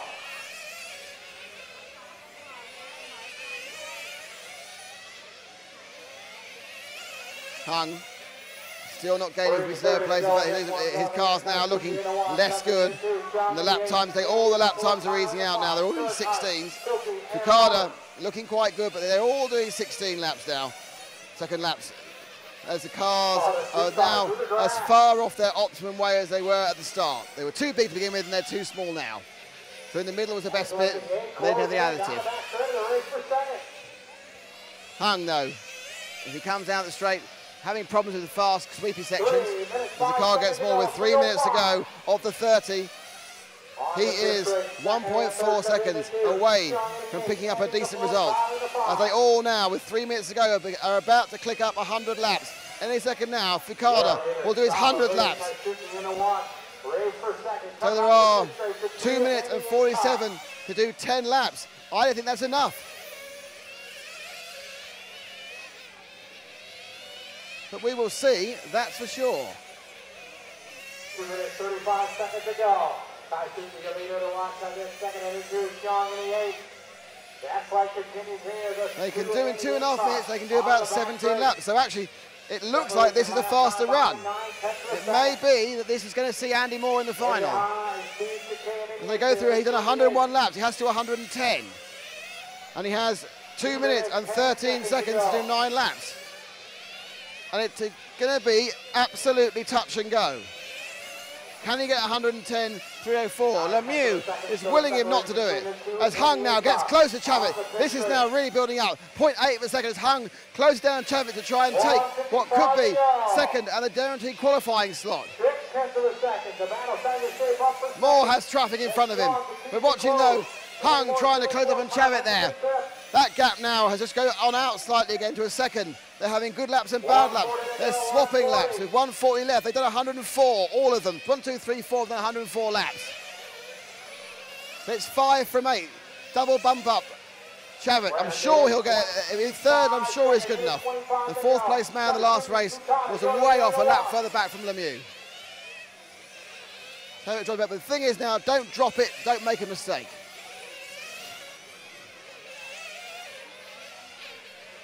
Hung's car looking a bit of a handful now, and he's dropping back off again, 1.3. With 107 left, 106 laps completed. Let's pick up our leader. Our leader is going through the touring car turn. He's going over start-finish now, sweeping through the white car with the blue and purple Fukada. Top Japanese driver is going to drive his way into the final. But he's done 107 laps, and done 107 laps. There's 49 seconds to go. Can I do 111 or will he do 110? And then it'll be on the splits. At the moment, my feeling is Andy is just going to bump Paul Lemieux, but it's going to be incredibly close. We're down now to the last 30 seconds. Our leader comfortably has taken the entire race in his stride. Great driving from the start. We had a race-long battle between 2 and 8, Singata and Hang, but that now is he's back and it's 1.3. Hang knows he's got a decent time. The real question is, can Andy Moore get himself into the main final? Let's pick up Andy now for the last few seconds. He's going now through the corner there. He's going to the touring car turn now. It's going to be really close. Andy Moore, 110 laps. He is going to do it because he will finish on 111. This is going to see the exit of Paul Lemieux. Andy Moore will make that last position in the final. As time is out, Andy Moore will clip 111 laps. He will make the final. Brilliant result for Fukada. Great win. Tarit Singh, great win. Second place. Chen Hung third. Andy Moore in 4th. Those 4 all go to the final. Carl Branson in 5th. And it's Fukada, Singapore, Hung and Moore. Branson in 5th. What a result. Fantastic driving. And that is great result there. Perhaps I should break it to Mr. Moore that you have made the final, Andy. All right. For sure? Andy, you made the final. Oh, okay. You were about 7 seconds faster. You were 7 seconds faster than Paul Lemieux. So the 2 fastest losers both come from this race. Oh, okay. In that case, I'm happy. There we are. We'd like to break the good news drivers. Now, the next question we have to ask here at the IFMAR World Championship is when on earth the final's going to start? Dallas, do you know when the final's going to start? No idea there from Dallas. So we're going to have a little chat into the timing room. That's what they're going to have to determine if they're going 3 and 3 or what. It's supposed to be 2. Well, the consternation now about what the bump up is supposed to be. 2 fastest, first, second, and 2 fastest. But they're going to call different conditions. Scotty? That's what they're going to have to. That's the race director's decision, not mine. So I'm good. I'm just a speaker. Blah blah blah. This one. Yeah, you get involved in these other races, but no, so that's an interesting thing. Because of the rain changing the condition, it may be that they will change it to top 3 from both semis, which would be a bit unfair, I think, but there will be a decision, hopefully made soon. The other decision we need to know is when the final's going to be, which is another one which is slightly less known. Any idea when the final's likely to be? The final will be 1 hour. 1 hour from now, approximately.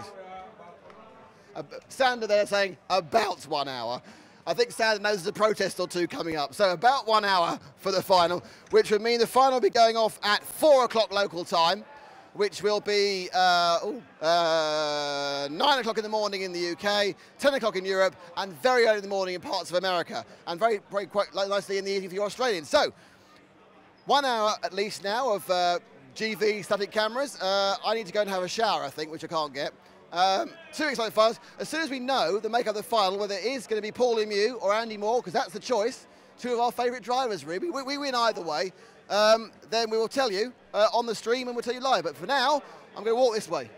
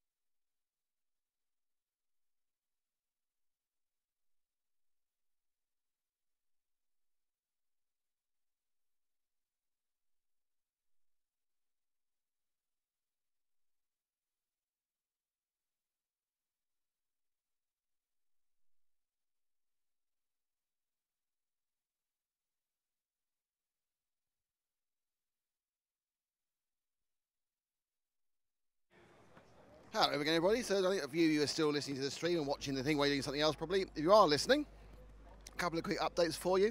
The main final is looking to get away at 4 p.m. local. Drivers' introductions will be at 10 to 4, so we'll be up and running by then. Also, the other good news, is that Andy Moore has got the final spot on the grid. So it's currently 10 past 3.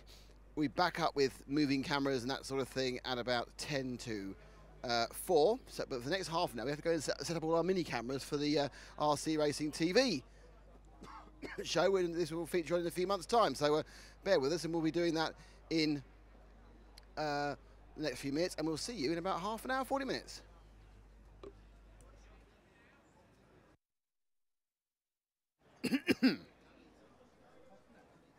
minutes.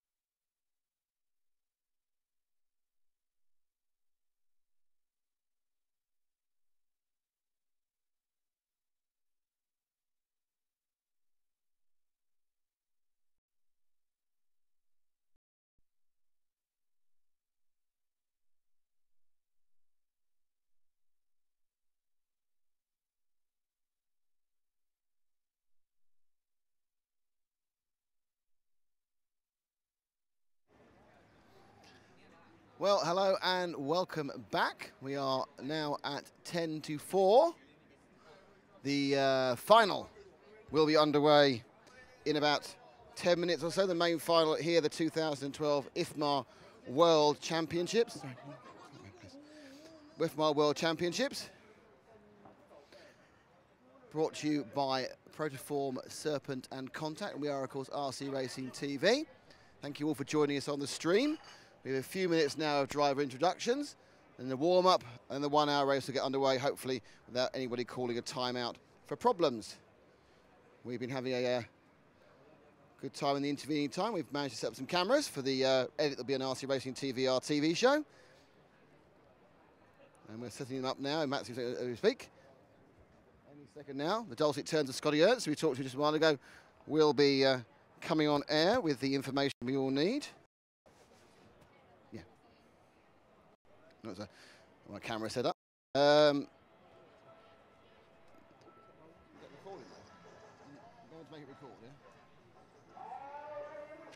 it's now, as driver introduction started, I'm going to wander around.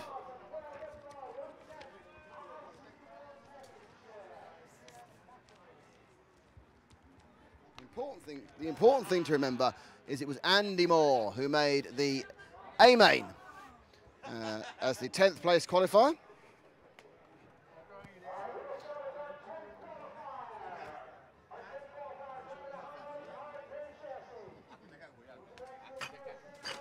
So, number 10 on the grid, Andy Moore. There we are. I'm sure we did the kind of big intro there. So as I said, this is the 2012 World Championships. It's the final, the culmination of a week here in RC in Thailand. Thank you for joining us on the RC Racing TV live stream, brought to you by Protoform Body Shells, Contact Model Racing Tyres, and of course, Serpent Model Cars. I'm now, the rock and roll music has started. There must be a driver introduction ceremony. Lots of people around. Not all moving in the right direction. It's quite difficult to get anywhere, actually. As people are trying to get through. There's a lot of smoking going on. So, in number 9, John Hong Hong from the 9th qualifier. He's got up 3 finals already, which is pretty impressive.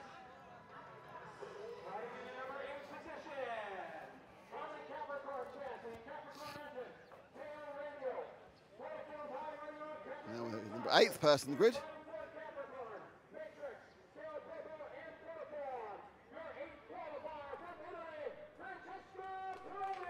And there is Francesco Tironi, the controversial qualifier for this final. He actually didn't officially qualify through the quarterfinals, but got a bump up when there was a timing error.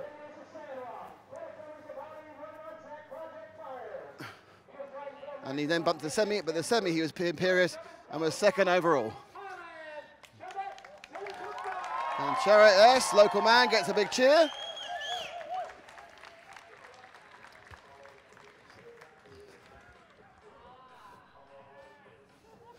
And the photographers get their shots. I'm sure Matt's showing you the excitement of the people standing in the row with their cars. Never has so many backs of heads been on so many shots on RC Racing TV.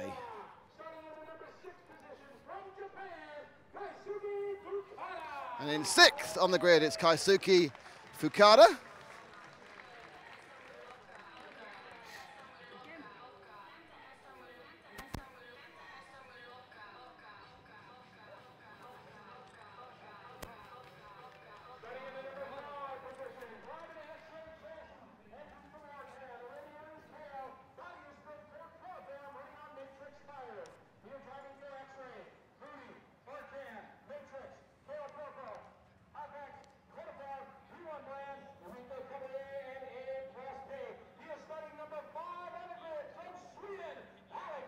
And in 5th, it's Alexander Hagbird.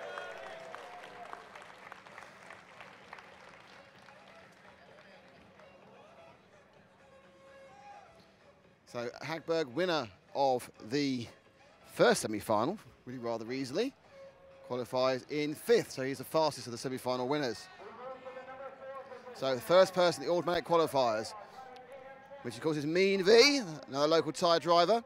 Last time was the World Championship here in Bangkok. He qualified, I think, 5th or 6th on the grid. No, actually 8th he was for the 1/10th Touring Car Worlds here back in 2008.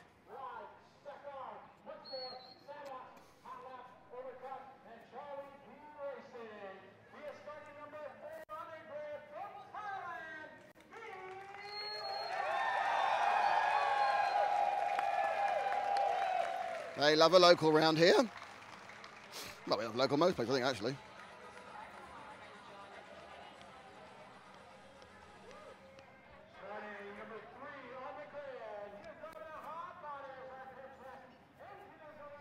So the third in the grid is one of the many people who went straight through.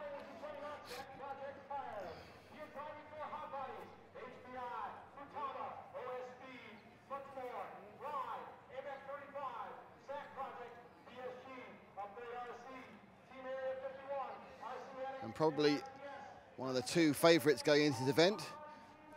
Third on the grid. Bangkok resident, but Japanese, of course, it is Atsushihara. Oh, I peaked too soon there. I had to wait a bit. Scotty got there after me.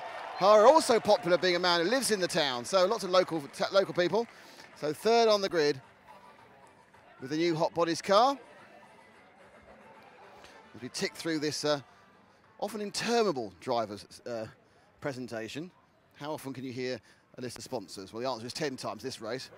When you go to some other meetings, 12 or even 15 people get the final. It can go on for blooming ever. So the second qualifier, definitely one of the pre-event favourites. The 2 pre-event favourites did it together.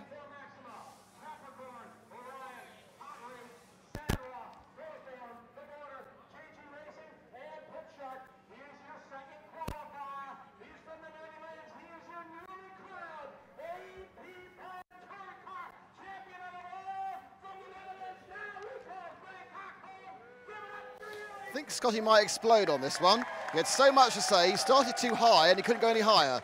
But it's Groskamp, qualified second.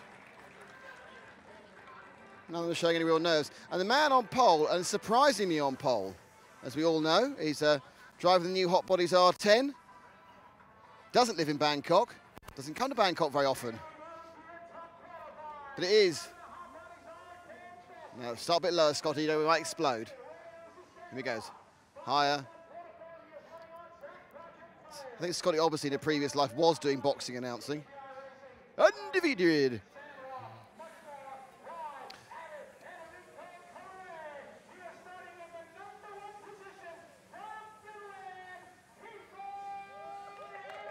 And Timu Lieno.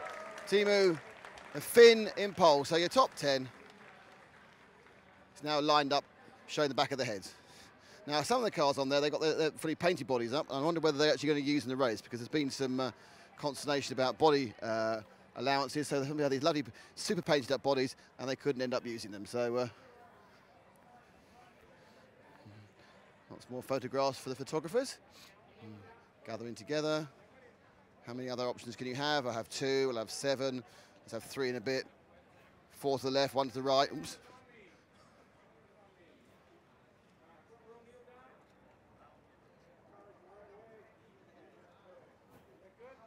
So they are 10 men holding 10 cars. Not one of those classics. Everything all right, Matt? Just making sure you're not dreamy again. You are talking to me. So it is the build-up to the main event, a 1-hour final here at RC Addict.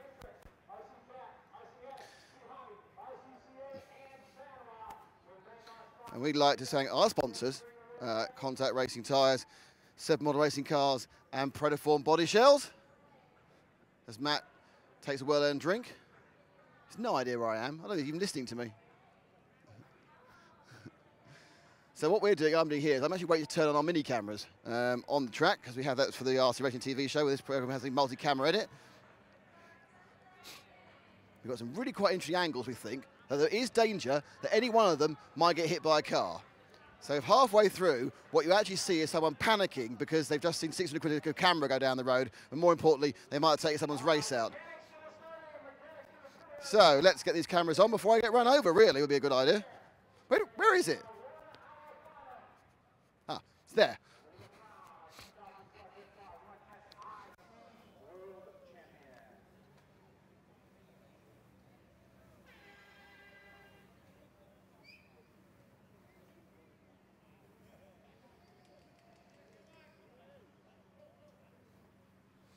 That's one down.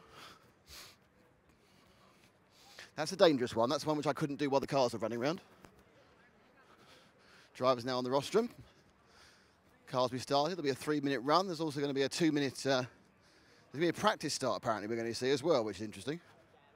Not seen one of those before.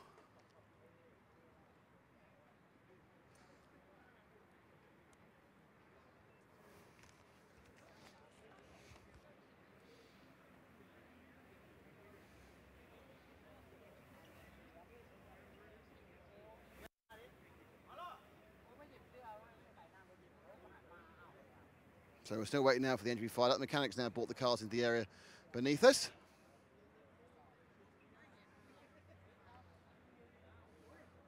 Several cameras set up there. Some over there in the wrench has got a camera running around.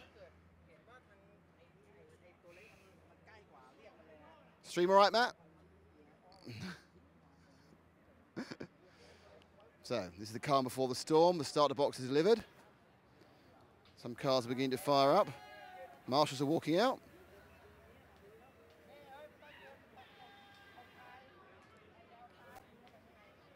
That's 2 cameras started.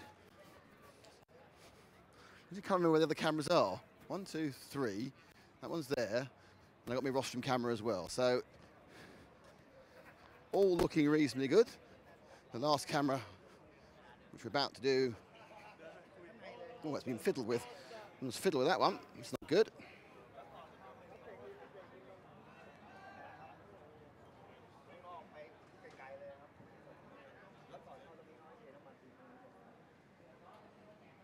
So our pit cam.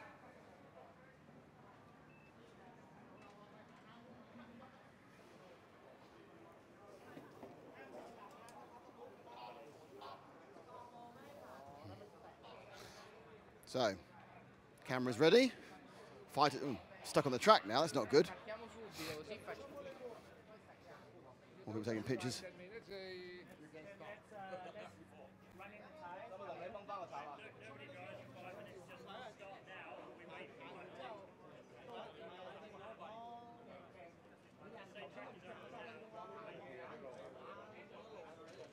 So again, a bit of timing consternation here as people trying to work out what's going on.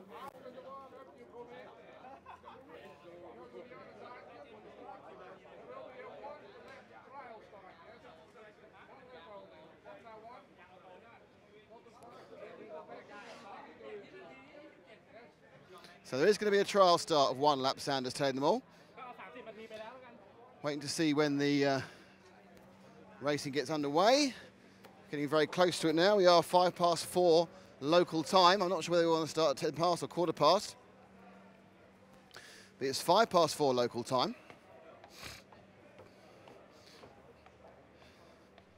Which is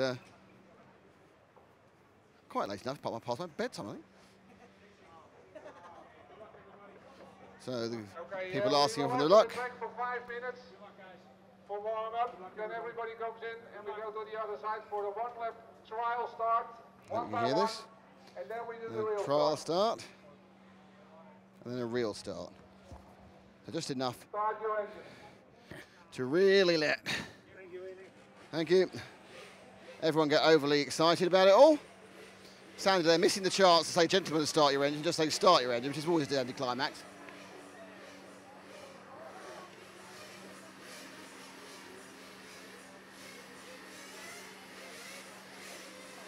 So, 5 minutes of warm-up, 1 lap trial start, and then an actual start. Couldn't be any simpler.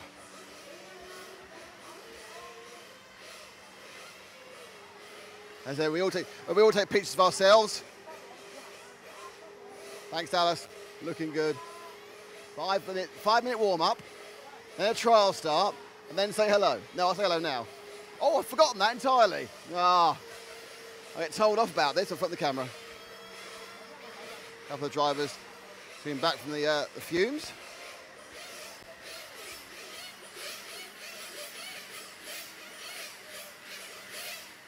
Track is open, 5-minute warm-up. 5-minute warm-up. Okay, the warm-up on. Matt, should we do an intro?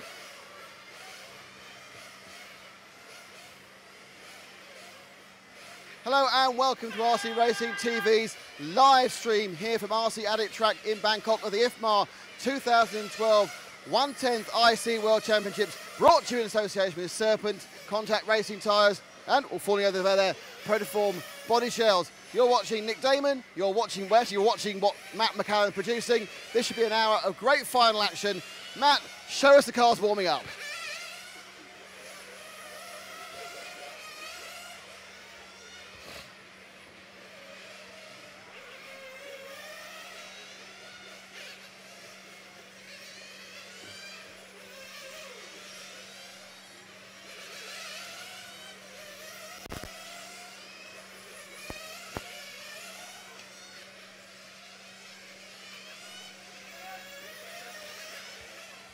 So just to run through the grid one more time, it's Teemu Leino in pole, Gilles Groskamp in second, Tsuchihara in 3, Mien Verjak in 4, Alexander Hagberg in 5, Yasuki Fukada in 6, Chavit Singh in 7. In 8th we have Francesco Tironi, 9th is Chen Hanghong, and 10th is Andy Moore. Now the one thing we will be seeing in this race that we've not seen so far is tyre changes. They're all running on big tyres. Somewhere around halfway, they will come in and change tyres. So that'll be a long stop. So everyone has to make a long stop at some time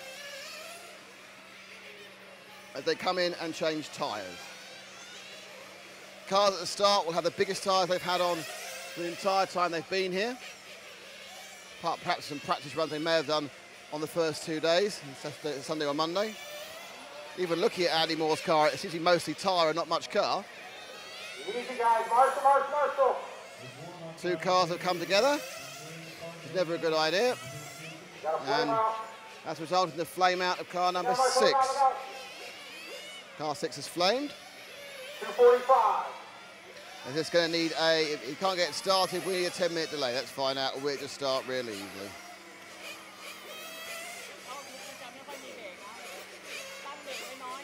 Nope, number 6 gets away, no problem at all. So just must have caught the flywheel. About a minute to go, or a minute and a half of the warm-up, slightly longer, 5-minute warm-up. Then the cars will go over. They'll have a 1-lap practice start, followed by an actual start. So they'll be having some fun, doing nothing. So it's Teemu Leino on pole in the HB, the LRP engine. It's Gilles Groskamp, Capricorn with the Maxima engine. Tsuchihara, HB and OS Speed. Mien Verjak with the KM and Nova Rossi in 4th. Alex Hagberg, X-Ray Orkan in 5th. In 6th, Kusaka Fukada and the Mugen Prico. In 7th, it's Chavit Singh with the Mugen and the Maxima engine.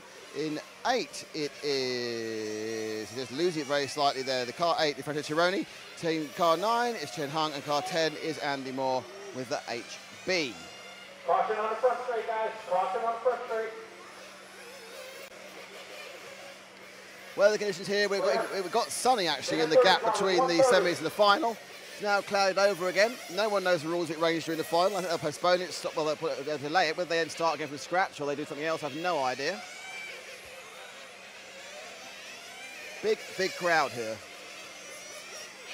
Everyone watching, hanging out from there over by the Serpent, lots of people around the outside, but if Matt shows us where the gantry where Serpent are, we can see that they are. Listen to me, Matt.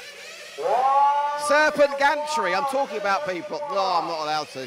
I can't direct the camera apparently. It's just you're not going to move. You're doing white balance again, aren't you? Yeah. See, I'm really good there. So you can see people hanging on to every corner. Tony Reinhardt, Mike Reinhardt's brother there in the cap below. I'm hoping that's been better welded than some of the sort of stuff we saw at Pattaya, because they're quite bouncy, the balconies by the containers. People standing in the containers are the lucky ones because they've got air conditioning. We're out having a good sweat. So 30 seconds, pit lane. There will first be a pretend start. So when they walk over now, it is a pretend start, not the real. I've no idea why they do a practice start. There's absolutely no reason for it at all.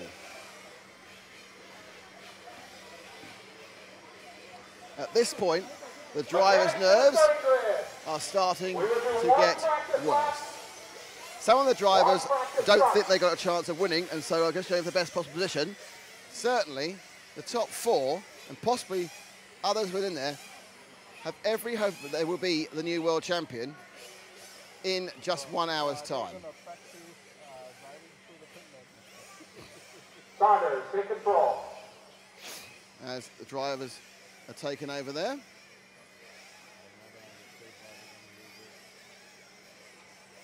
Okay, we've got one driver, car number 1, car number 2, car number 3, 4, 5, 6, Not massively sure what the point of this is.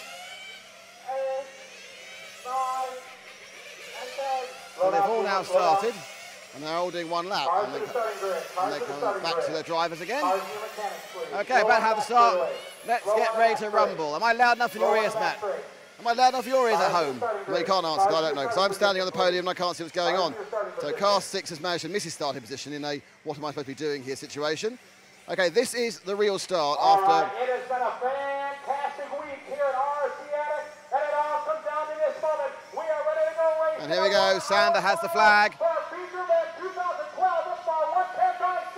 Pole, Teemu Leinu. 9, 8, 7, 6, 5, Second Shield Groskamp. Third Horror. 1 hour to go. And we're away. And a bad start for Horror. We got away with it. Everyone backed off. Groskamp as well. Groskamp's rolled right out. Oh, Groskamp, terrible start. Right to the last place bits. Leinu gets away. Horror second. Hagberg third. Good start for Hagberg, but Groskamp has started right at the back. She traction rolled at the bottom of the corners. Mechanics scurry back. Leinu sets a lead in a train of cars. It's 1 from 3 from 5, and it's car 7. Oh, a big accident there. Hagberg's taken it. They've all taken out. All sorts of problems. So who's doing what we don't know, but certainly that's played right into Leinu's hands. He now has a long lead from the car 4 of Mean V. Haro is in third. Then it's Chavit. Then Hang Hung, believe it or not. Then Tironi. Then Moore. Groskamp up. Then car 6 of Suzuki. And Hagberg now in last. But that's 2 laps. There's an hour to go. Another problem there is Hung drops back. We're looking at second and third. So we can see Mean V and Hara. Leinu now is 1.7 seconds away. Just on a 15.4. 15.7. Leinu 3/10 of a second faster than anyone else back. The car not to steady. It's got big old tires. Leinu looking good, but we're looking at second, third. V, Mean V, and Hara. Hara struggling slightly with his big ponderous car and its large tyres. But the car's going to change so much during the course. Running the orange body, which he's decided to take because it's 3 grams lighter and feels different. But it's just Leinu from Mean V, Hara, Chavit 6th, Francesco Tironi in 5th, Moore in 6th, Groskamp 7th, Hagberg 8th, Ricardo 9th, and Hung is in 10th. So, 2 of the early European twin car favourites, that's Groskamp and Hagberg, both being rolled out of a good position, as Tironi takes a massive accident and drops right back down again.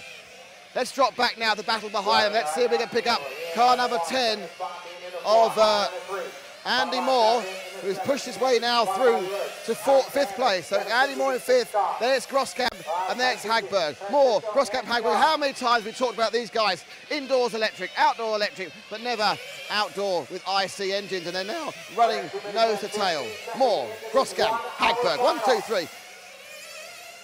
Moore, virtually no experience in this sport. This is his 3rd event ever of 1/10 IC cars.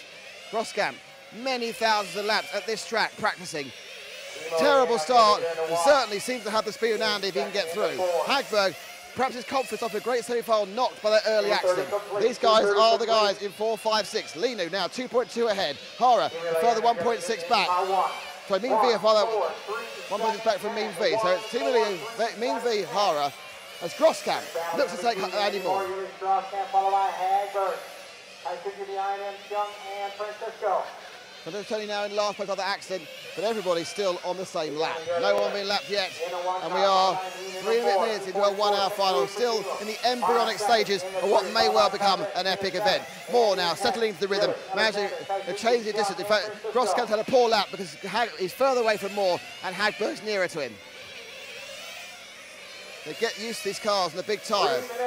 Moore, Hagberg, and still Lino is pulling away at 4/10 of a second a lap. Mean V is pulling away from Hara, so it's looking good for Lino and Mean V. Hara coming, but there's so much more racing to be had. Car 7, Chivit S now is beginning to be, looks like Chivit is being caught up by the 3 touring car drivers. Once again, Moore, Groskamp and Hagberg all together, and they're catching up 4th place. This is the one battle on the track. Groskamp needs to get past. He's got to make up the fact that he is something in the region of about 9 seconds already, 8 seconds behind the leader. But in this lap round, Moore gets a fantastic slingshot onto the straight, and these 3, though, they are dragging up towards Chivit S after a bad and a difficult start. A bit wide there, Morgan. Groskamp thinks about taking inside. Hagberg, watching brief, wait to pick up the pieces, it all goes wrong. We're 4:15 in, we're not far from the first fuel stops. Hagberg stopped earlier during the semis. He could do the same thing here. He was always stopping from the lead. 4:28 gone. Hagberg may well be in for the next lap. 2 more as Andy again leaps off that corner, and Groskamp has a bad lap again. Groskamp with white wheels on the rear and black wheels on the front, so he's obviously mixed his tyres slightly. No, Hagberg looking like he's taking a different strategy on fuel this time, because we're going to be heading 5 minutes any second now. This is the time we put the even brakes. Oh, and then it goes with Groskamp, and Hagberg's got Groskamp. He went wide there, so Hagberg now takes Groskamp. More comes into field, but Hagberg and Groskamp carry on. Hagberg running long this time, went short last time. Hagberg and Groskamp go. Moore's away, but we'll wait for a couple laps, see where they come out after they have got fuel. Groskamp drops another place. Car 6, Ficada's got him. No, Ficada's got an issue, Ficada. Number 6 looks like he's going to be stalled and he's going to be out. So we now need to pick up there. Let's see if we can pick up. Oh, he's shouting away. That's not going to help. It's all gone wrong for Ficada. That's it, gone for him now. As other drivers top in for petrol. And we're with our leader, Teemu Lino, 3.5 seconds ahead. Lino has run just about a perfect run. 3.5 seconds for the Finn is ahead of Mean V. Groskamp picked up into 3rd. He's running a slightly longer strategy, but he's now further back. Hara's now dropped behind 4th, so Hara's had a slight problem during that pit stop. Let's pick up Hara if we can, the orange car. And Hara's right in this 4th, 5th, 6th battle. Moore's dropped back as well. So, over those fuel stops, it was good news for Chivit S and Hagberg. Hara bad news, and also for Moore. So, Hara, the orange car. The green car of Hagberg, they are in 5th and 6th. Chivit S just ahead of him in 4th. Hara not enjoying the car of this state, anything like he does when he gets in his racing state. Moore still holding up Groskamp behind him, but up front, Lino nearly 4 seconds ahead. Mean V trying to hold on to him. And Chivit comes across now. Hara, Groskamp, sorry, Hara, Hagberg, Moore, Groskamp. Ficada 3 laps down, his chance is gone already. Hara now, Hagberg trailing the whole way around, not running the longer strategy than before, the Exo driver. Coming into his own now, looking faster. Hara dropping off, if anything, Chivit S. So Chivit in 4th, Hara 5th, and in fact, they're all being caught slowly by Moore and Groskamp, and this is forming a chain. But out ahead, and now 9 seconds ahead of Hara is Teemu Lino. Lino's got this car running perfectly, but already looks like nothing, barring a mechanical, is going to take him out. But as we all know, there's a long way to go. We're 7 minutes and 20 down, 52 minutes to go.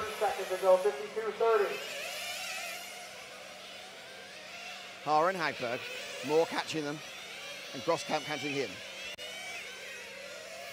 Hagberg now looking quite racy, looking like he's had enough of following Hara, thinking that time he got past. But this is a tight track, it's a twisty track, it's a power track, and it's pretty much a single line track as well. crown our 2012 IFMAR 110 IC World Champion. Now goes through the inner loop and the bottom bend, right through the kink and down the straight. Followed by 10, 2, 9, 8, 6, 1, 4, 7, 3, Moore definitely getting slightly close to Hagberg, but only slightly. That lap round, 15.7 Hara, 15.8 Hagberg, 15.8 Moore, 15.7 Groskamp, but 15.5 Linu. He is 3/10 a lap quicker on average every single lap. The Finn is putting in a masterclass at the moment. Like he was born to win this championship because he's just walking away with it. Mean V, the only person anywhere near, and he's nearly 5 seconds back now. So it's Linu, Mean V, Travis S, who's in third, Hara fourth, Hagberg fifth. 8:45 complete, 8:45. But currently, Travis in third is now being reeled back in again by Hara. Moore's dropped a little bit back off Hagberg as this gap continues. If we get through and now and nearly 9 minutes gone and people start thinking about their next fuel stop. Moore holding up Groskamp. Whoa! And Andy had a spin and he's taken out Groskamp. Groskamp in the weeds, being rescued now, and he's gone! Oh! Taken out by Andy and now he's stalled. And that is going to be it for Groskamp. He's going to lose a couple of laps. He can't come back for that. And already one of the pre-race favourites is out. And all he can do now is fight for him. And more rolls. More having problems. So in a couple of seconds, people have gone wrong, but still, Linu leads. One of his major rivals rolled out and 3 laps back. And the car still not back out on the track. Groskamp looks like being one of our early retirements. He hasn't even made 10 minutes of this final. Linu looking great. But the real battle now is between third and fourth. And that is as Hagberg comes into the pits. Let's take him out, the green car. There he goes. Currently he was just behind Hara. Can they get the strategy to get past him? That's the question. And we come to the second stops after 10 minutes. In comes Hara. So when he comes out, where will Hagberg be in relation to Hara? Hara's rolling again, and Hagberg's got him in the pit stops. So Hagberg takes it. Hagberg gets him in the pit stops. Groskamp still hasn't joined. So Hagberg now is going to be, when we've had the pit stops rolling out, will be in that 4th place. It's still Linu from Mean V, the lead now 7 seconds. Third, Chavit, 2 seconds back. Hagberg just behind him as well. And as those 3 come out, it is Chavit, and that's the battle again. It's Chavit, whoa! And we've lost Hung there, but he wasn't involved, he was already behind. But now we have Chavit, we have Hagberg, and we have Hara. And they are battling. It's Hagberg ponderously around that corner in the green car. Hara trying to catch him up. This is the only battle on the track at the moment, and they're battling for 3rd, 4th and 5th. Mean V is 3 seconds ahead of them, and then nearly 7 seconds ahead of that is Teemu Linu, who so far had a perfect run. But we saw what happened to Groskamp. He got involved in someone else's accident. Andy Moore made a mistake, and Groskamp hit him. It wasn't anyone's, no malice, no side. It's one of those things, but he went off in the trees, quite near our camera actually, and stalled, and that was it. He's back running again, but he's 8 laps back. So we're now really left with just 7 in it, and even Andy Moore's dropped well off the pace. So it's currently Linu from Mean V, Chavit S, Hagberg, Hara, Tironi in 6th, Moore in 7th, and both Hang, Ricardo and Groskamp are suffering multiple problems. 48 minutes to go, 48 minutes to go. And a slow stop for Linu then. I think he came in early, or he came in an extra stop, he wasn't happy. And Linu, I think, may have dropped out of the lead. So Linu, or was that the number 3? Yes, I'm trying to see who that was. No, I think Linu's dropped out of the lead. It has. Mean V's taken over the lead. Chavit S, there was a long stop. So the leader now is Mean V. Linu is now out the straight behind Hara. So the white car now by the bottom bend. That is Linu recovering. He came in out of sequence, I think, for an engine tuning change. Goes to the start finish, and there's Linu back down now in 5. His 8-second lead evaporated. He came in for an out of sequence pit stop. The engineer was looking at the engine, so Linu must be feeling the car was getting rich. But let's move forward for the battle for second now between Chavit, Hagberg and Hara. Mean V is 4 seconds up the road. They're being caught by Linu as well. That's his second, third, fourth battle. Linu has the ground speed to make up that slight tuning issue, so perhaps he decided to take that, what I'll do. Perhaps he's running too rich, I don't know. Perhaps he's too thirsty. But second, third and fourth, there they go. Oh, bad corner there from Hagberg. Hara's got his side. Hara comes inside. Think about it, but Linu's now doing it. So Lino now is on the back of this third, fourth and fifth battle. So Chavit, Hagberg, Hara, and then Linu recovering from an engine, well, I think an engine retune in the pit stop. Oh! Linu loses there, but basically we now have those 4 cars. Don't worry, Mean V fans, he's still there. He's 3.5 seconds ahead of this train. Chavit leading, but Hagberg now has got right up behind Chavit for second and third. And we are 13.50 down, so we're still a minute away from pit stops. Hagberg, of course, got Hara during the last set of stops. And we'd like to probably get Chavit here, but after dropping off now this car, 15 minutes in, starting to look a bit better. And now Mean pits, and then Hara lets Linu go. That's a bit of teamwork waiting there. Hara lets Linu go, and Linu races on. 14 down. Mean V still leading. Hagberg all over the back of Chavit. Linu now trying to catch back up with Hagberg. He'll be stopping a lot later. He stopped 2 minutes into this stint to get a retune on the engine. Hara dropping off this at the moment, not happy where he is at the moment. The car looking a bit twitchy, but there's a long way to go and things can change. 40 down, 45 to go. Linu stalking his brand. Chavit slow out the corner. Hagberg again sees a chance to move up. As the next 5-minute block, they'll be thinking about playing pit stops.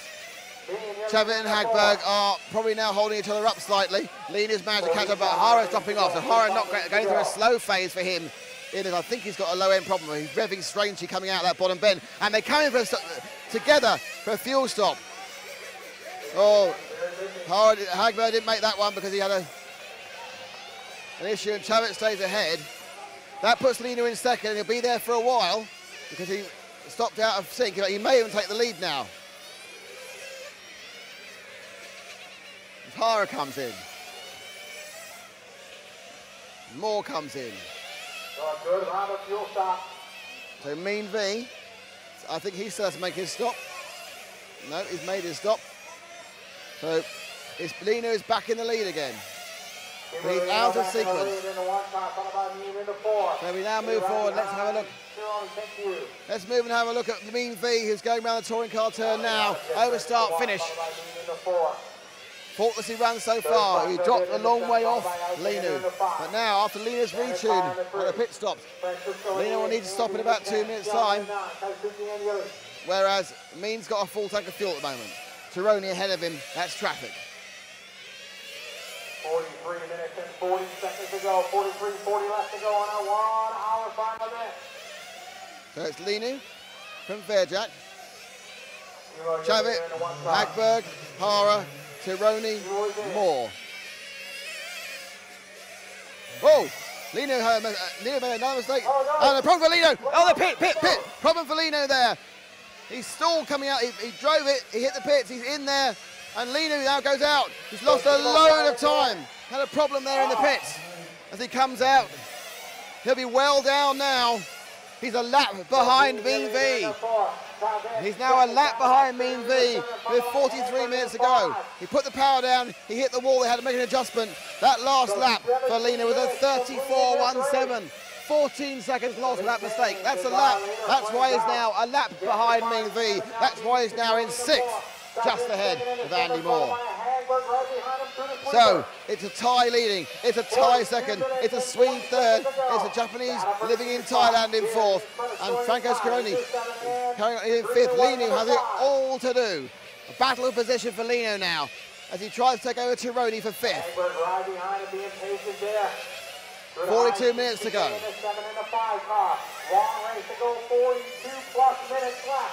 What is going through Linu's head? The first 10 minutes couldn't have gone any better, and the last 5 or 6 have been an unmitigated disaster.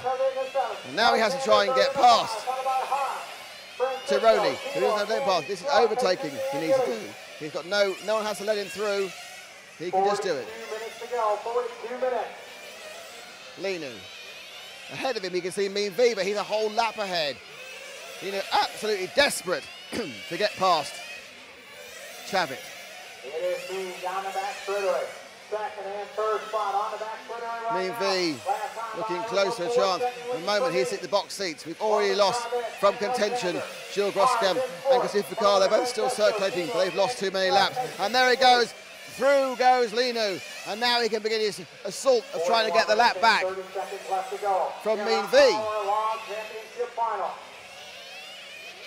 Pironi in the end had to give up 5th place. Linu takes it. It's Mean V, Chavit S, Hagberg, Hara, Linu, Pironi, Moore. Let's pick up 2nd and 3rd now as they go into the touring car turn. 2nd and 3rd are close again. Chavit and Hagberg. Chavit, local driver. Hagberg trying to get him. And now beginning to look like he's going to be a bit punchy, a bit faster. Hagberg putting it down on the straight. Right in that corner. To the touring car turn. Over time and scoring. Pit straight. Round the loop. Back down the bottom bend. Through the kink. And now Hagberg looks closer. The second gear came in though. Chavit was able to pull away again. Hagberg on the X-ray. Chavit needs to drive with his Mugen as precisely as he can. And the second place is up for grabs. And we're now coming up to 20 minutes. 19:40 have gone. So again, the next stops will be the next 2 or 3 laps. And he'll give Hagberg a chance. And he's got him. So Chavit there, minor mistake. Hagberg through the second. My feeling is that Chavit will have no problem holding on, but it's easier to follow than it is to lead. Hagberg goes in for fuel immediately. So he's in. He's in for fuel. Coming out now at exactly 20 minutes. I'm sure that the next lap we'll see Chavit come in, and then we'll see where they are when the pits will go. Chavit does come in, so let's see where Hagberg comes out. When he retains it, oh, you don't want to do that without lap. And it's going to give Chavit a chance, and he's made a mistake as well. They both make mistakes. Hagberg got that corner, and Chavit as he came out. And the net effect is Hagberg is well away. Perfect fuel stop for Mean. So Mean has come in and gone out as well. Hara, Hagberg. Hara will drop down behind Hagberg again now. But he now needs to find some pace. He's not far off the pace. So Mean V has a 7-second lead. I need to wait for this to run through. Mean V. He leads it. In second place, Hagberg is 5 seconds behind. Chavit is a second behind that, and Hara a second and a half behind him. Linu, running 5th, is 1.5 down, but is out of sequence on fuel. Linu's lap time, 15.3. He's once again 2 or 3 tenths a second faster, a lap faster, and he still has 38 minutes to make it up. Mean V. If he's spread out now as Hagberg tries to gain, Grosskamp is the man behind. Let's pick up our leader as he goes around the bottom bend, through the kink and onto the straight. Mean V now. Local tyre driver. Running the KM, Nova Rossi. 4.5731. James loses a couple of tenths to Hagberg. Hagberg 4.6 back. Chavit a further 2.3. Hara 1.3 now behind Chavit and Linu. He comes over after his fuel stop. A slow lap for Linu as well, so not wrong for Linu at the moment. He needs to find 10 seconds. 4.7-second lead for Mean. He's going to need to push. And in fact, the car in front of Mean V is Linu. So our early leader is looking close to being lapped again on the road by our erstwhile local driver. They come over that. Linu, 15.5. Mean V, 15.7. Hagberg, 15.7. Chavit at 15.7. Hara at 15.8. So we're still nowhere near halfway. Mean V has a nice lead. Hara making no impression on Chavit in third. Linu slightly quicker than Mean V. 37 minutes left to 15.8. More off the pace now in 7th.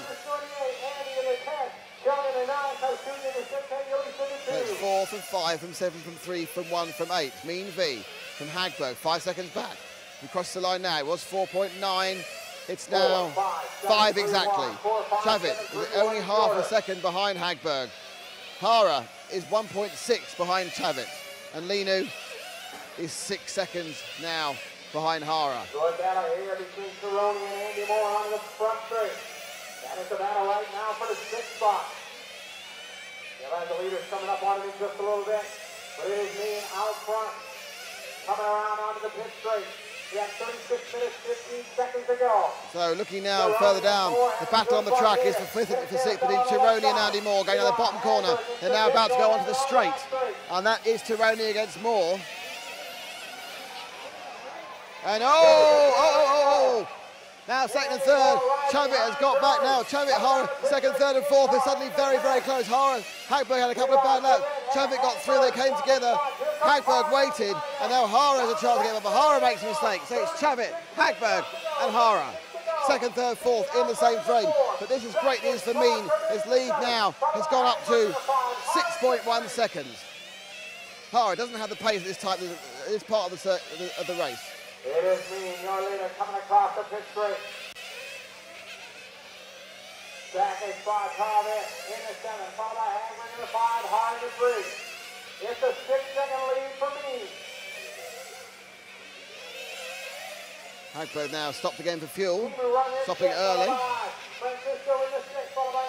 So let's see if we can pick up this Andy Moore-Cerrone battle again. If they go around the bottom bend and through the kink on the main straight. Moore and Cerrone fighting for 5th and 6th. The only battle on the track, 6th and 7th actually. Until Hagberg and this fuel stop strategy runs out. Moore, a lap off the pace at the moment, but looking to capture 6th place from Cerrone. Close they can be. Oh, they've touched. He waits and goes, and they're also kind of blocking 7. Chavit, Moore will let Hara go. And Hara went past Chavit, so Hara has a lap in 2nd moment. Let's pick up Hara in the orange car. There he goes. He's currently running through. And there we go, Hara. Will he have got through anywhere near Chavit? Mira, fuel in, fuel out, he's gone. And look at that, Hara has taken the position there. Hara, superb pit stop, has picked up 2nd place. Chavit's right behind him. Hara in 2nd, Chavit in 3rd. That's trying to go through there. They've got Cerrone in the way. And then you have Hagberg behind him, but that's 2nd and 3rd. Battling as we see. He got into the pit stop. Chavit probably more speed. He's now going to try and get Hara. Hara, energised. It's absolutely going to be. He's 6.5 seconds behind Mean V in the lead. This is a battle for 2nd and 3rd. Switchback called out Chavit there.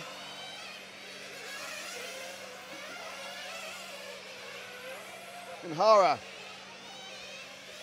leads him out in 2nd place. Mean V leading, Hara 2nd, Chavit 3rd, Hagberg 4th. Andy Moore showing in 5th at the moment as Leono's dropped down again, and Leo's got a problem. He's showing several laps down. So I think Leono, that early promise not fulfilled. He's 2 laps off the pace. And that's a real disaster for the Finn, who started so well. And actually why he's dropped down because Leono's changed tyres early. Ah, that's an interesting thing. Leono may not be, oh, and Hara makes a mistake coming off and Chavit gets 2nd. So we're getting to the point now where we're having tyre changes, and that's why Leono suddenly dropped a lap off the pace, because he took a tyre change. He's made his tyre change at 26 minutes. The others will be coming in soon, so we've got a big stacker to unwind now for tyre stops. Leono decided to get on that set early and get going. He's now got a while to make it up. So there goes Hagberg to set more through. Hagberg's having some problems as well. A number of the cars, as they get to the end of their run on these tyres, are really not handling well. Leono running much quicker than everyone else now, because obviously he's got nice new tyres. They have additive on them. They haven't been used. Some of them are slightly lifty. Moore and Hagberg together on different laps. Hara dropping off. Let's see if we can see Mean. Let's pick up our leader, car 4, Mean V. Start finish right now. Going through it on pit straight and now going round the big bend. So Mean V is leading by 6.2, who's a second ahead of Hara. And then Hagberg 2 seconds further back. Moore a lap down on that. So the dark horse is Linu. He was off the pace, he's changed tyres, and now he's trying to get back on the pace again. And his lap times are very quick. He's picking up half a second as he runs on these newer tyres with additive. Stopped early, we're just coming up to halfway. We're at 28.18 gone, 31.20-ish or 40-ish to go. 31 minutes and 30 seconds to go. At that stage of the race where very confused, but Mean V just riding lap after lap after lap. Chavit, it's a tie 1-2 and the home crowd are loving it. The third place man lives in Thailand, so who said local knowledge isn't important? 31 minutes and 15 seconds. Just coming halfway, we're at 28 minutes and 47 seconds. Some of the tyres have happened, some haven't. So we have in the case, and that Linu, and Linu is out now. That's the end of Linu. Our pole position man has stalled and he's gone, and it's just not worked. Just not worked again and again and again. And that time, so he is out of that for a couple of laps. So that's really the end of Linu. As we go now, not quite halfway through. So let's go back to the battle of a second. Chavit and Hara now very close together, just going to time in scoring now. And going around the top corner, so that's got close again. Hara, just 5/10 behind, that's half a second. Alex Hagberg has come in for a tyre stop from fourth. Chavit and Hara still going, and we are 15 seconds from being halfway through this 1 hour final.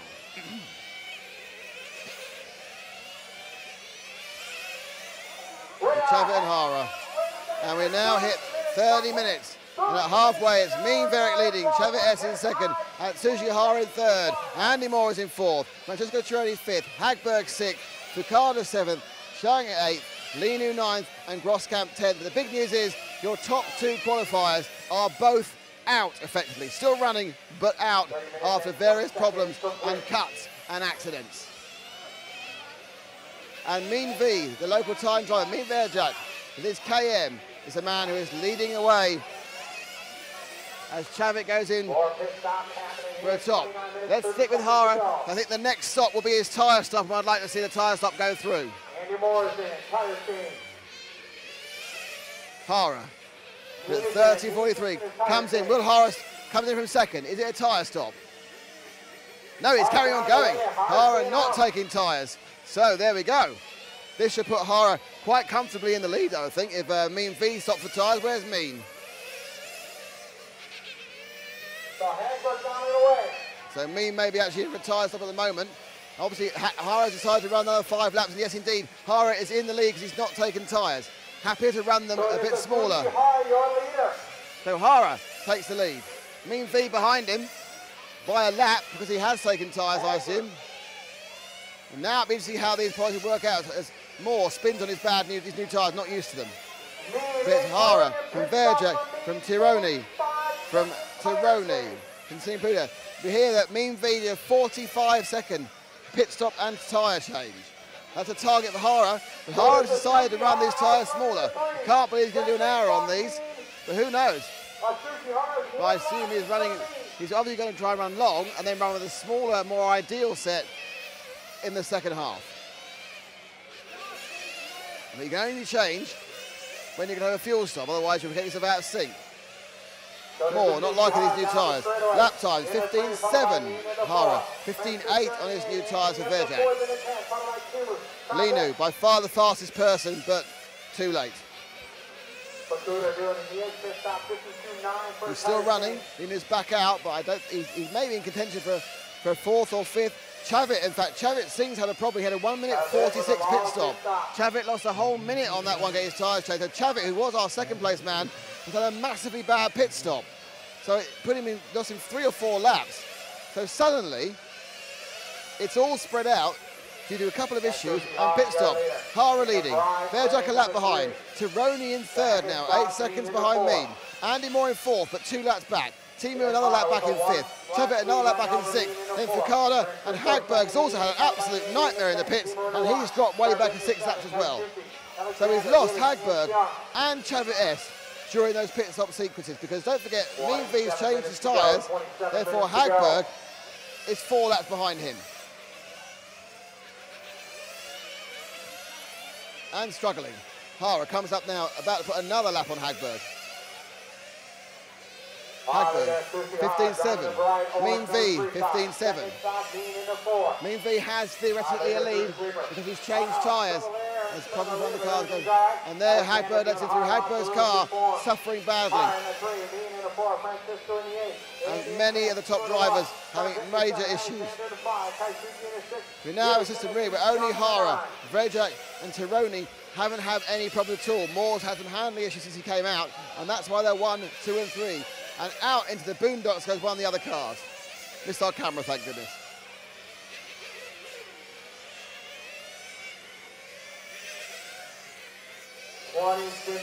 Hara, our leader. In our 1-hour championship final.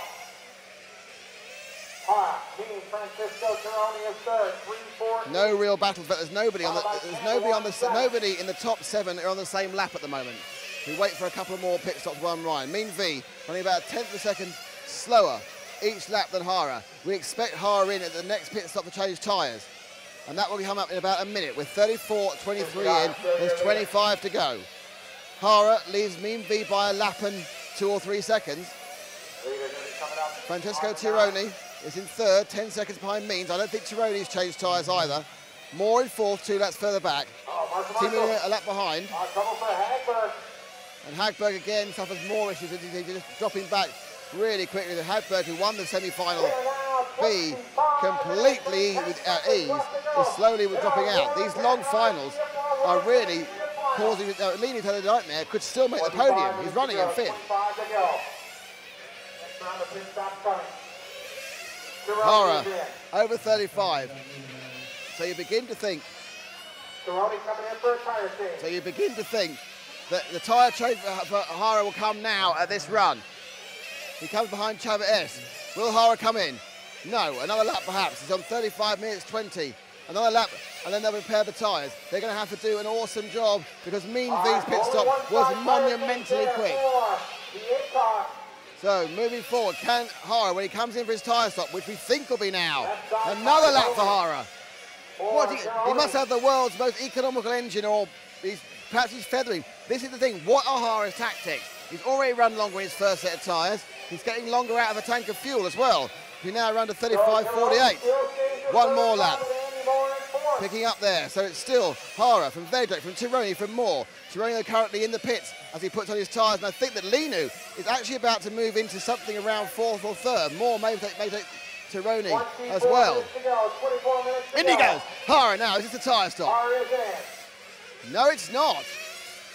This could be a magic system. Are they actually going to try and do Hara without a pit stop, without tyres?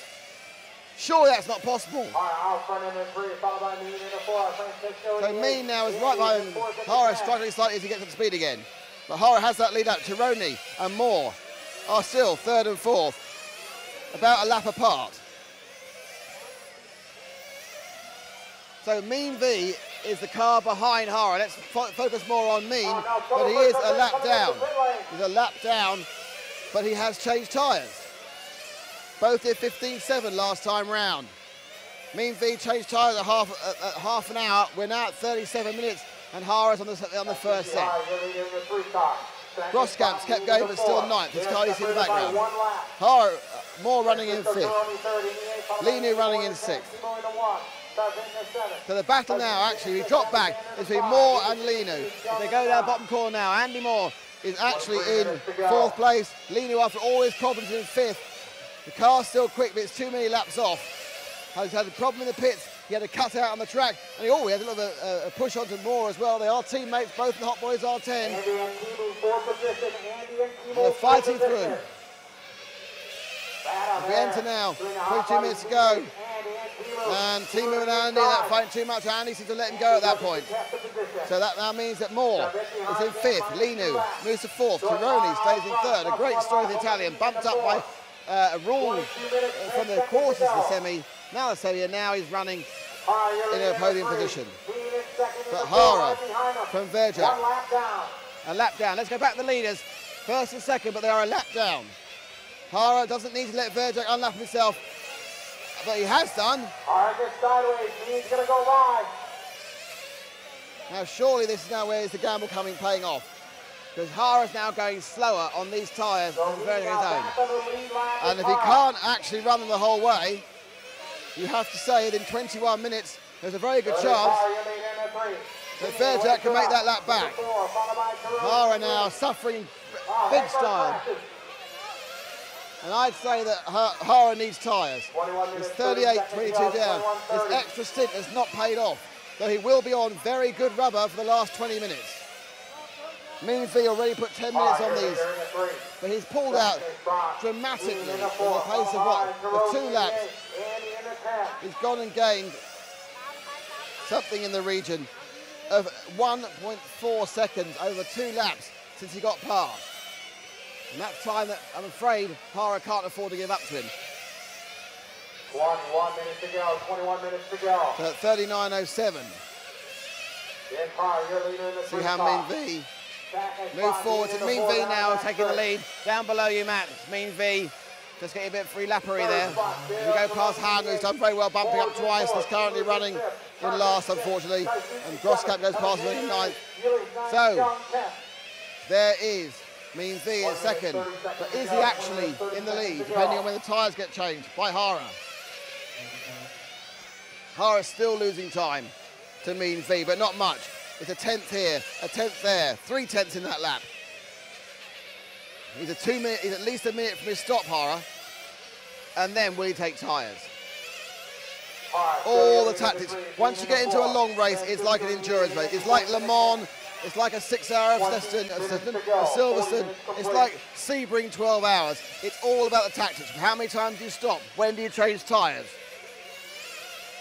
It's less stops, but a slower car, the quicker way of doing the race. At the moment, Hara's struggling and struggling badly.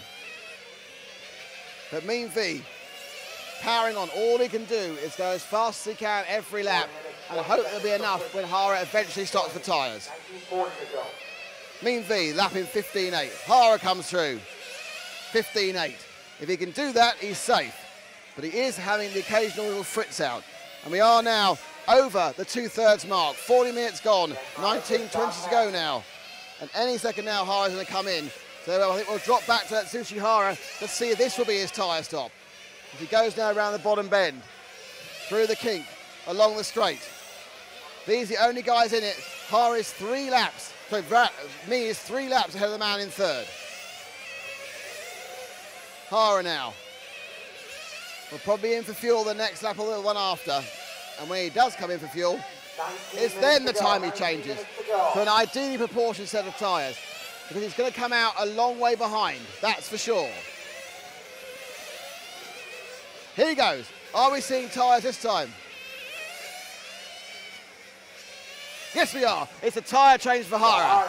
Now, let's see how long this will take as he comes in. He's got 2 of the best mechanics in the business screwing on tyres on one side and the other. That seemed pretty damn fast to me. So what will happen when they wind out? How long was it? And what happens is that Mean V now is at the end of the straight. Hara's coming through in 2nd. But it's a great run there from Hara. Fantastic tyre change. Now he's going to have to drive like the wind to make up the gap. Hara goes past, and that was a 34-second lap change tyres. That's unbelievable. I'm not even sure he changed 4 times. But that's amazing. A 34 pit stop and tyre change. That's the sort of thing that McLaren will be proud of, because they haven't got to undo screws on a small-scale car. Hara, though, is 2.8 seconds behind Verjak. And Hara now has 17 minutes to make that up. It's a Thai driver against the Thai resident. And they are 3 laps ahead of Francesco Tironi. But Tironi is being hunted down by Lino. Lino is still looking at a chance of a podium. 15.7 Mean, 15.8 Hara. Linu still comfortably the fastest car on the track by half a second a lap. If he'd had more luck, he'd have strong this, but it's all about you have to be able to win, you have to be on the track.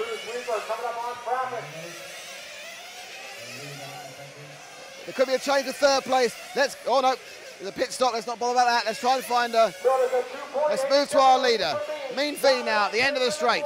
Just taken Tironi, just put another lap on the man in third. 3 laps ahead.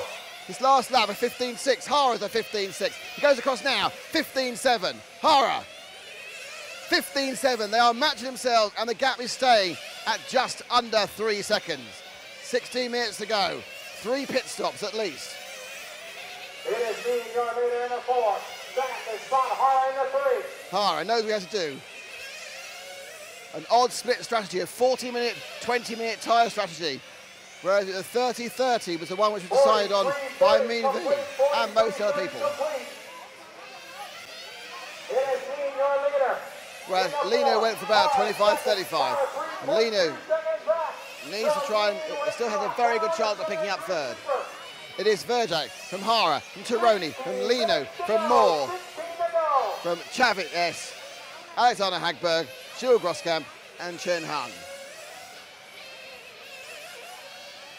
44 minutes complete. Tironi, Linu and Moore are on the same lap, but that lap is 3 laps behind our 2 leaders. A good lap for Verjak. He's pulled out another half second. He's 3.5 seconds ahead of Hara. So Mean V now with just over.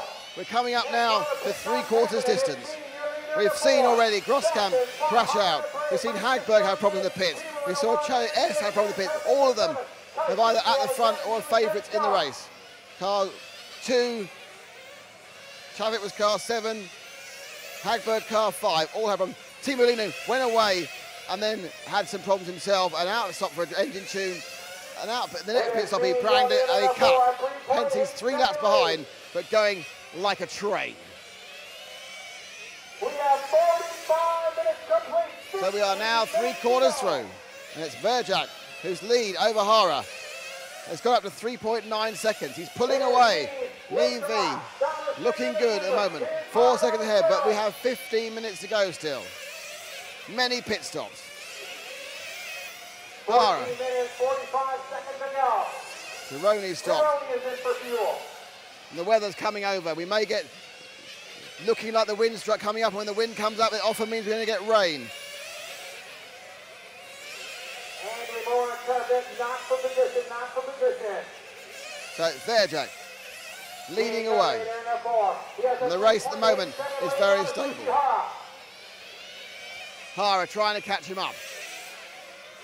Mean V, we're over 45. He's got to be up for another pit stop in the next few seconds. Andy Moore's in, Hagberg's in.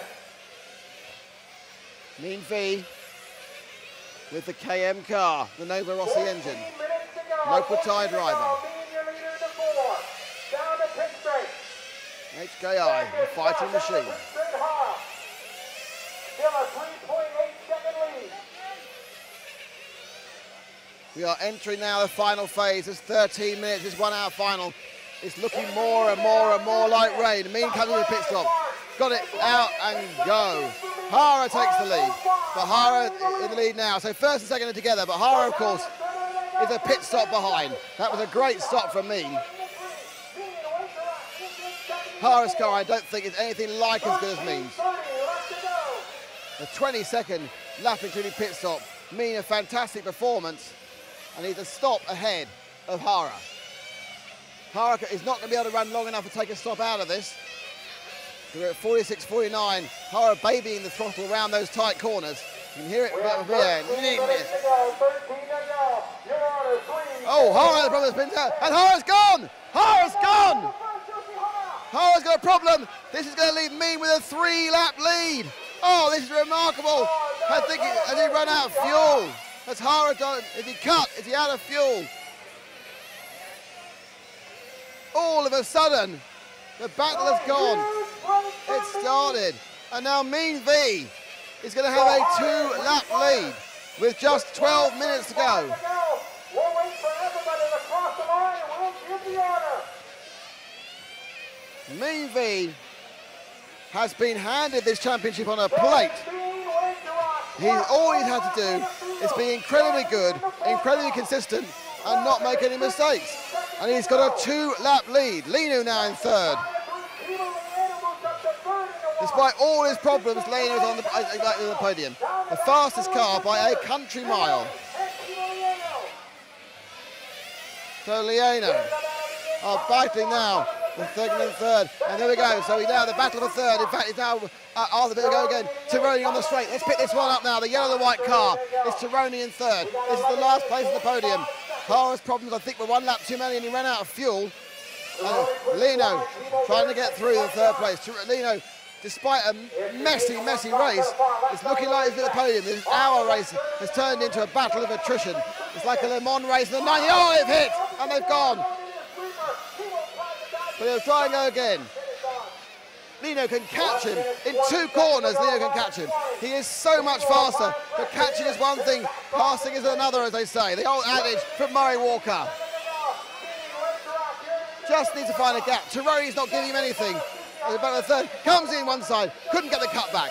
Go through the sweeper, the inner loop, down the bottom bend, we'll go around now. Put the power on, loop on the straight. Tironi has a little bit extra speed, the second gear kicks in, tries to get the inside, all went wide. Reminiscent of 2008, when Reinhard with O'Hara. The car's a bit twitchy, but he's got so much speed in that hot body's car. But, oh, it's close, and Tironi now. What can he do? And there he goes again, they're through. Oh! No harm, no foul, I don't know. It's very aggressive. They're playing up. Tironi immediately loses the gap again. Immediately you see that he'll be caught up again by Lino, as Tironi is running so much slower. But all the problems that Lino had, he's like, oh, he knows, puts the wheel down. Got Groskamp behind him. Needs to catch back up again. We are coming up to 10 minutes to go. 10 minutes, 15 seconds left to go. Still Verjack by 1.5 laps from Hara. Tironi, there we go, Tironi sweeps through, Leo, oh! And it's gone, the car's gone, that's it. Pushing for third. He's broken the car, another driver goes. He had pushing, he had to try. What can you do? And another driver disappears, pushing too far. So we now have Verjack from Hara, from Tironi. More will come through in a second. 5th is Chavit. Groskamp still a long way down. Lino, it just wasn't to be. So our leader, Mean V, with 9 minutes, 24 seconds to go, has just a 1.5 lap lead over Hara. Hara has a 2-lap lead over Tironi. Tironi is a lap ahead of Moore. Moore in 4th. Liena will drop down, still show 5th, and Chavit will come past him. In an hour's race, there has been a battle of endurance, a battle of who can last the longest, and not necessarily who is fastest, because the fastest man was Lino. But you have to last an hour, and Mean V has driven so far, with 8 minutes and 52 to go, what can only be described as a perfect race. He comes in for his penultimate pit stop. Again, down, away, calm.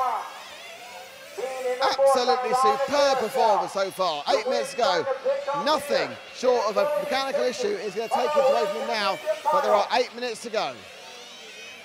8 minutes, 30 seconds to go. Mean V, Hara, a lap and a quarter. Hara is gaining, but he's a lap down.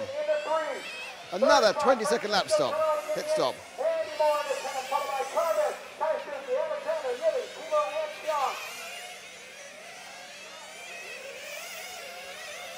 Mean really can start knocking it off. He doesn't need to push. Doesn't need to go fast because he's got something in the region of a 25-second lead. As Hara makes his penultimate stop. Mean V, leading Hagberg by several laps and leading him by a few yards on the straight. Hang still going. Lino now officially scored as last. Groskamp, the second qualifier, officially scored as 8th. Hagberg in 7th. Fukada in 6th. Chavit in 5th. Andy Moore in 4th. Francesco Tironi in 3rd. Hara in 2nd. And Mean V.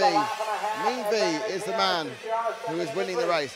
As the weather gets a lot more threatening, It looks like we're going to get this final off, and then there'll be some rain. But I think we will survive with just over 7 minutes to go. Chavit and Hagberg are getting quite close. So we move a bit forward and we'll pick up Alexander Hagberg. 7 minutes to go. Alexander Hagberg and the green car. He's the only battle for position, and that is for 5th and 6th. So Hagberg chasing after Chavit to try and pick up 6th for the X-Ray. His race was going really well until he had a mystery, exceptionally long stop. No idea what caused it. But he was there, and then he wasn't, as the stop was long, long, long, long, long.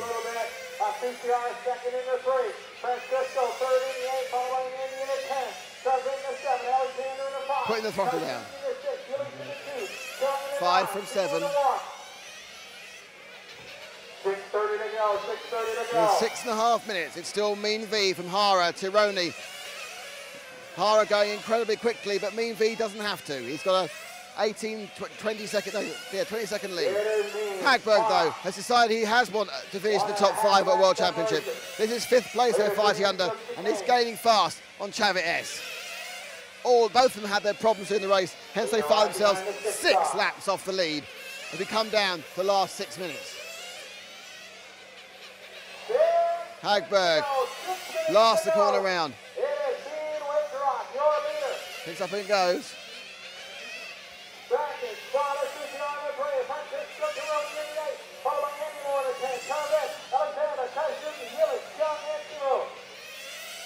Hagberg now through in the loop, round the bottom bend, getting closer and closer and closer. In the last lap, he made up a 1/10.5.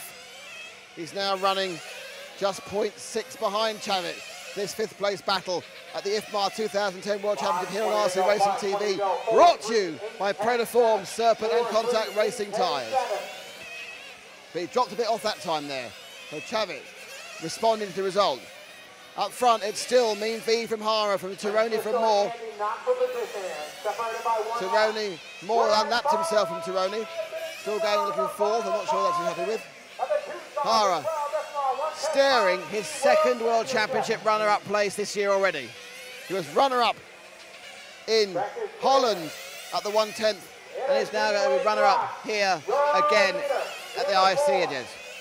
1.5 laps down. 4 minutes and 45 seconds to go. Hara 2nd in the 3. Once again, Hagberg getting closer. His 5th place position. We're down to 4:33 as he comes in for his final stop. Not a very good one in fairness. Bit of a fumble, he picked him up, hits the wall. Tired driver, running for an hour. Comes out in front of Mean V, lets him go. 4:20 to go, 4:20 to go.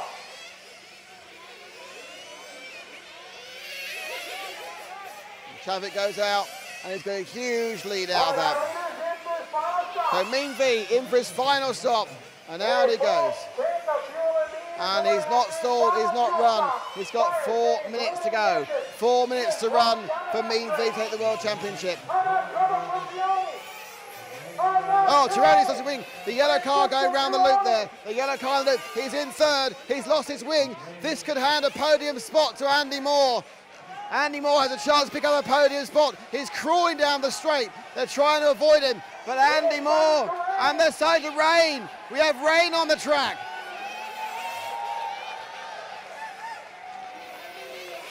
Everyone has slowed down. There's rain. Does that mean people are frozen? Everyone's moving still. The race has not been called. Everyone thought it had. We have rain on the track. Everyone's slowed down. They're skidding around. Hara's decided to make it the time up. It's still Mean V. The lap time at 19 and 20. We're still running. They're still running. It's Mean V from Hara, from Tironi, from Moore. The rain has come down enough. It's formed an emulsion. It's like a skating rink out there. And look at the rain. Hara now goes round the top corner. He can't turn. Oh, stop. It's all called. And Mean V has won. World champion is me.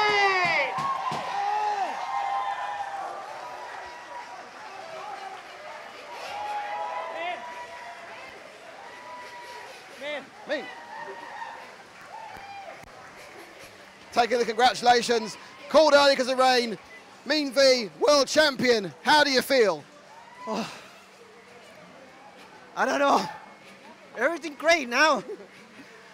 Oh, the wrong race, 1 hour. Thank you. Again, the congratulations from Atsushi Hara. Mean, what did you feel as that rain came down? Oh, I feel, please stop. I cannot drive anymore. Yeah. Mean, thank you very much. Well, congratulations. Atsushi, I don't know what to say. It's your second place in a World Championship in 3 months. I mean, how do you feel? Yeah, I have the problem to frame out. At that point, it's make everything change. So, but still, I'm really not happy, but it's, you know, I'm still competitive for on the top. So. An interesting tactic, running very long in the first session. Yeah, I think it's. Sorry. Oh, thank you. Always. Thank you. Yeah, I'm just so tired. A long race, but a great debut for the R10. Yeah, it was really good. And one place better in Argentina? Yeah, definitely. I don't want any more second place. All right, thank you very much. Huge cheer goes out from behind, from the assembled crowd. First place there. Second row man here. Sorry, excuse me, please. And it is a World Championship. And a superb performance by Mean. See if I can grab a quick word down here with Andy, 4th place finisher. Andy Moore, happy with 4th? Well, yeah, from considering I didn't think I was going to be in, and it's not too bad. It wasn't a fault-free run. I had a couple of incidents. I flamed out when I changed tyres. I think I could have been on the podium considering, well, after Timu went out. I think I was quicker than Tironi, but yeah, I lost too much time when the tyre changed. So these hour finals are a bit odd, aren't they? I mean, there's hardly anyone managed to get a clean run, and Lino was faster than everybody, but just couldn't get it together. Yeah, for sure. I mean, for me, it's totally different. It's only the second time I've tried to drive an hour final, and everything hurts. So. Thanks, Andy. Quick word now with the man. Yilliz, 4 months ago, this was you getting the applause of the world champion. This time it all went wrong almost on the first lap, didn't it? Yeah, I don't know what exactly happened. I think I touched the curb a little bit, and with the big tire I flipped. But after it was still not a big deal because it's 1 hour, so it's still like, okay, you lose maybe 5 seconds. But and I just came in a rhythm, and I think after 10 minutes I was behind Andy, and Andy spun in front of me, and I hit him, and I go in the fence, and then of course the engine cut. And I don't know what happened in the pits, but it took so long time to get the engine back. But I look how many laps I run and how many lap Mean run. But I think Mean was pretty much unbeatable today. But I think I had a good run for second place. Yes. But overall, it's been a great year, and you must feel still very elated with what's happening elsewhere. Yeah, I mean, I can be angry for something, but I am I made in the first corner, I made a mistake, and then after with Andy, I mean, it can happen. And I'm also happy for Mean, and I'm happy I had a good race. I actually had the fastest lap time of the race, so hey. No, but it was good. My car was good. It's just bad luck. Thank you very much indeed. Talking to us, Gilles Groskamp, the man on second and perhaps a favourite. Again, his race didn't go too well down here in the area. Obviously, Mean being a local Thai driver is a ridiculously popular result for the young man. Brilliant result for HKI. There's tears here from his friends and supporters. We saw that, of course, last time out with Gilles Groskamp in Holland. Actually, out and up here, you can see me. So it's a fantastic race. Hopefully you enjoyed it. Called a couple of minutes in as the rain came down and caused a complete emulsion. It's been fantastic bringing you this IFMAR World Championship. We've really enjoyed it. Thanks to people. I'd like to thank Dallas. Dallas, come here. Come in. Come here. I want to thank you, Dallas, because you let me stand behind you shouting complete gibberish for 3 days. So thank you very much for that, due to our time issues, and thank you as well. So that's all. And I'd like to thank, we're doing thank you, sorry. I need to thank Contact Racing Tyres, Serpent and Protoform, who made this all possible. We're probably going to do some clever things with this tape, so look on rcracing.tv or the our YouTube site. I want to thank Matt for being the marvellous man he normally is and only getting horribly drunk once, which is with me, obviously. So with that, it's the end of our broadcast, our live broadcast here from RC Addict We've enjoyed it. It's been great fun. Thank you all for watching, and we'll be back next year, starting in March in Finland, and you can't get any more different than that. Indoors, apparently it's -10 there in that time of year. No, Dallas says it's colder than -10. And we're in Finland in March, the second week of March for the Euros at 1:12. That's our next live stream, of course, every month, all around the world, rcracing.tv on the TV. And, well, have a great day. If you're in Europe, you've still got most of it to enjoy. Thank you very much. Thank you, Matt. Thank you all. Goodbye.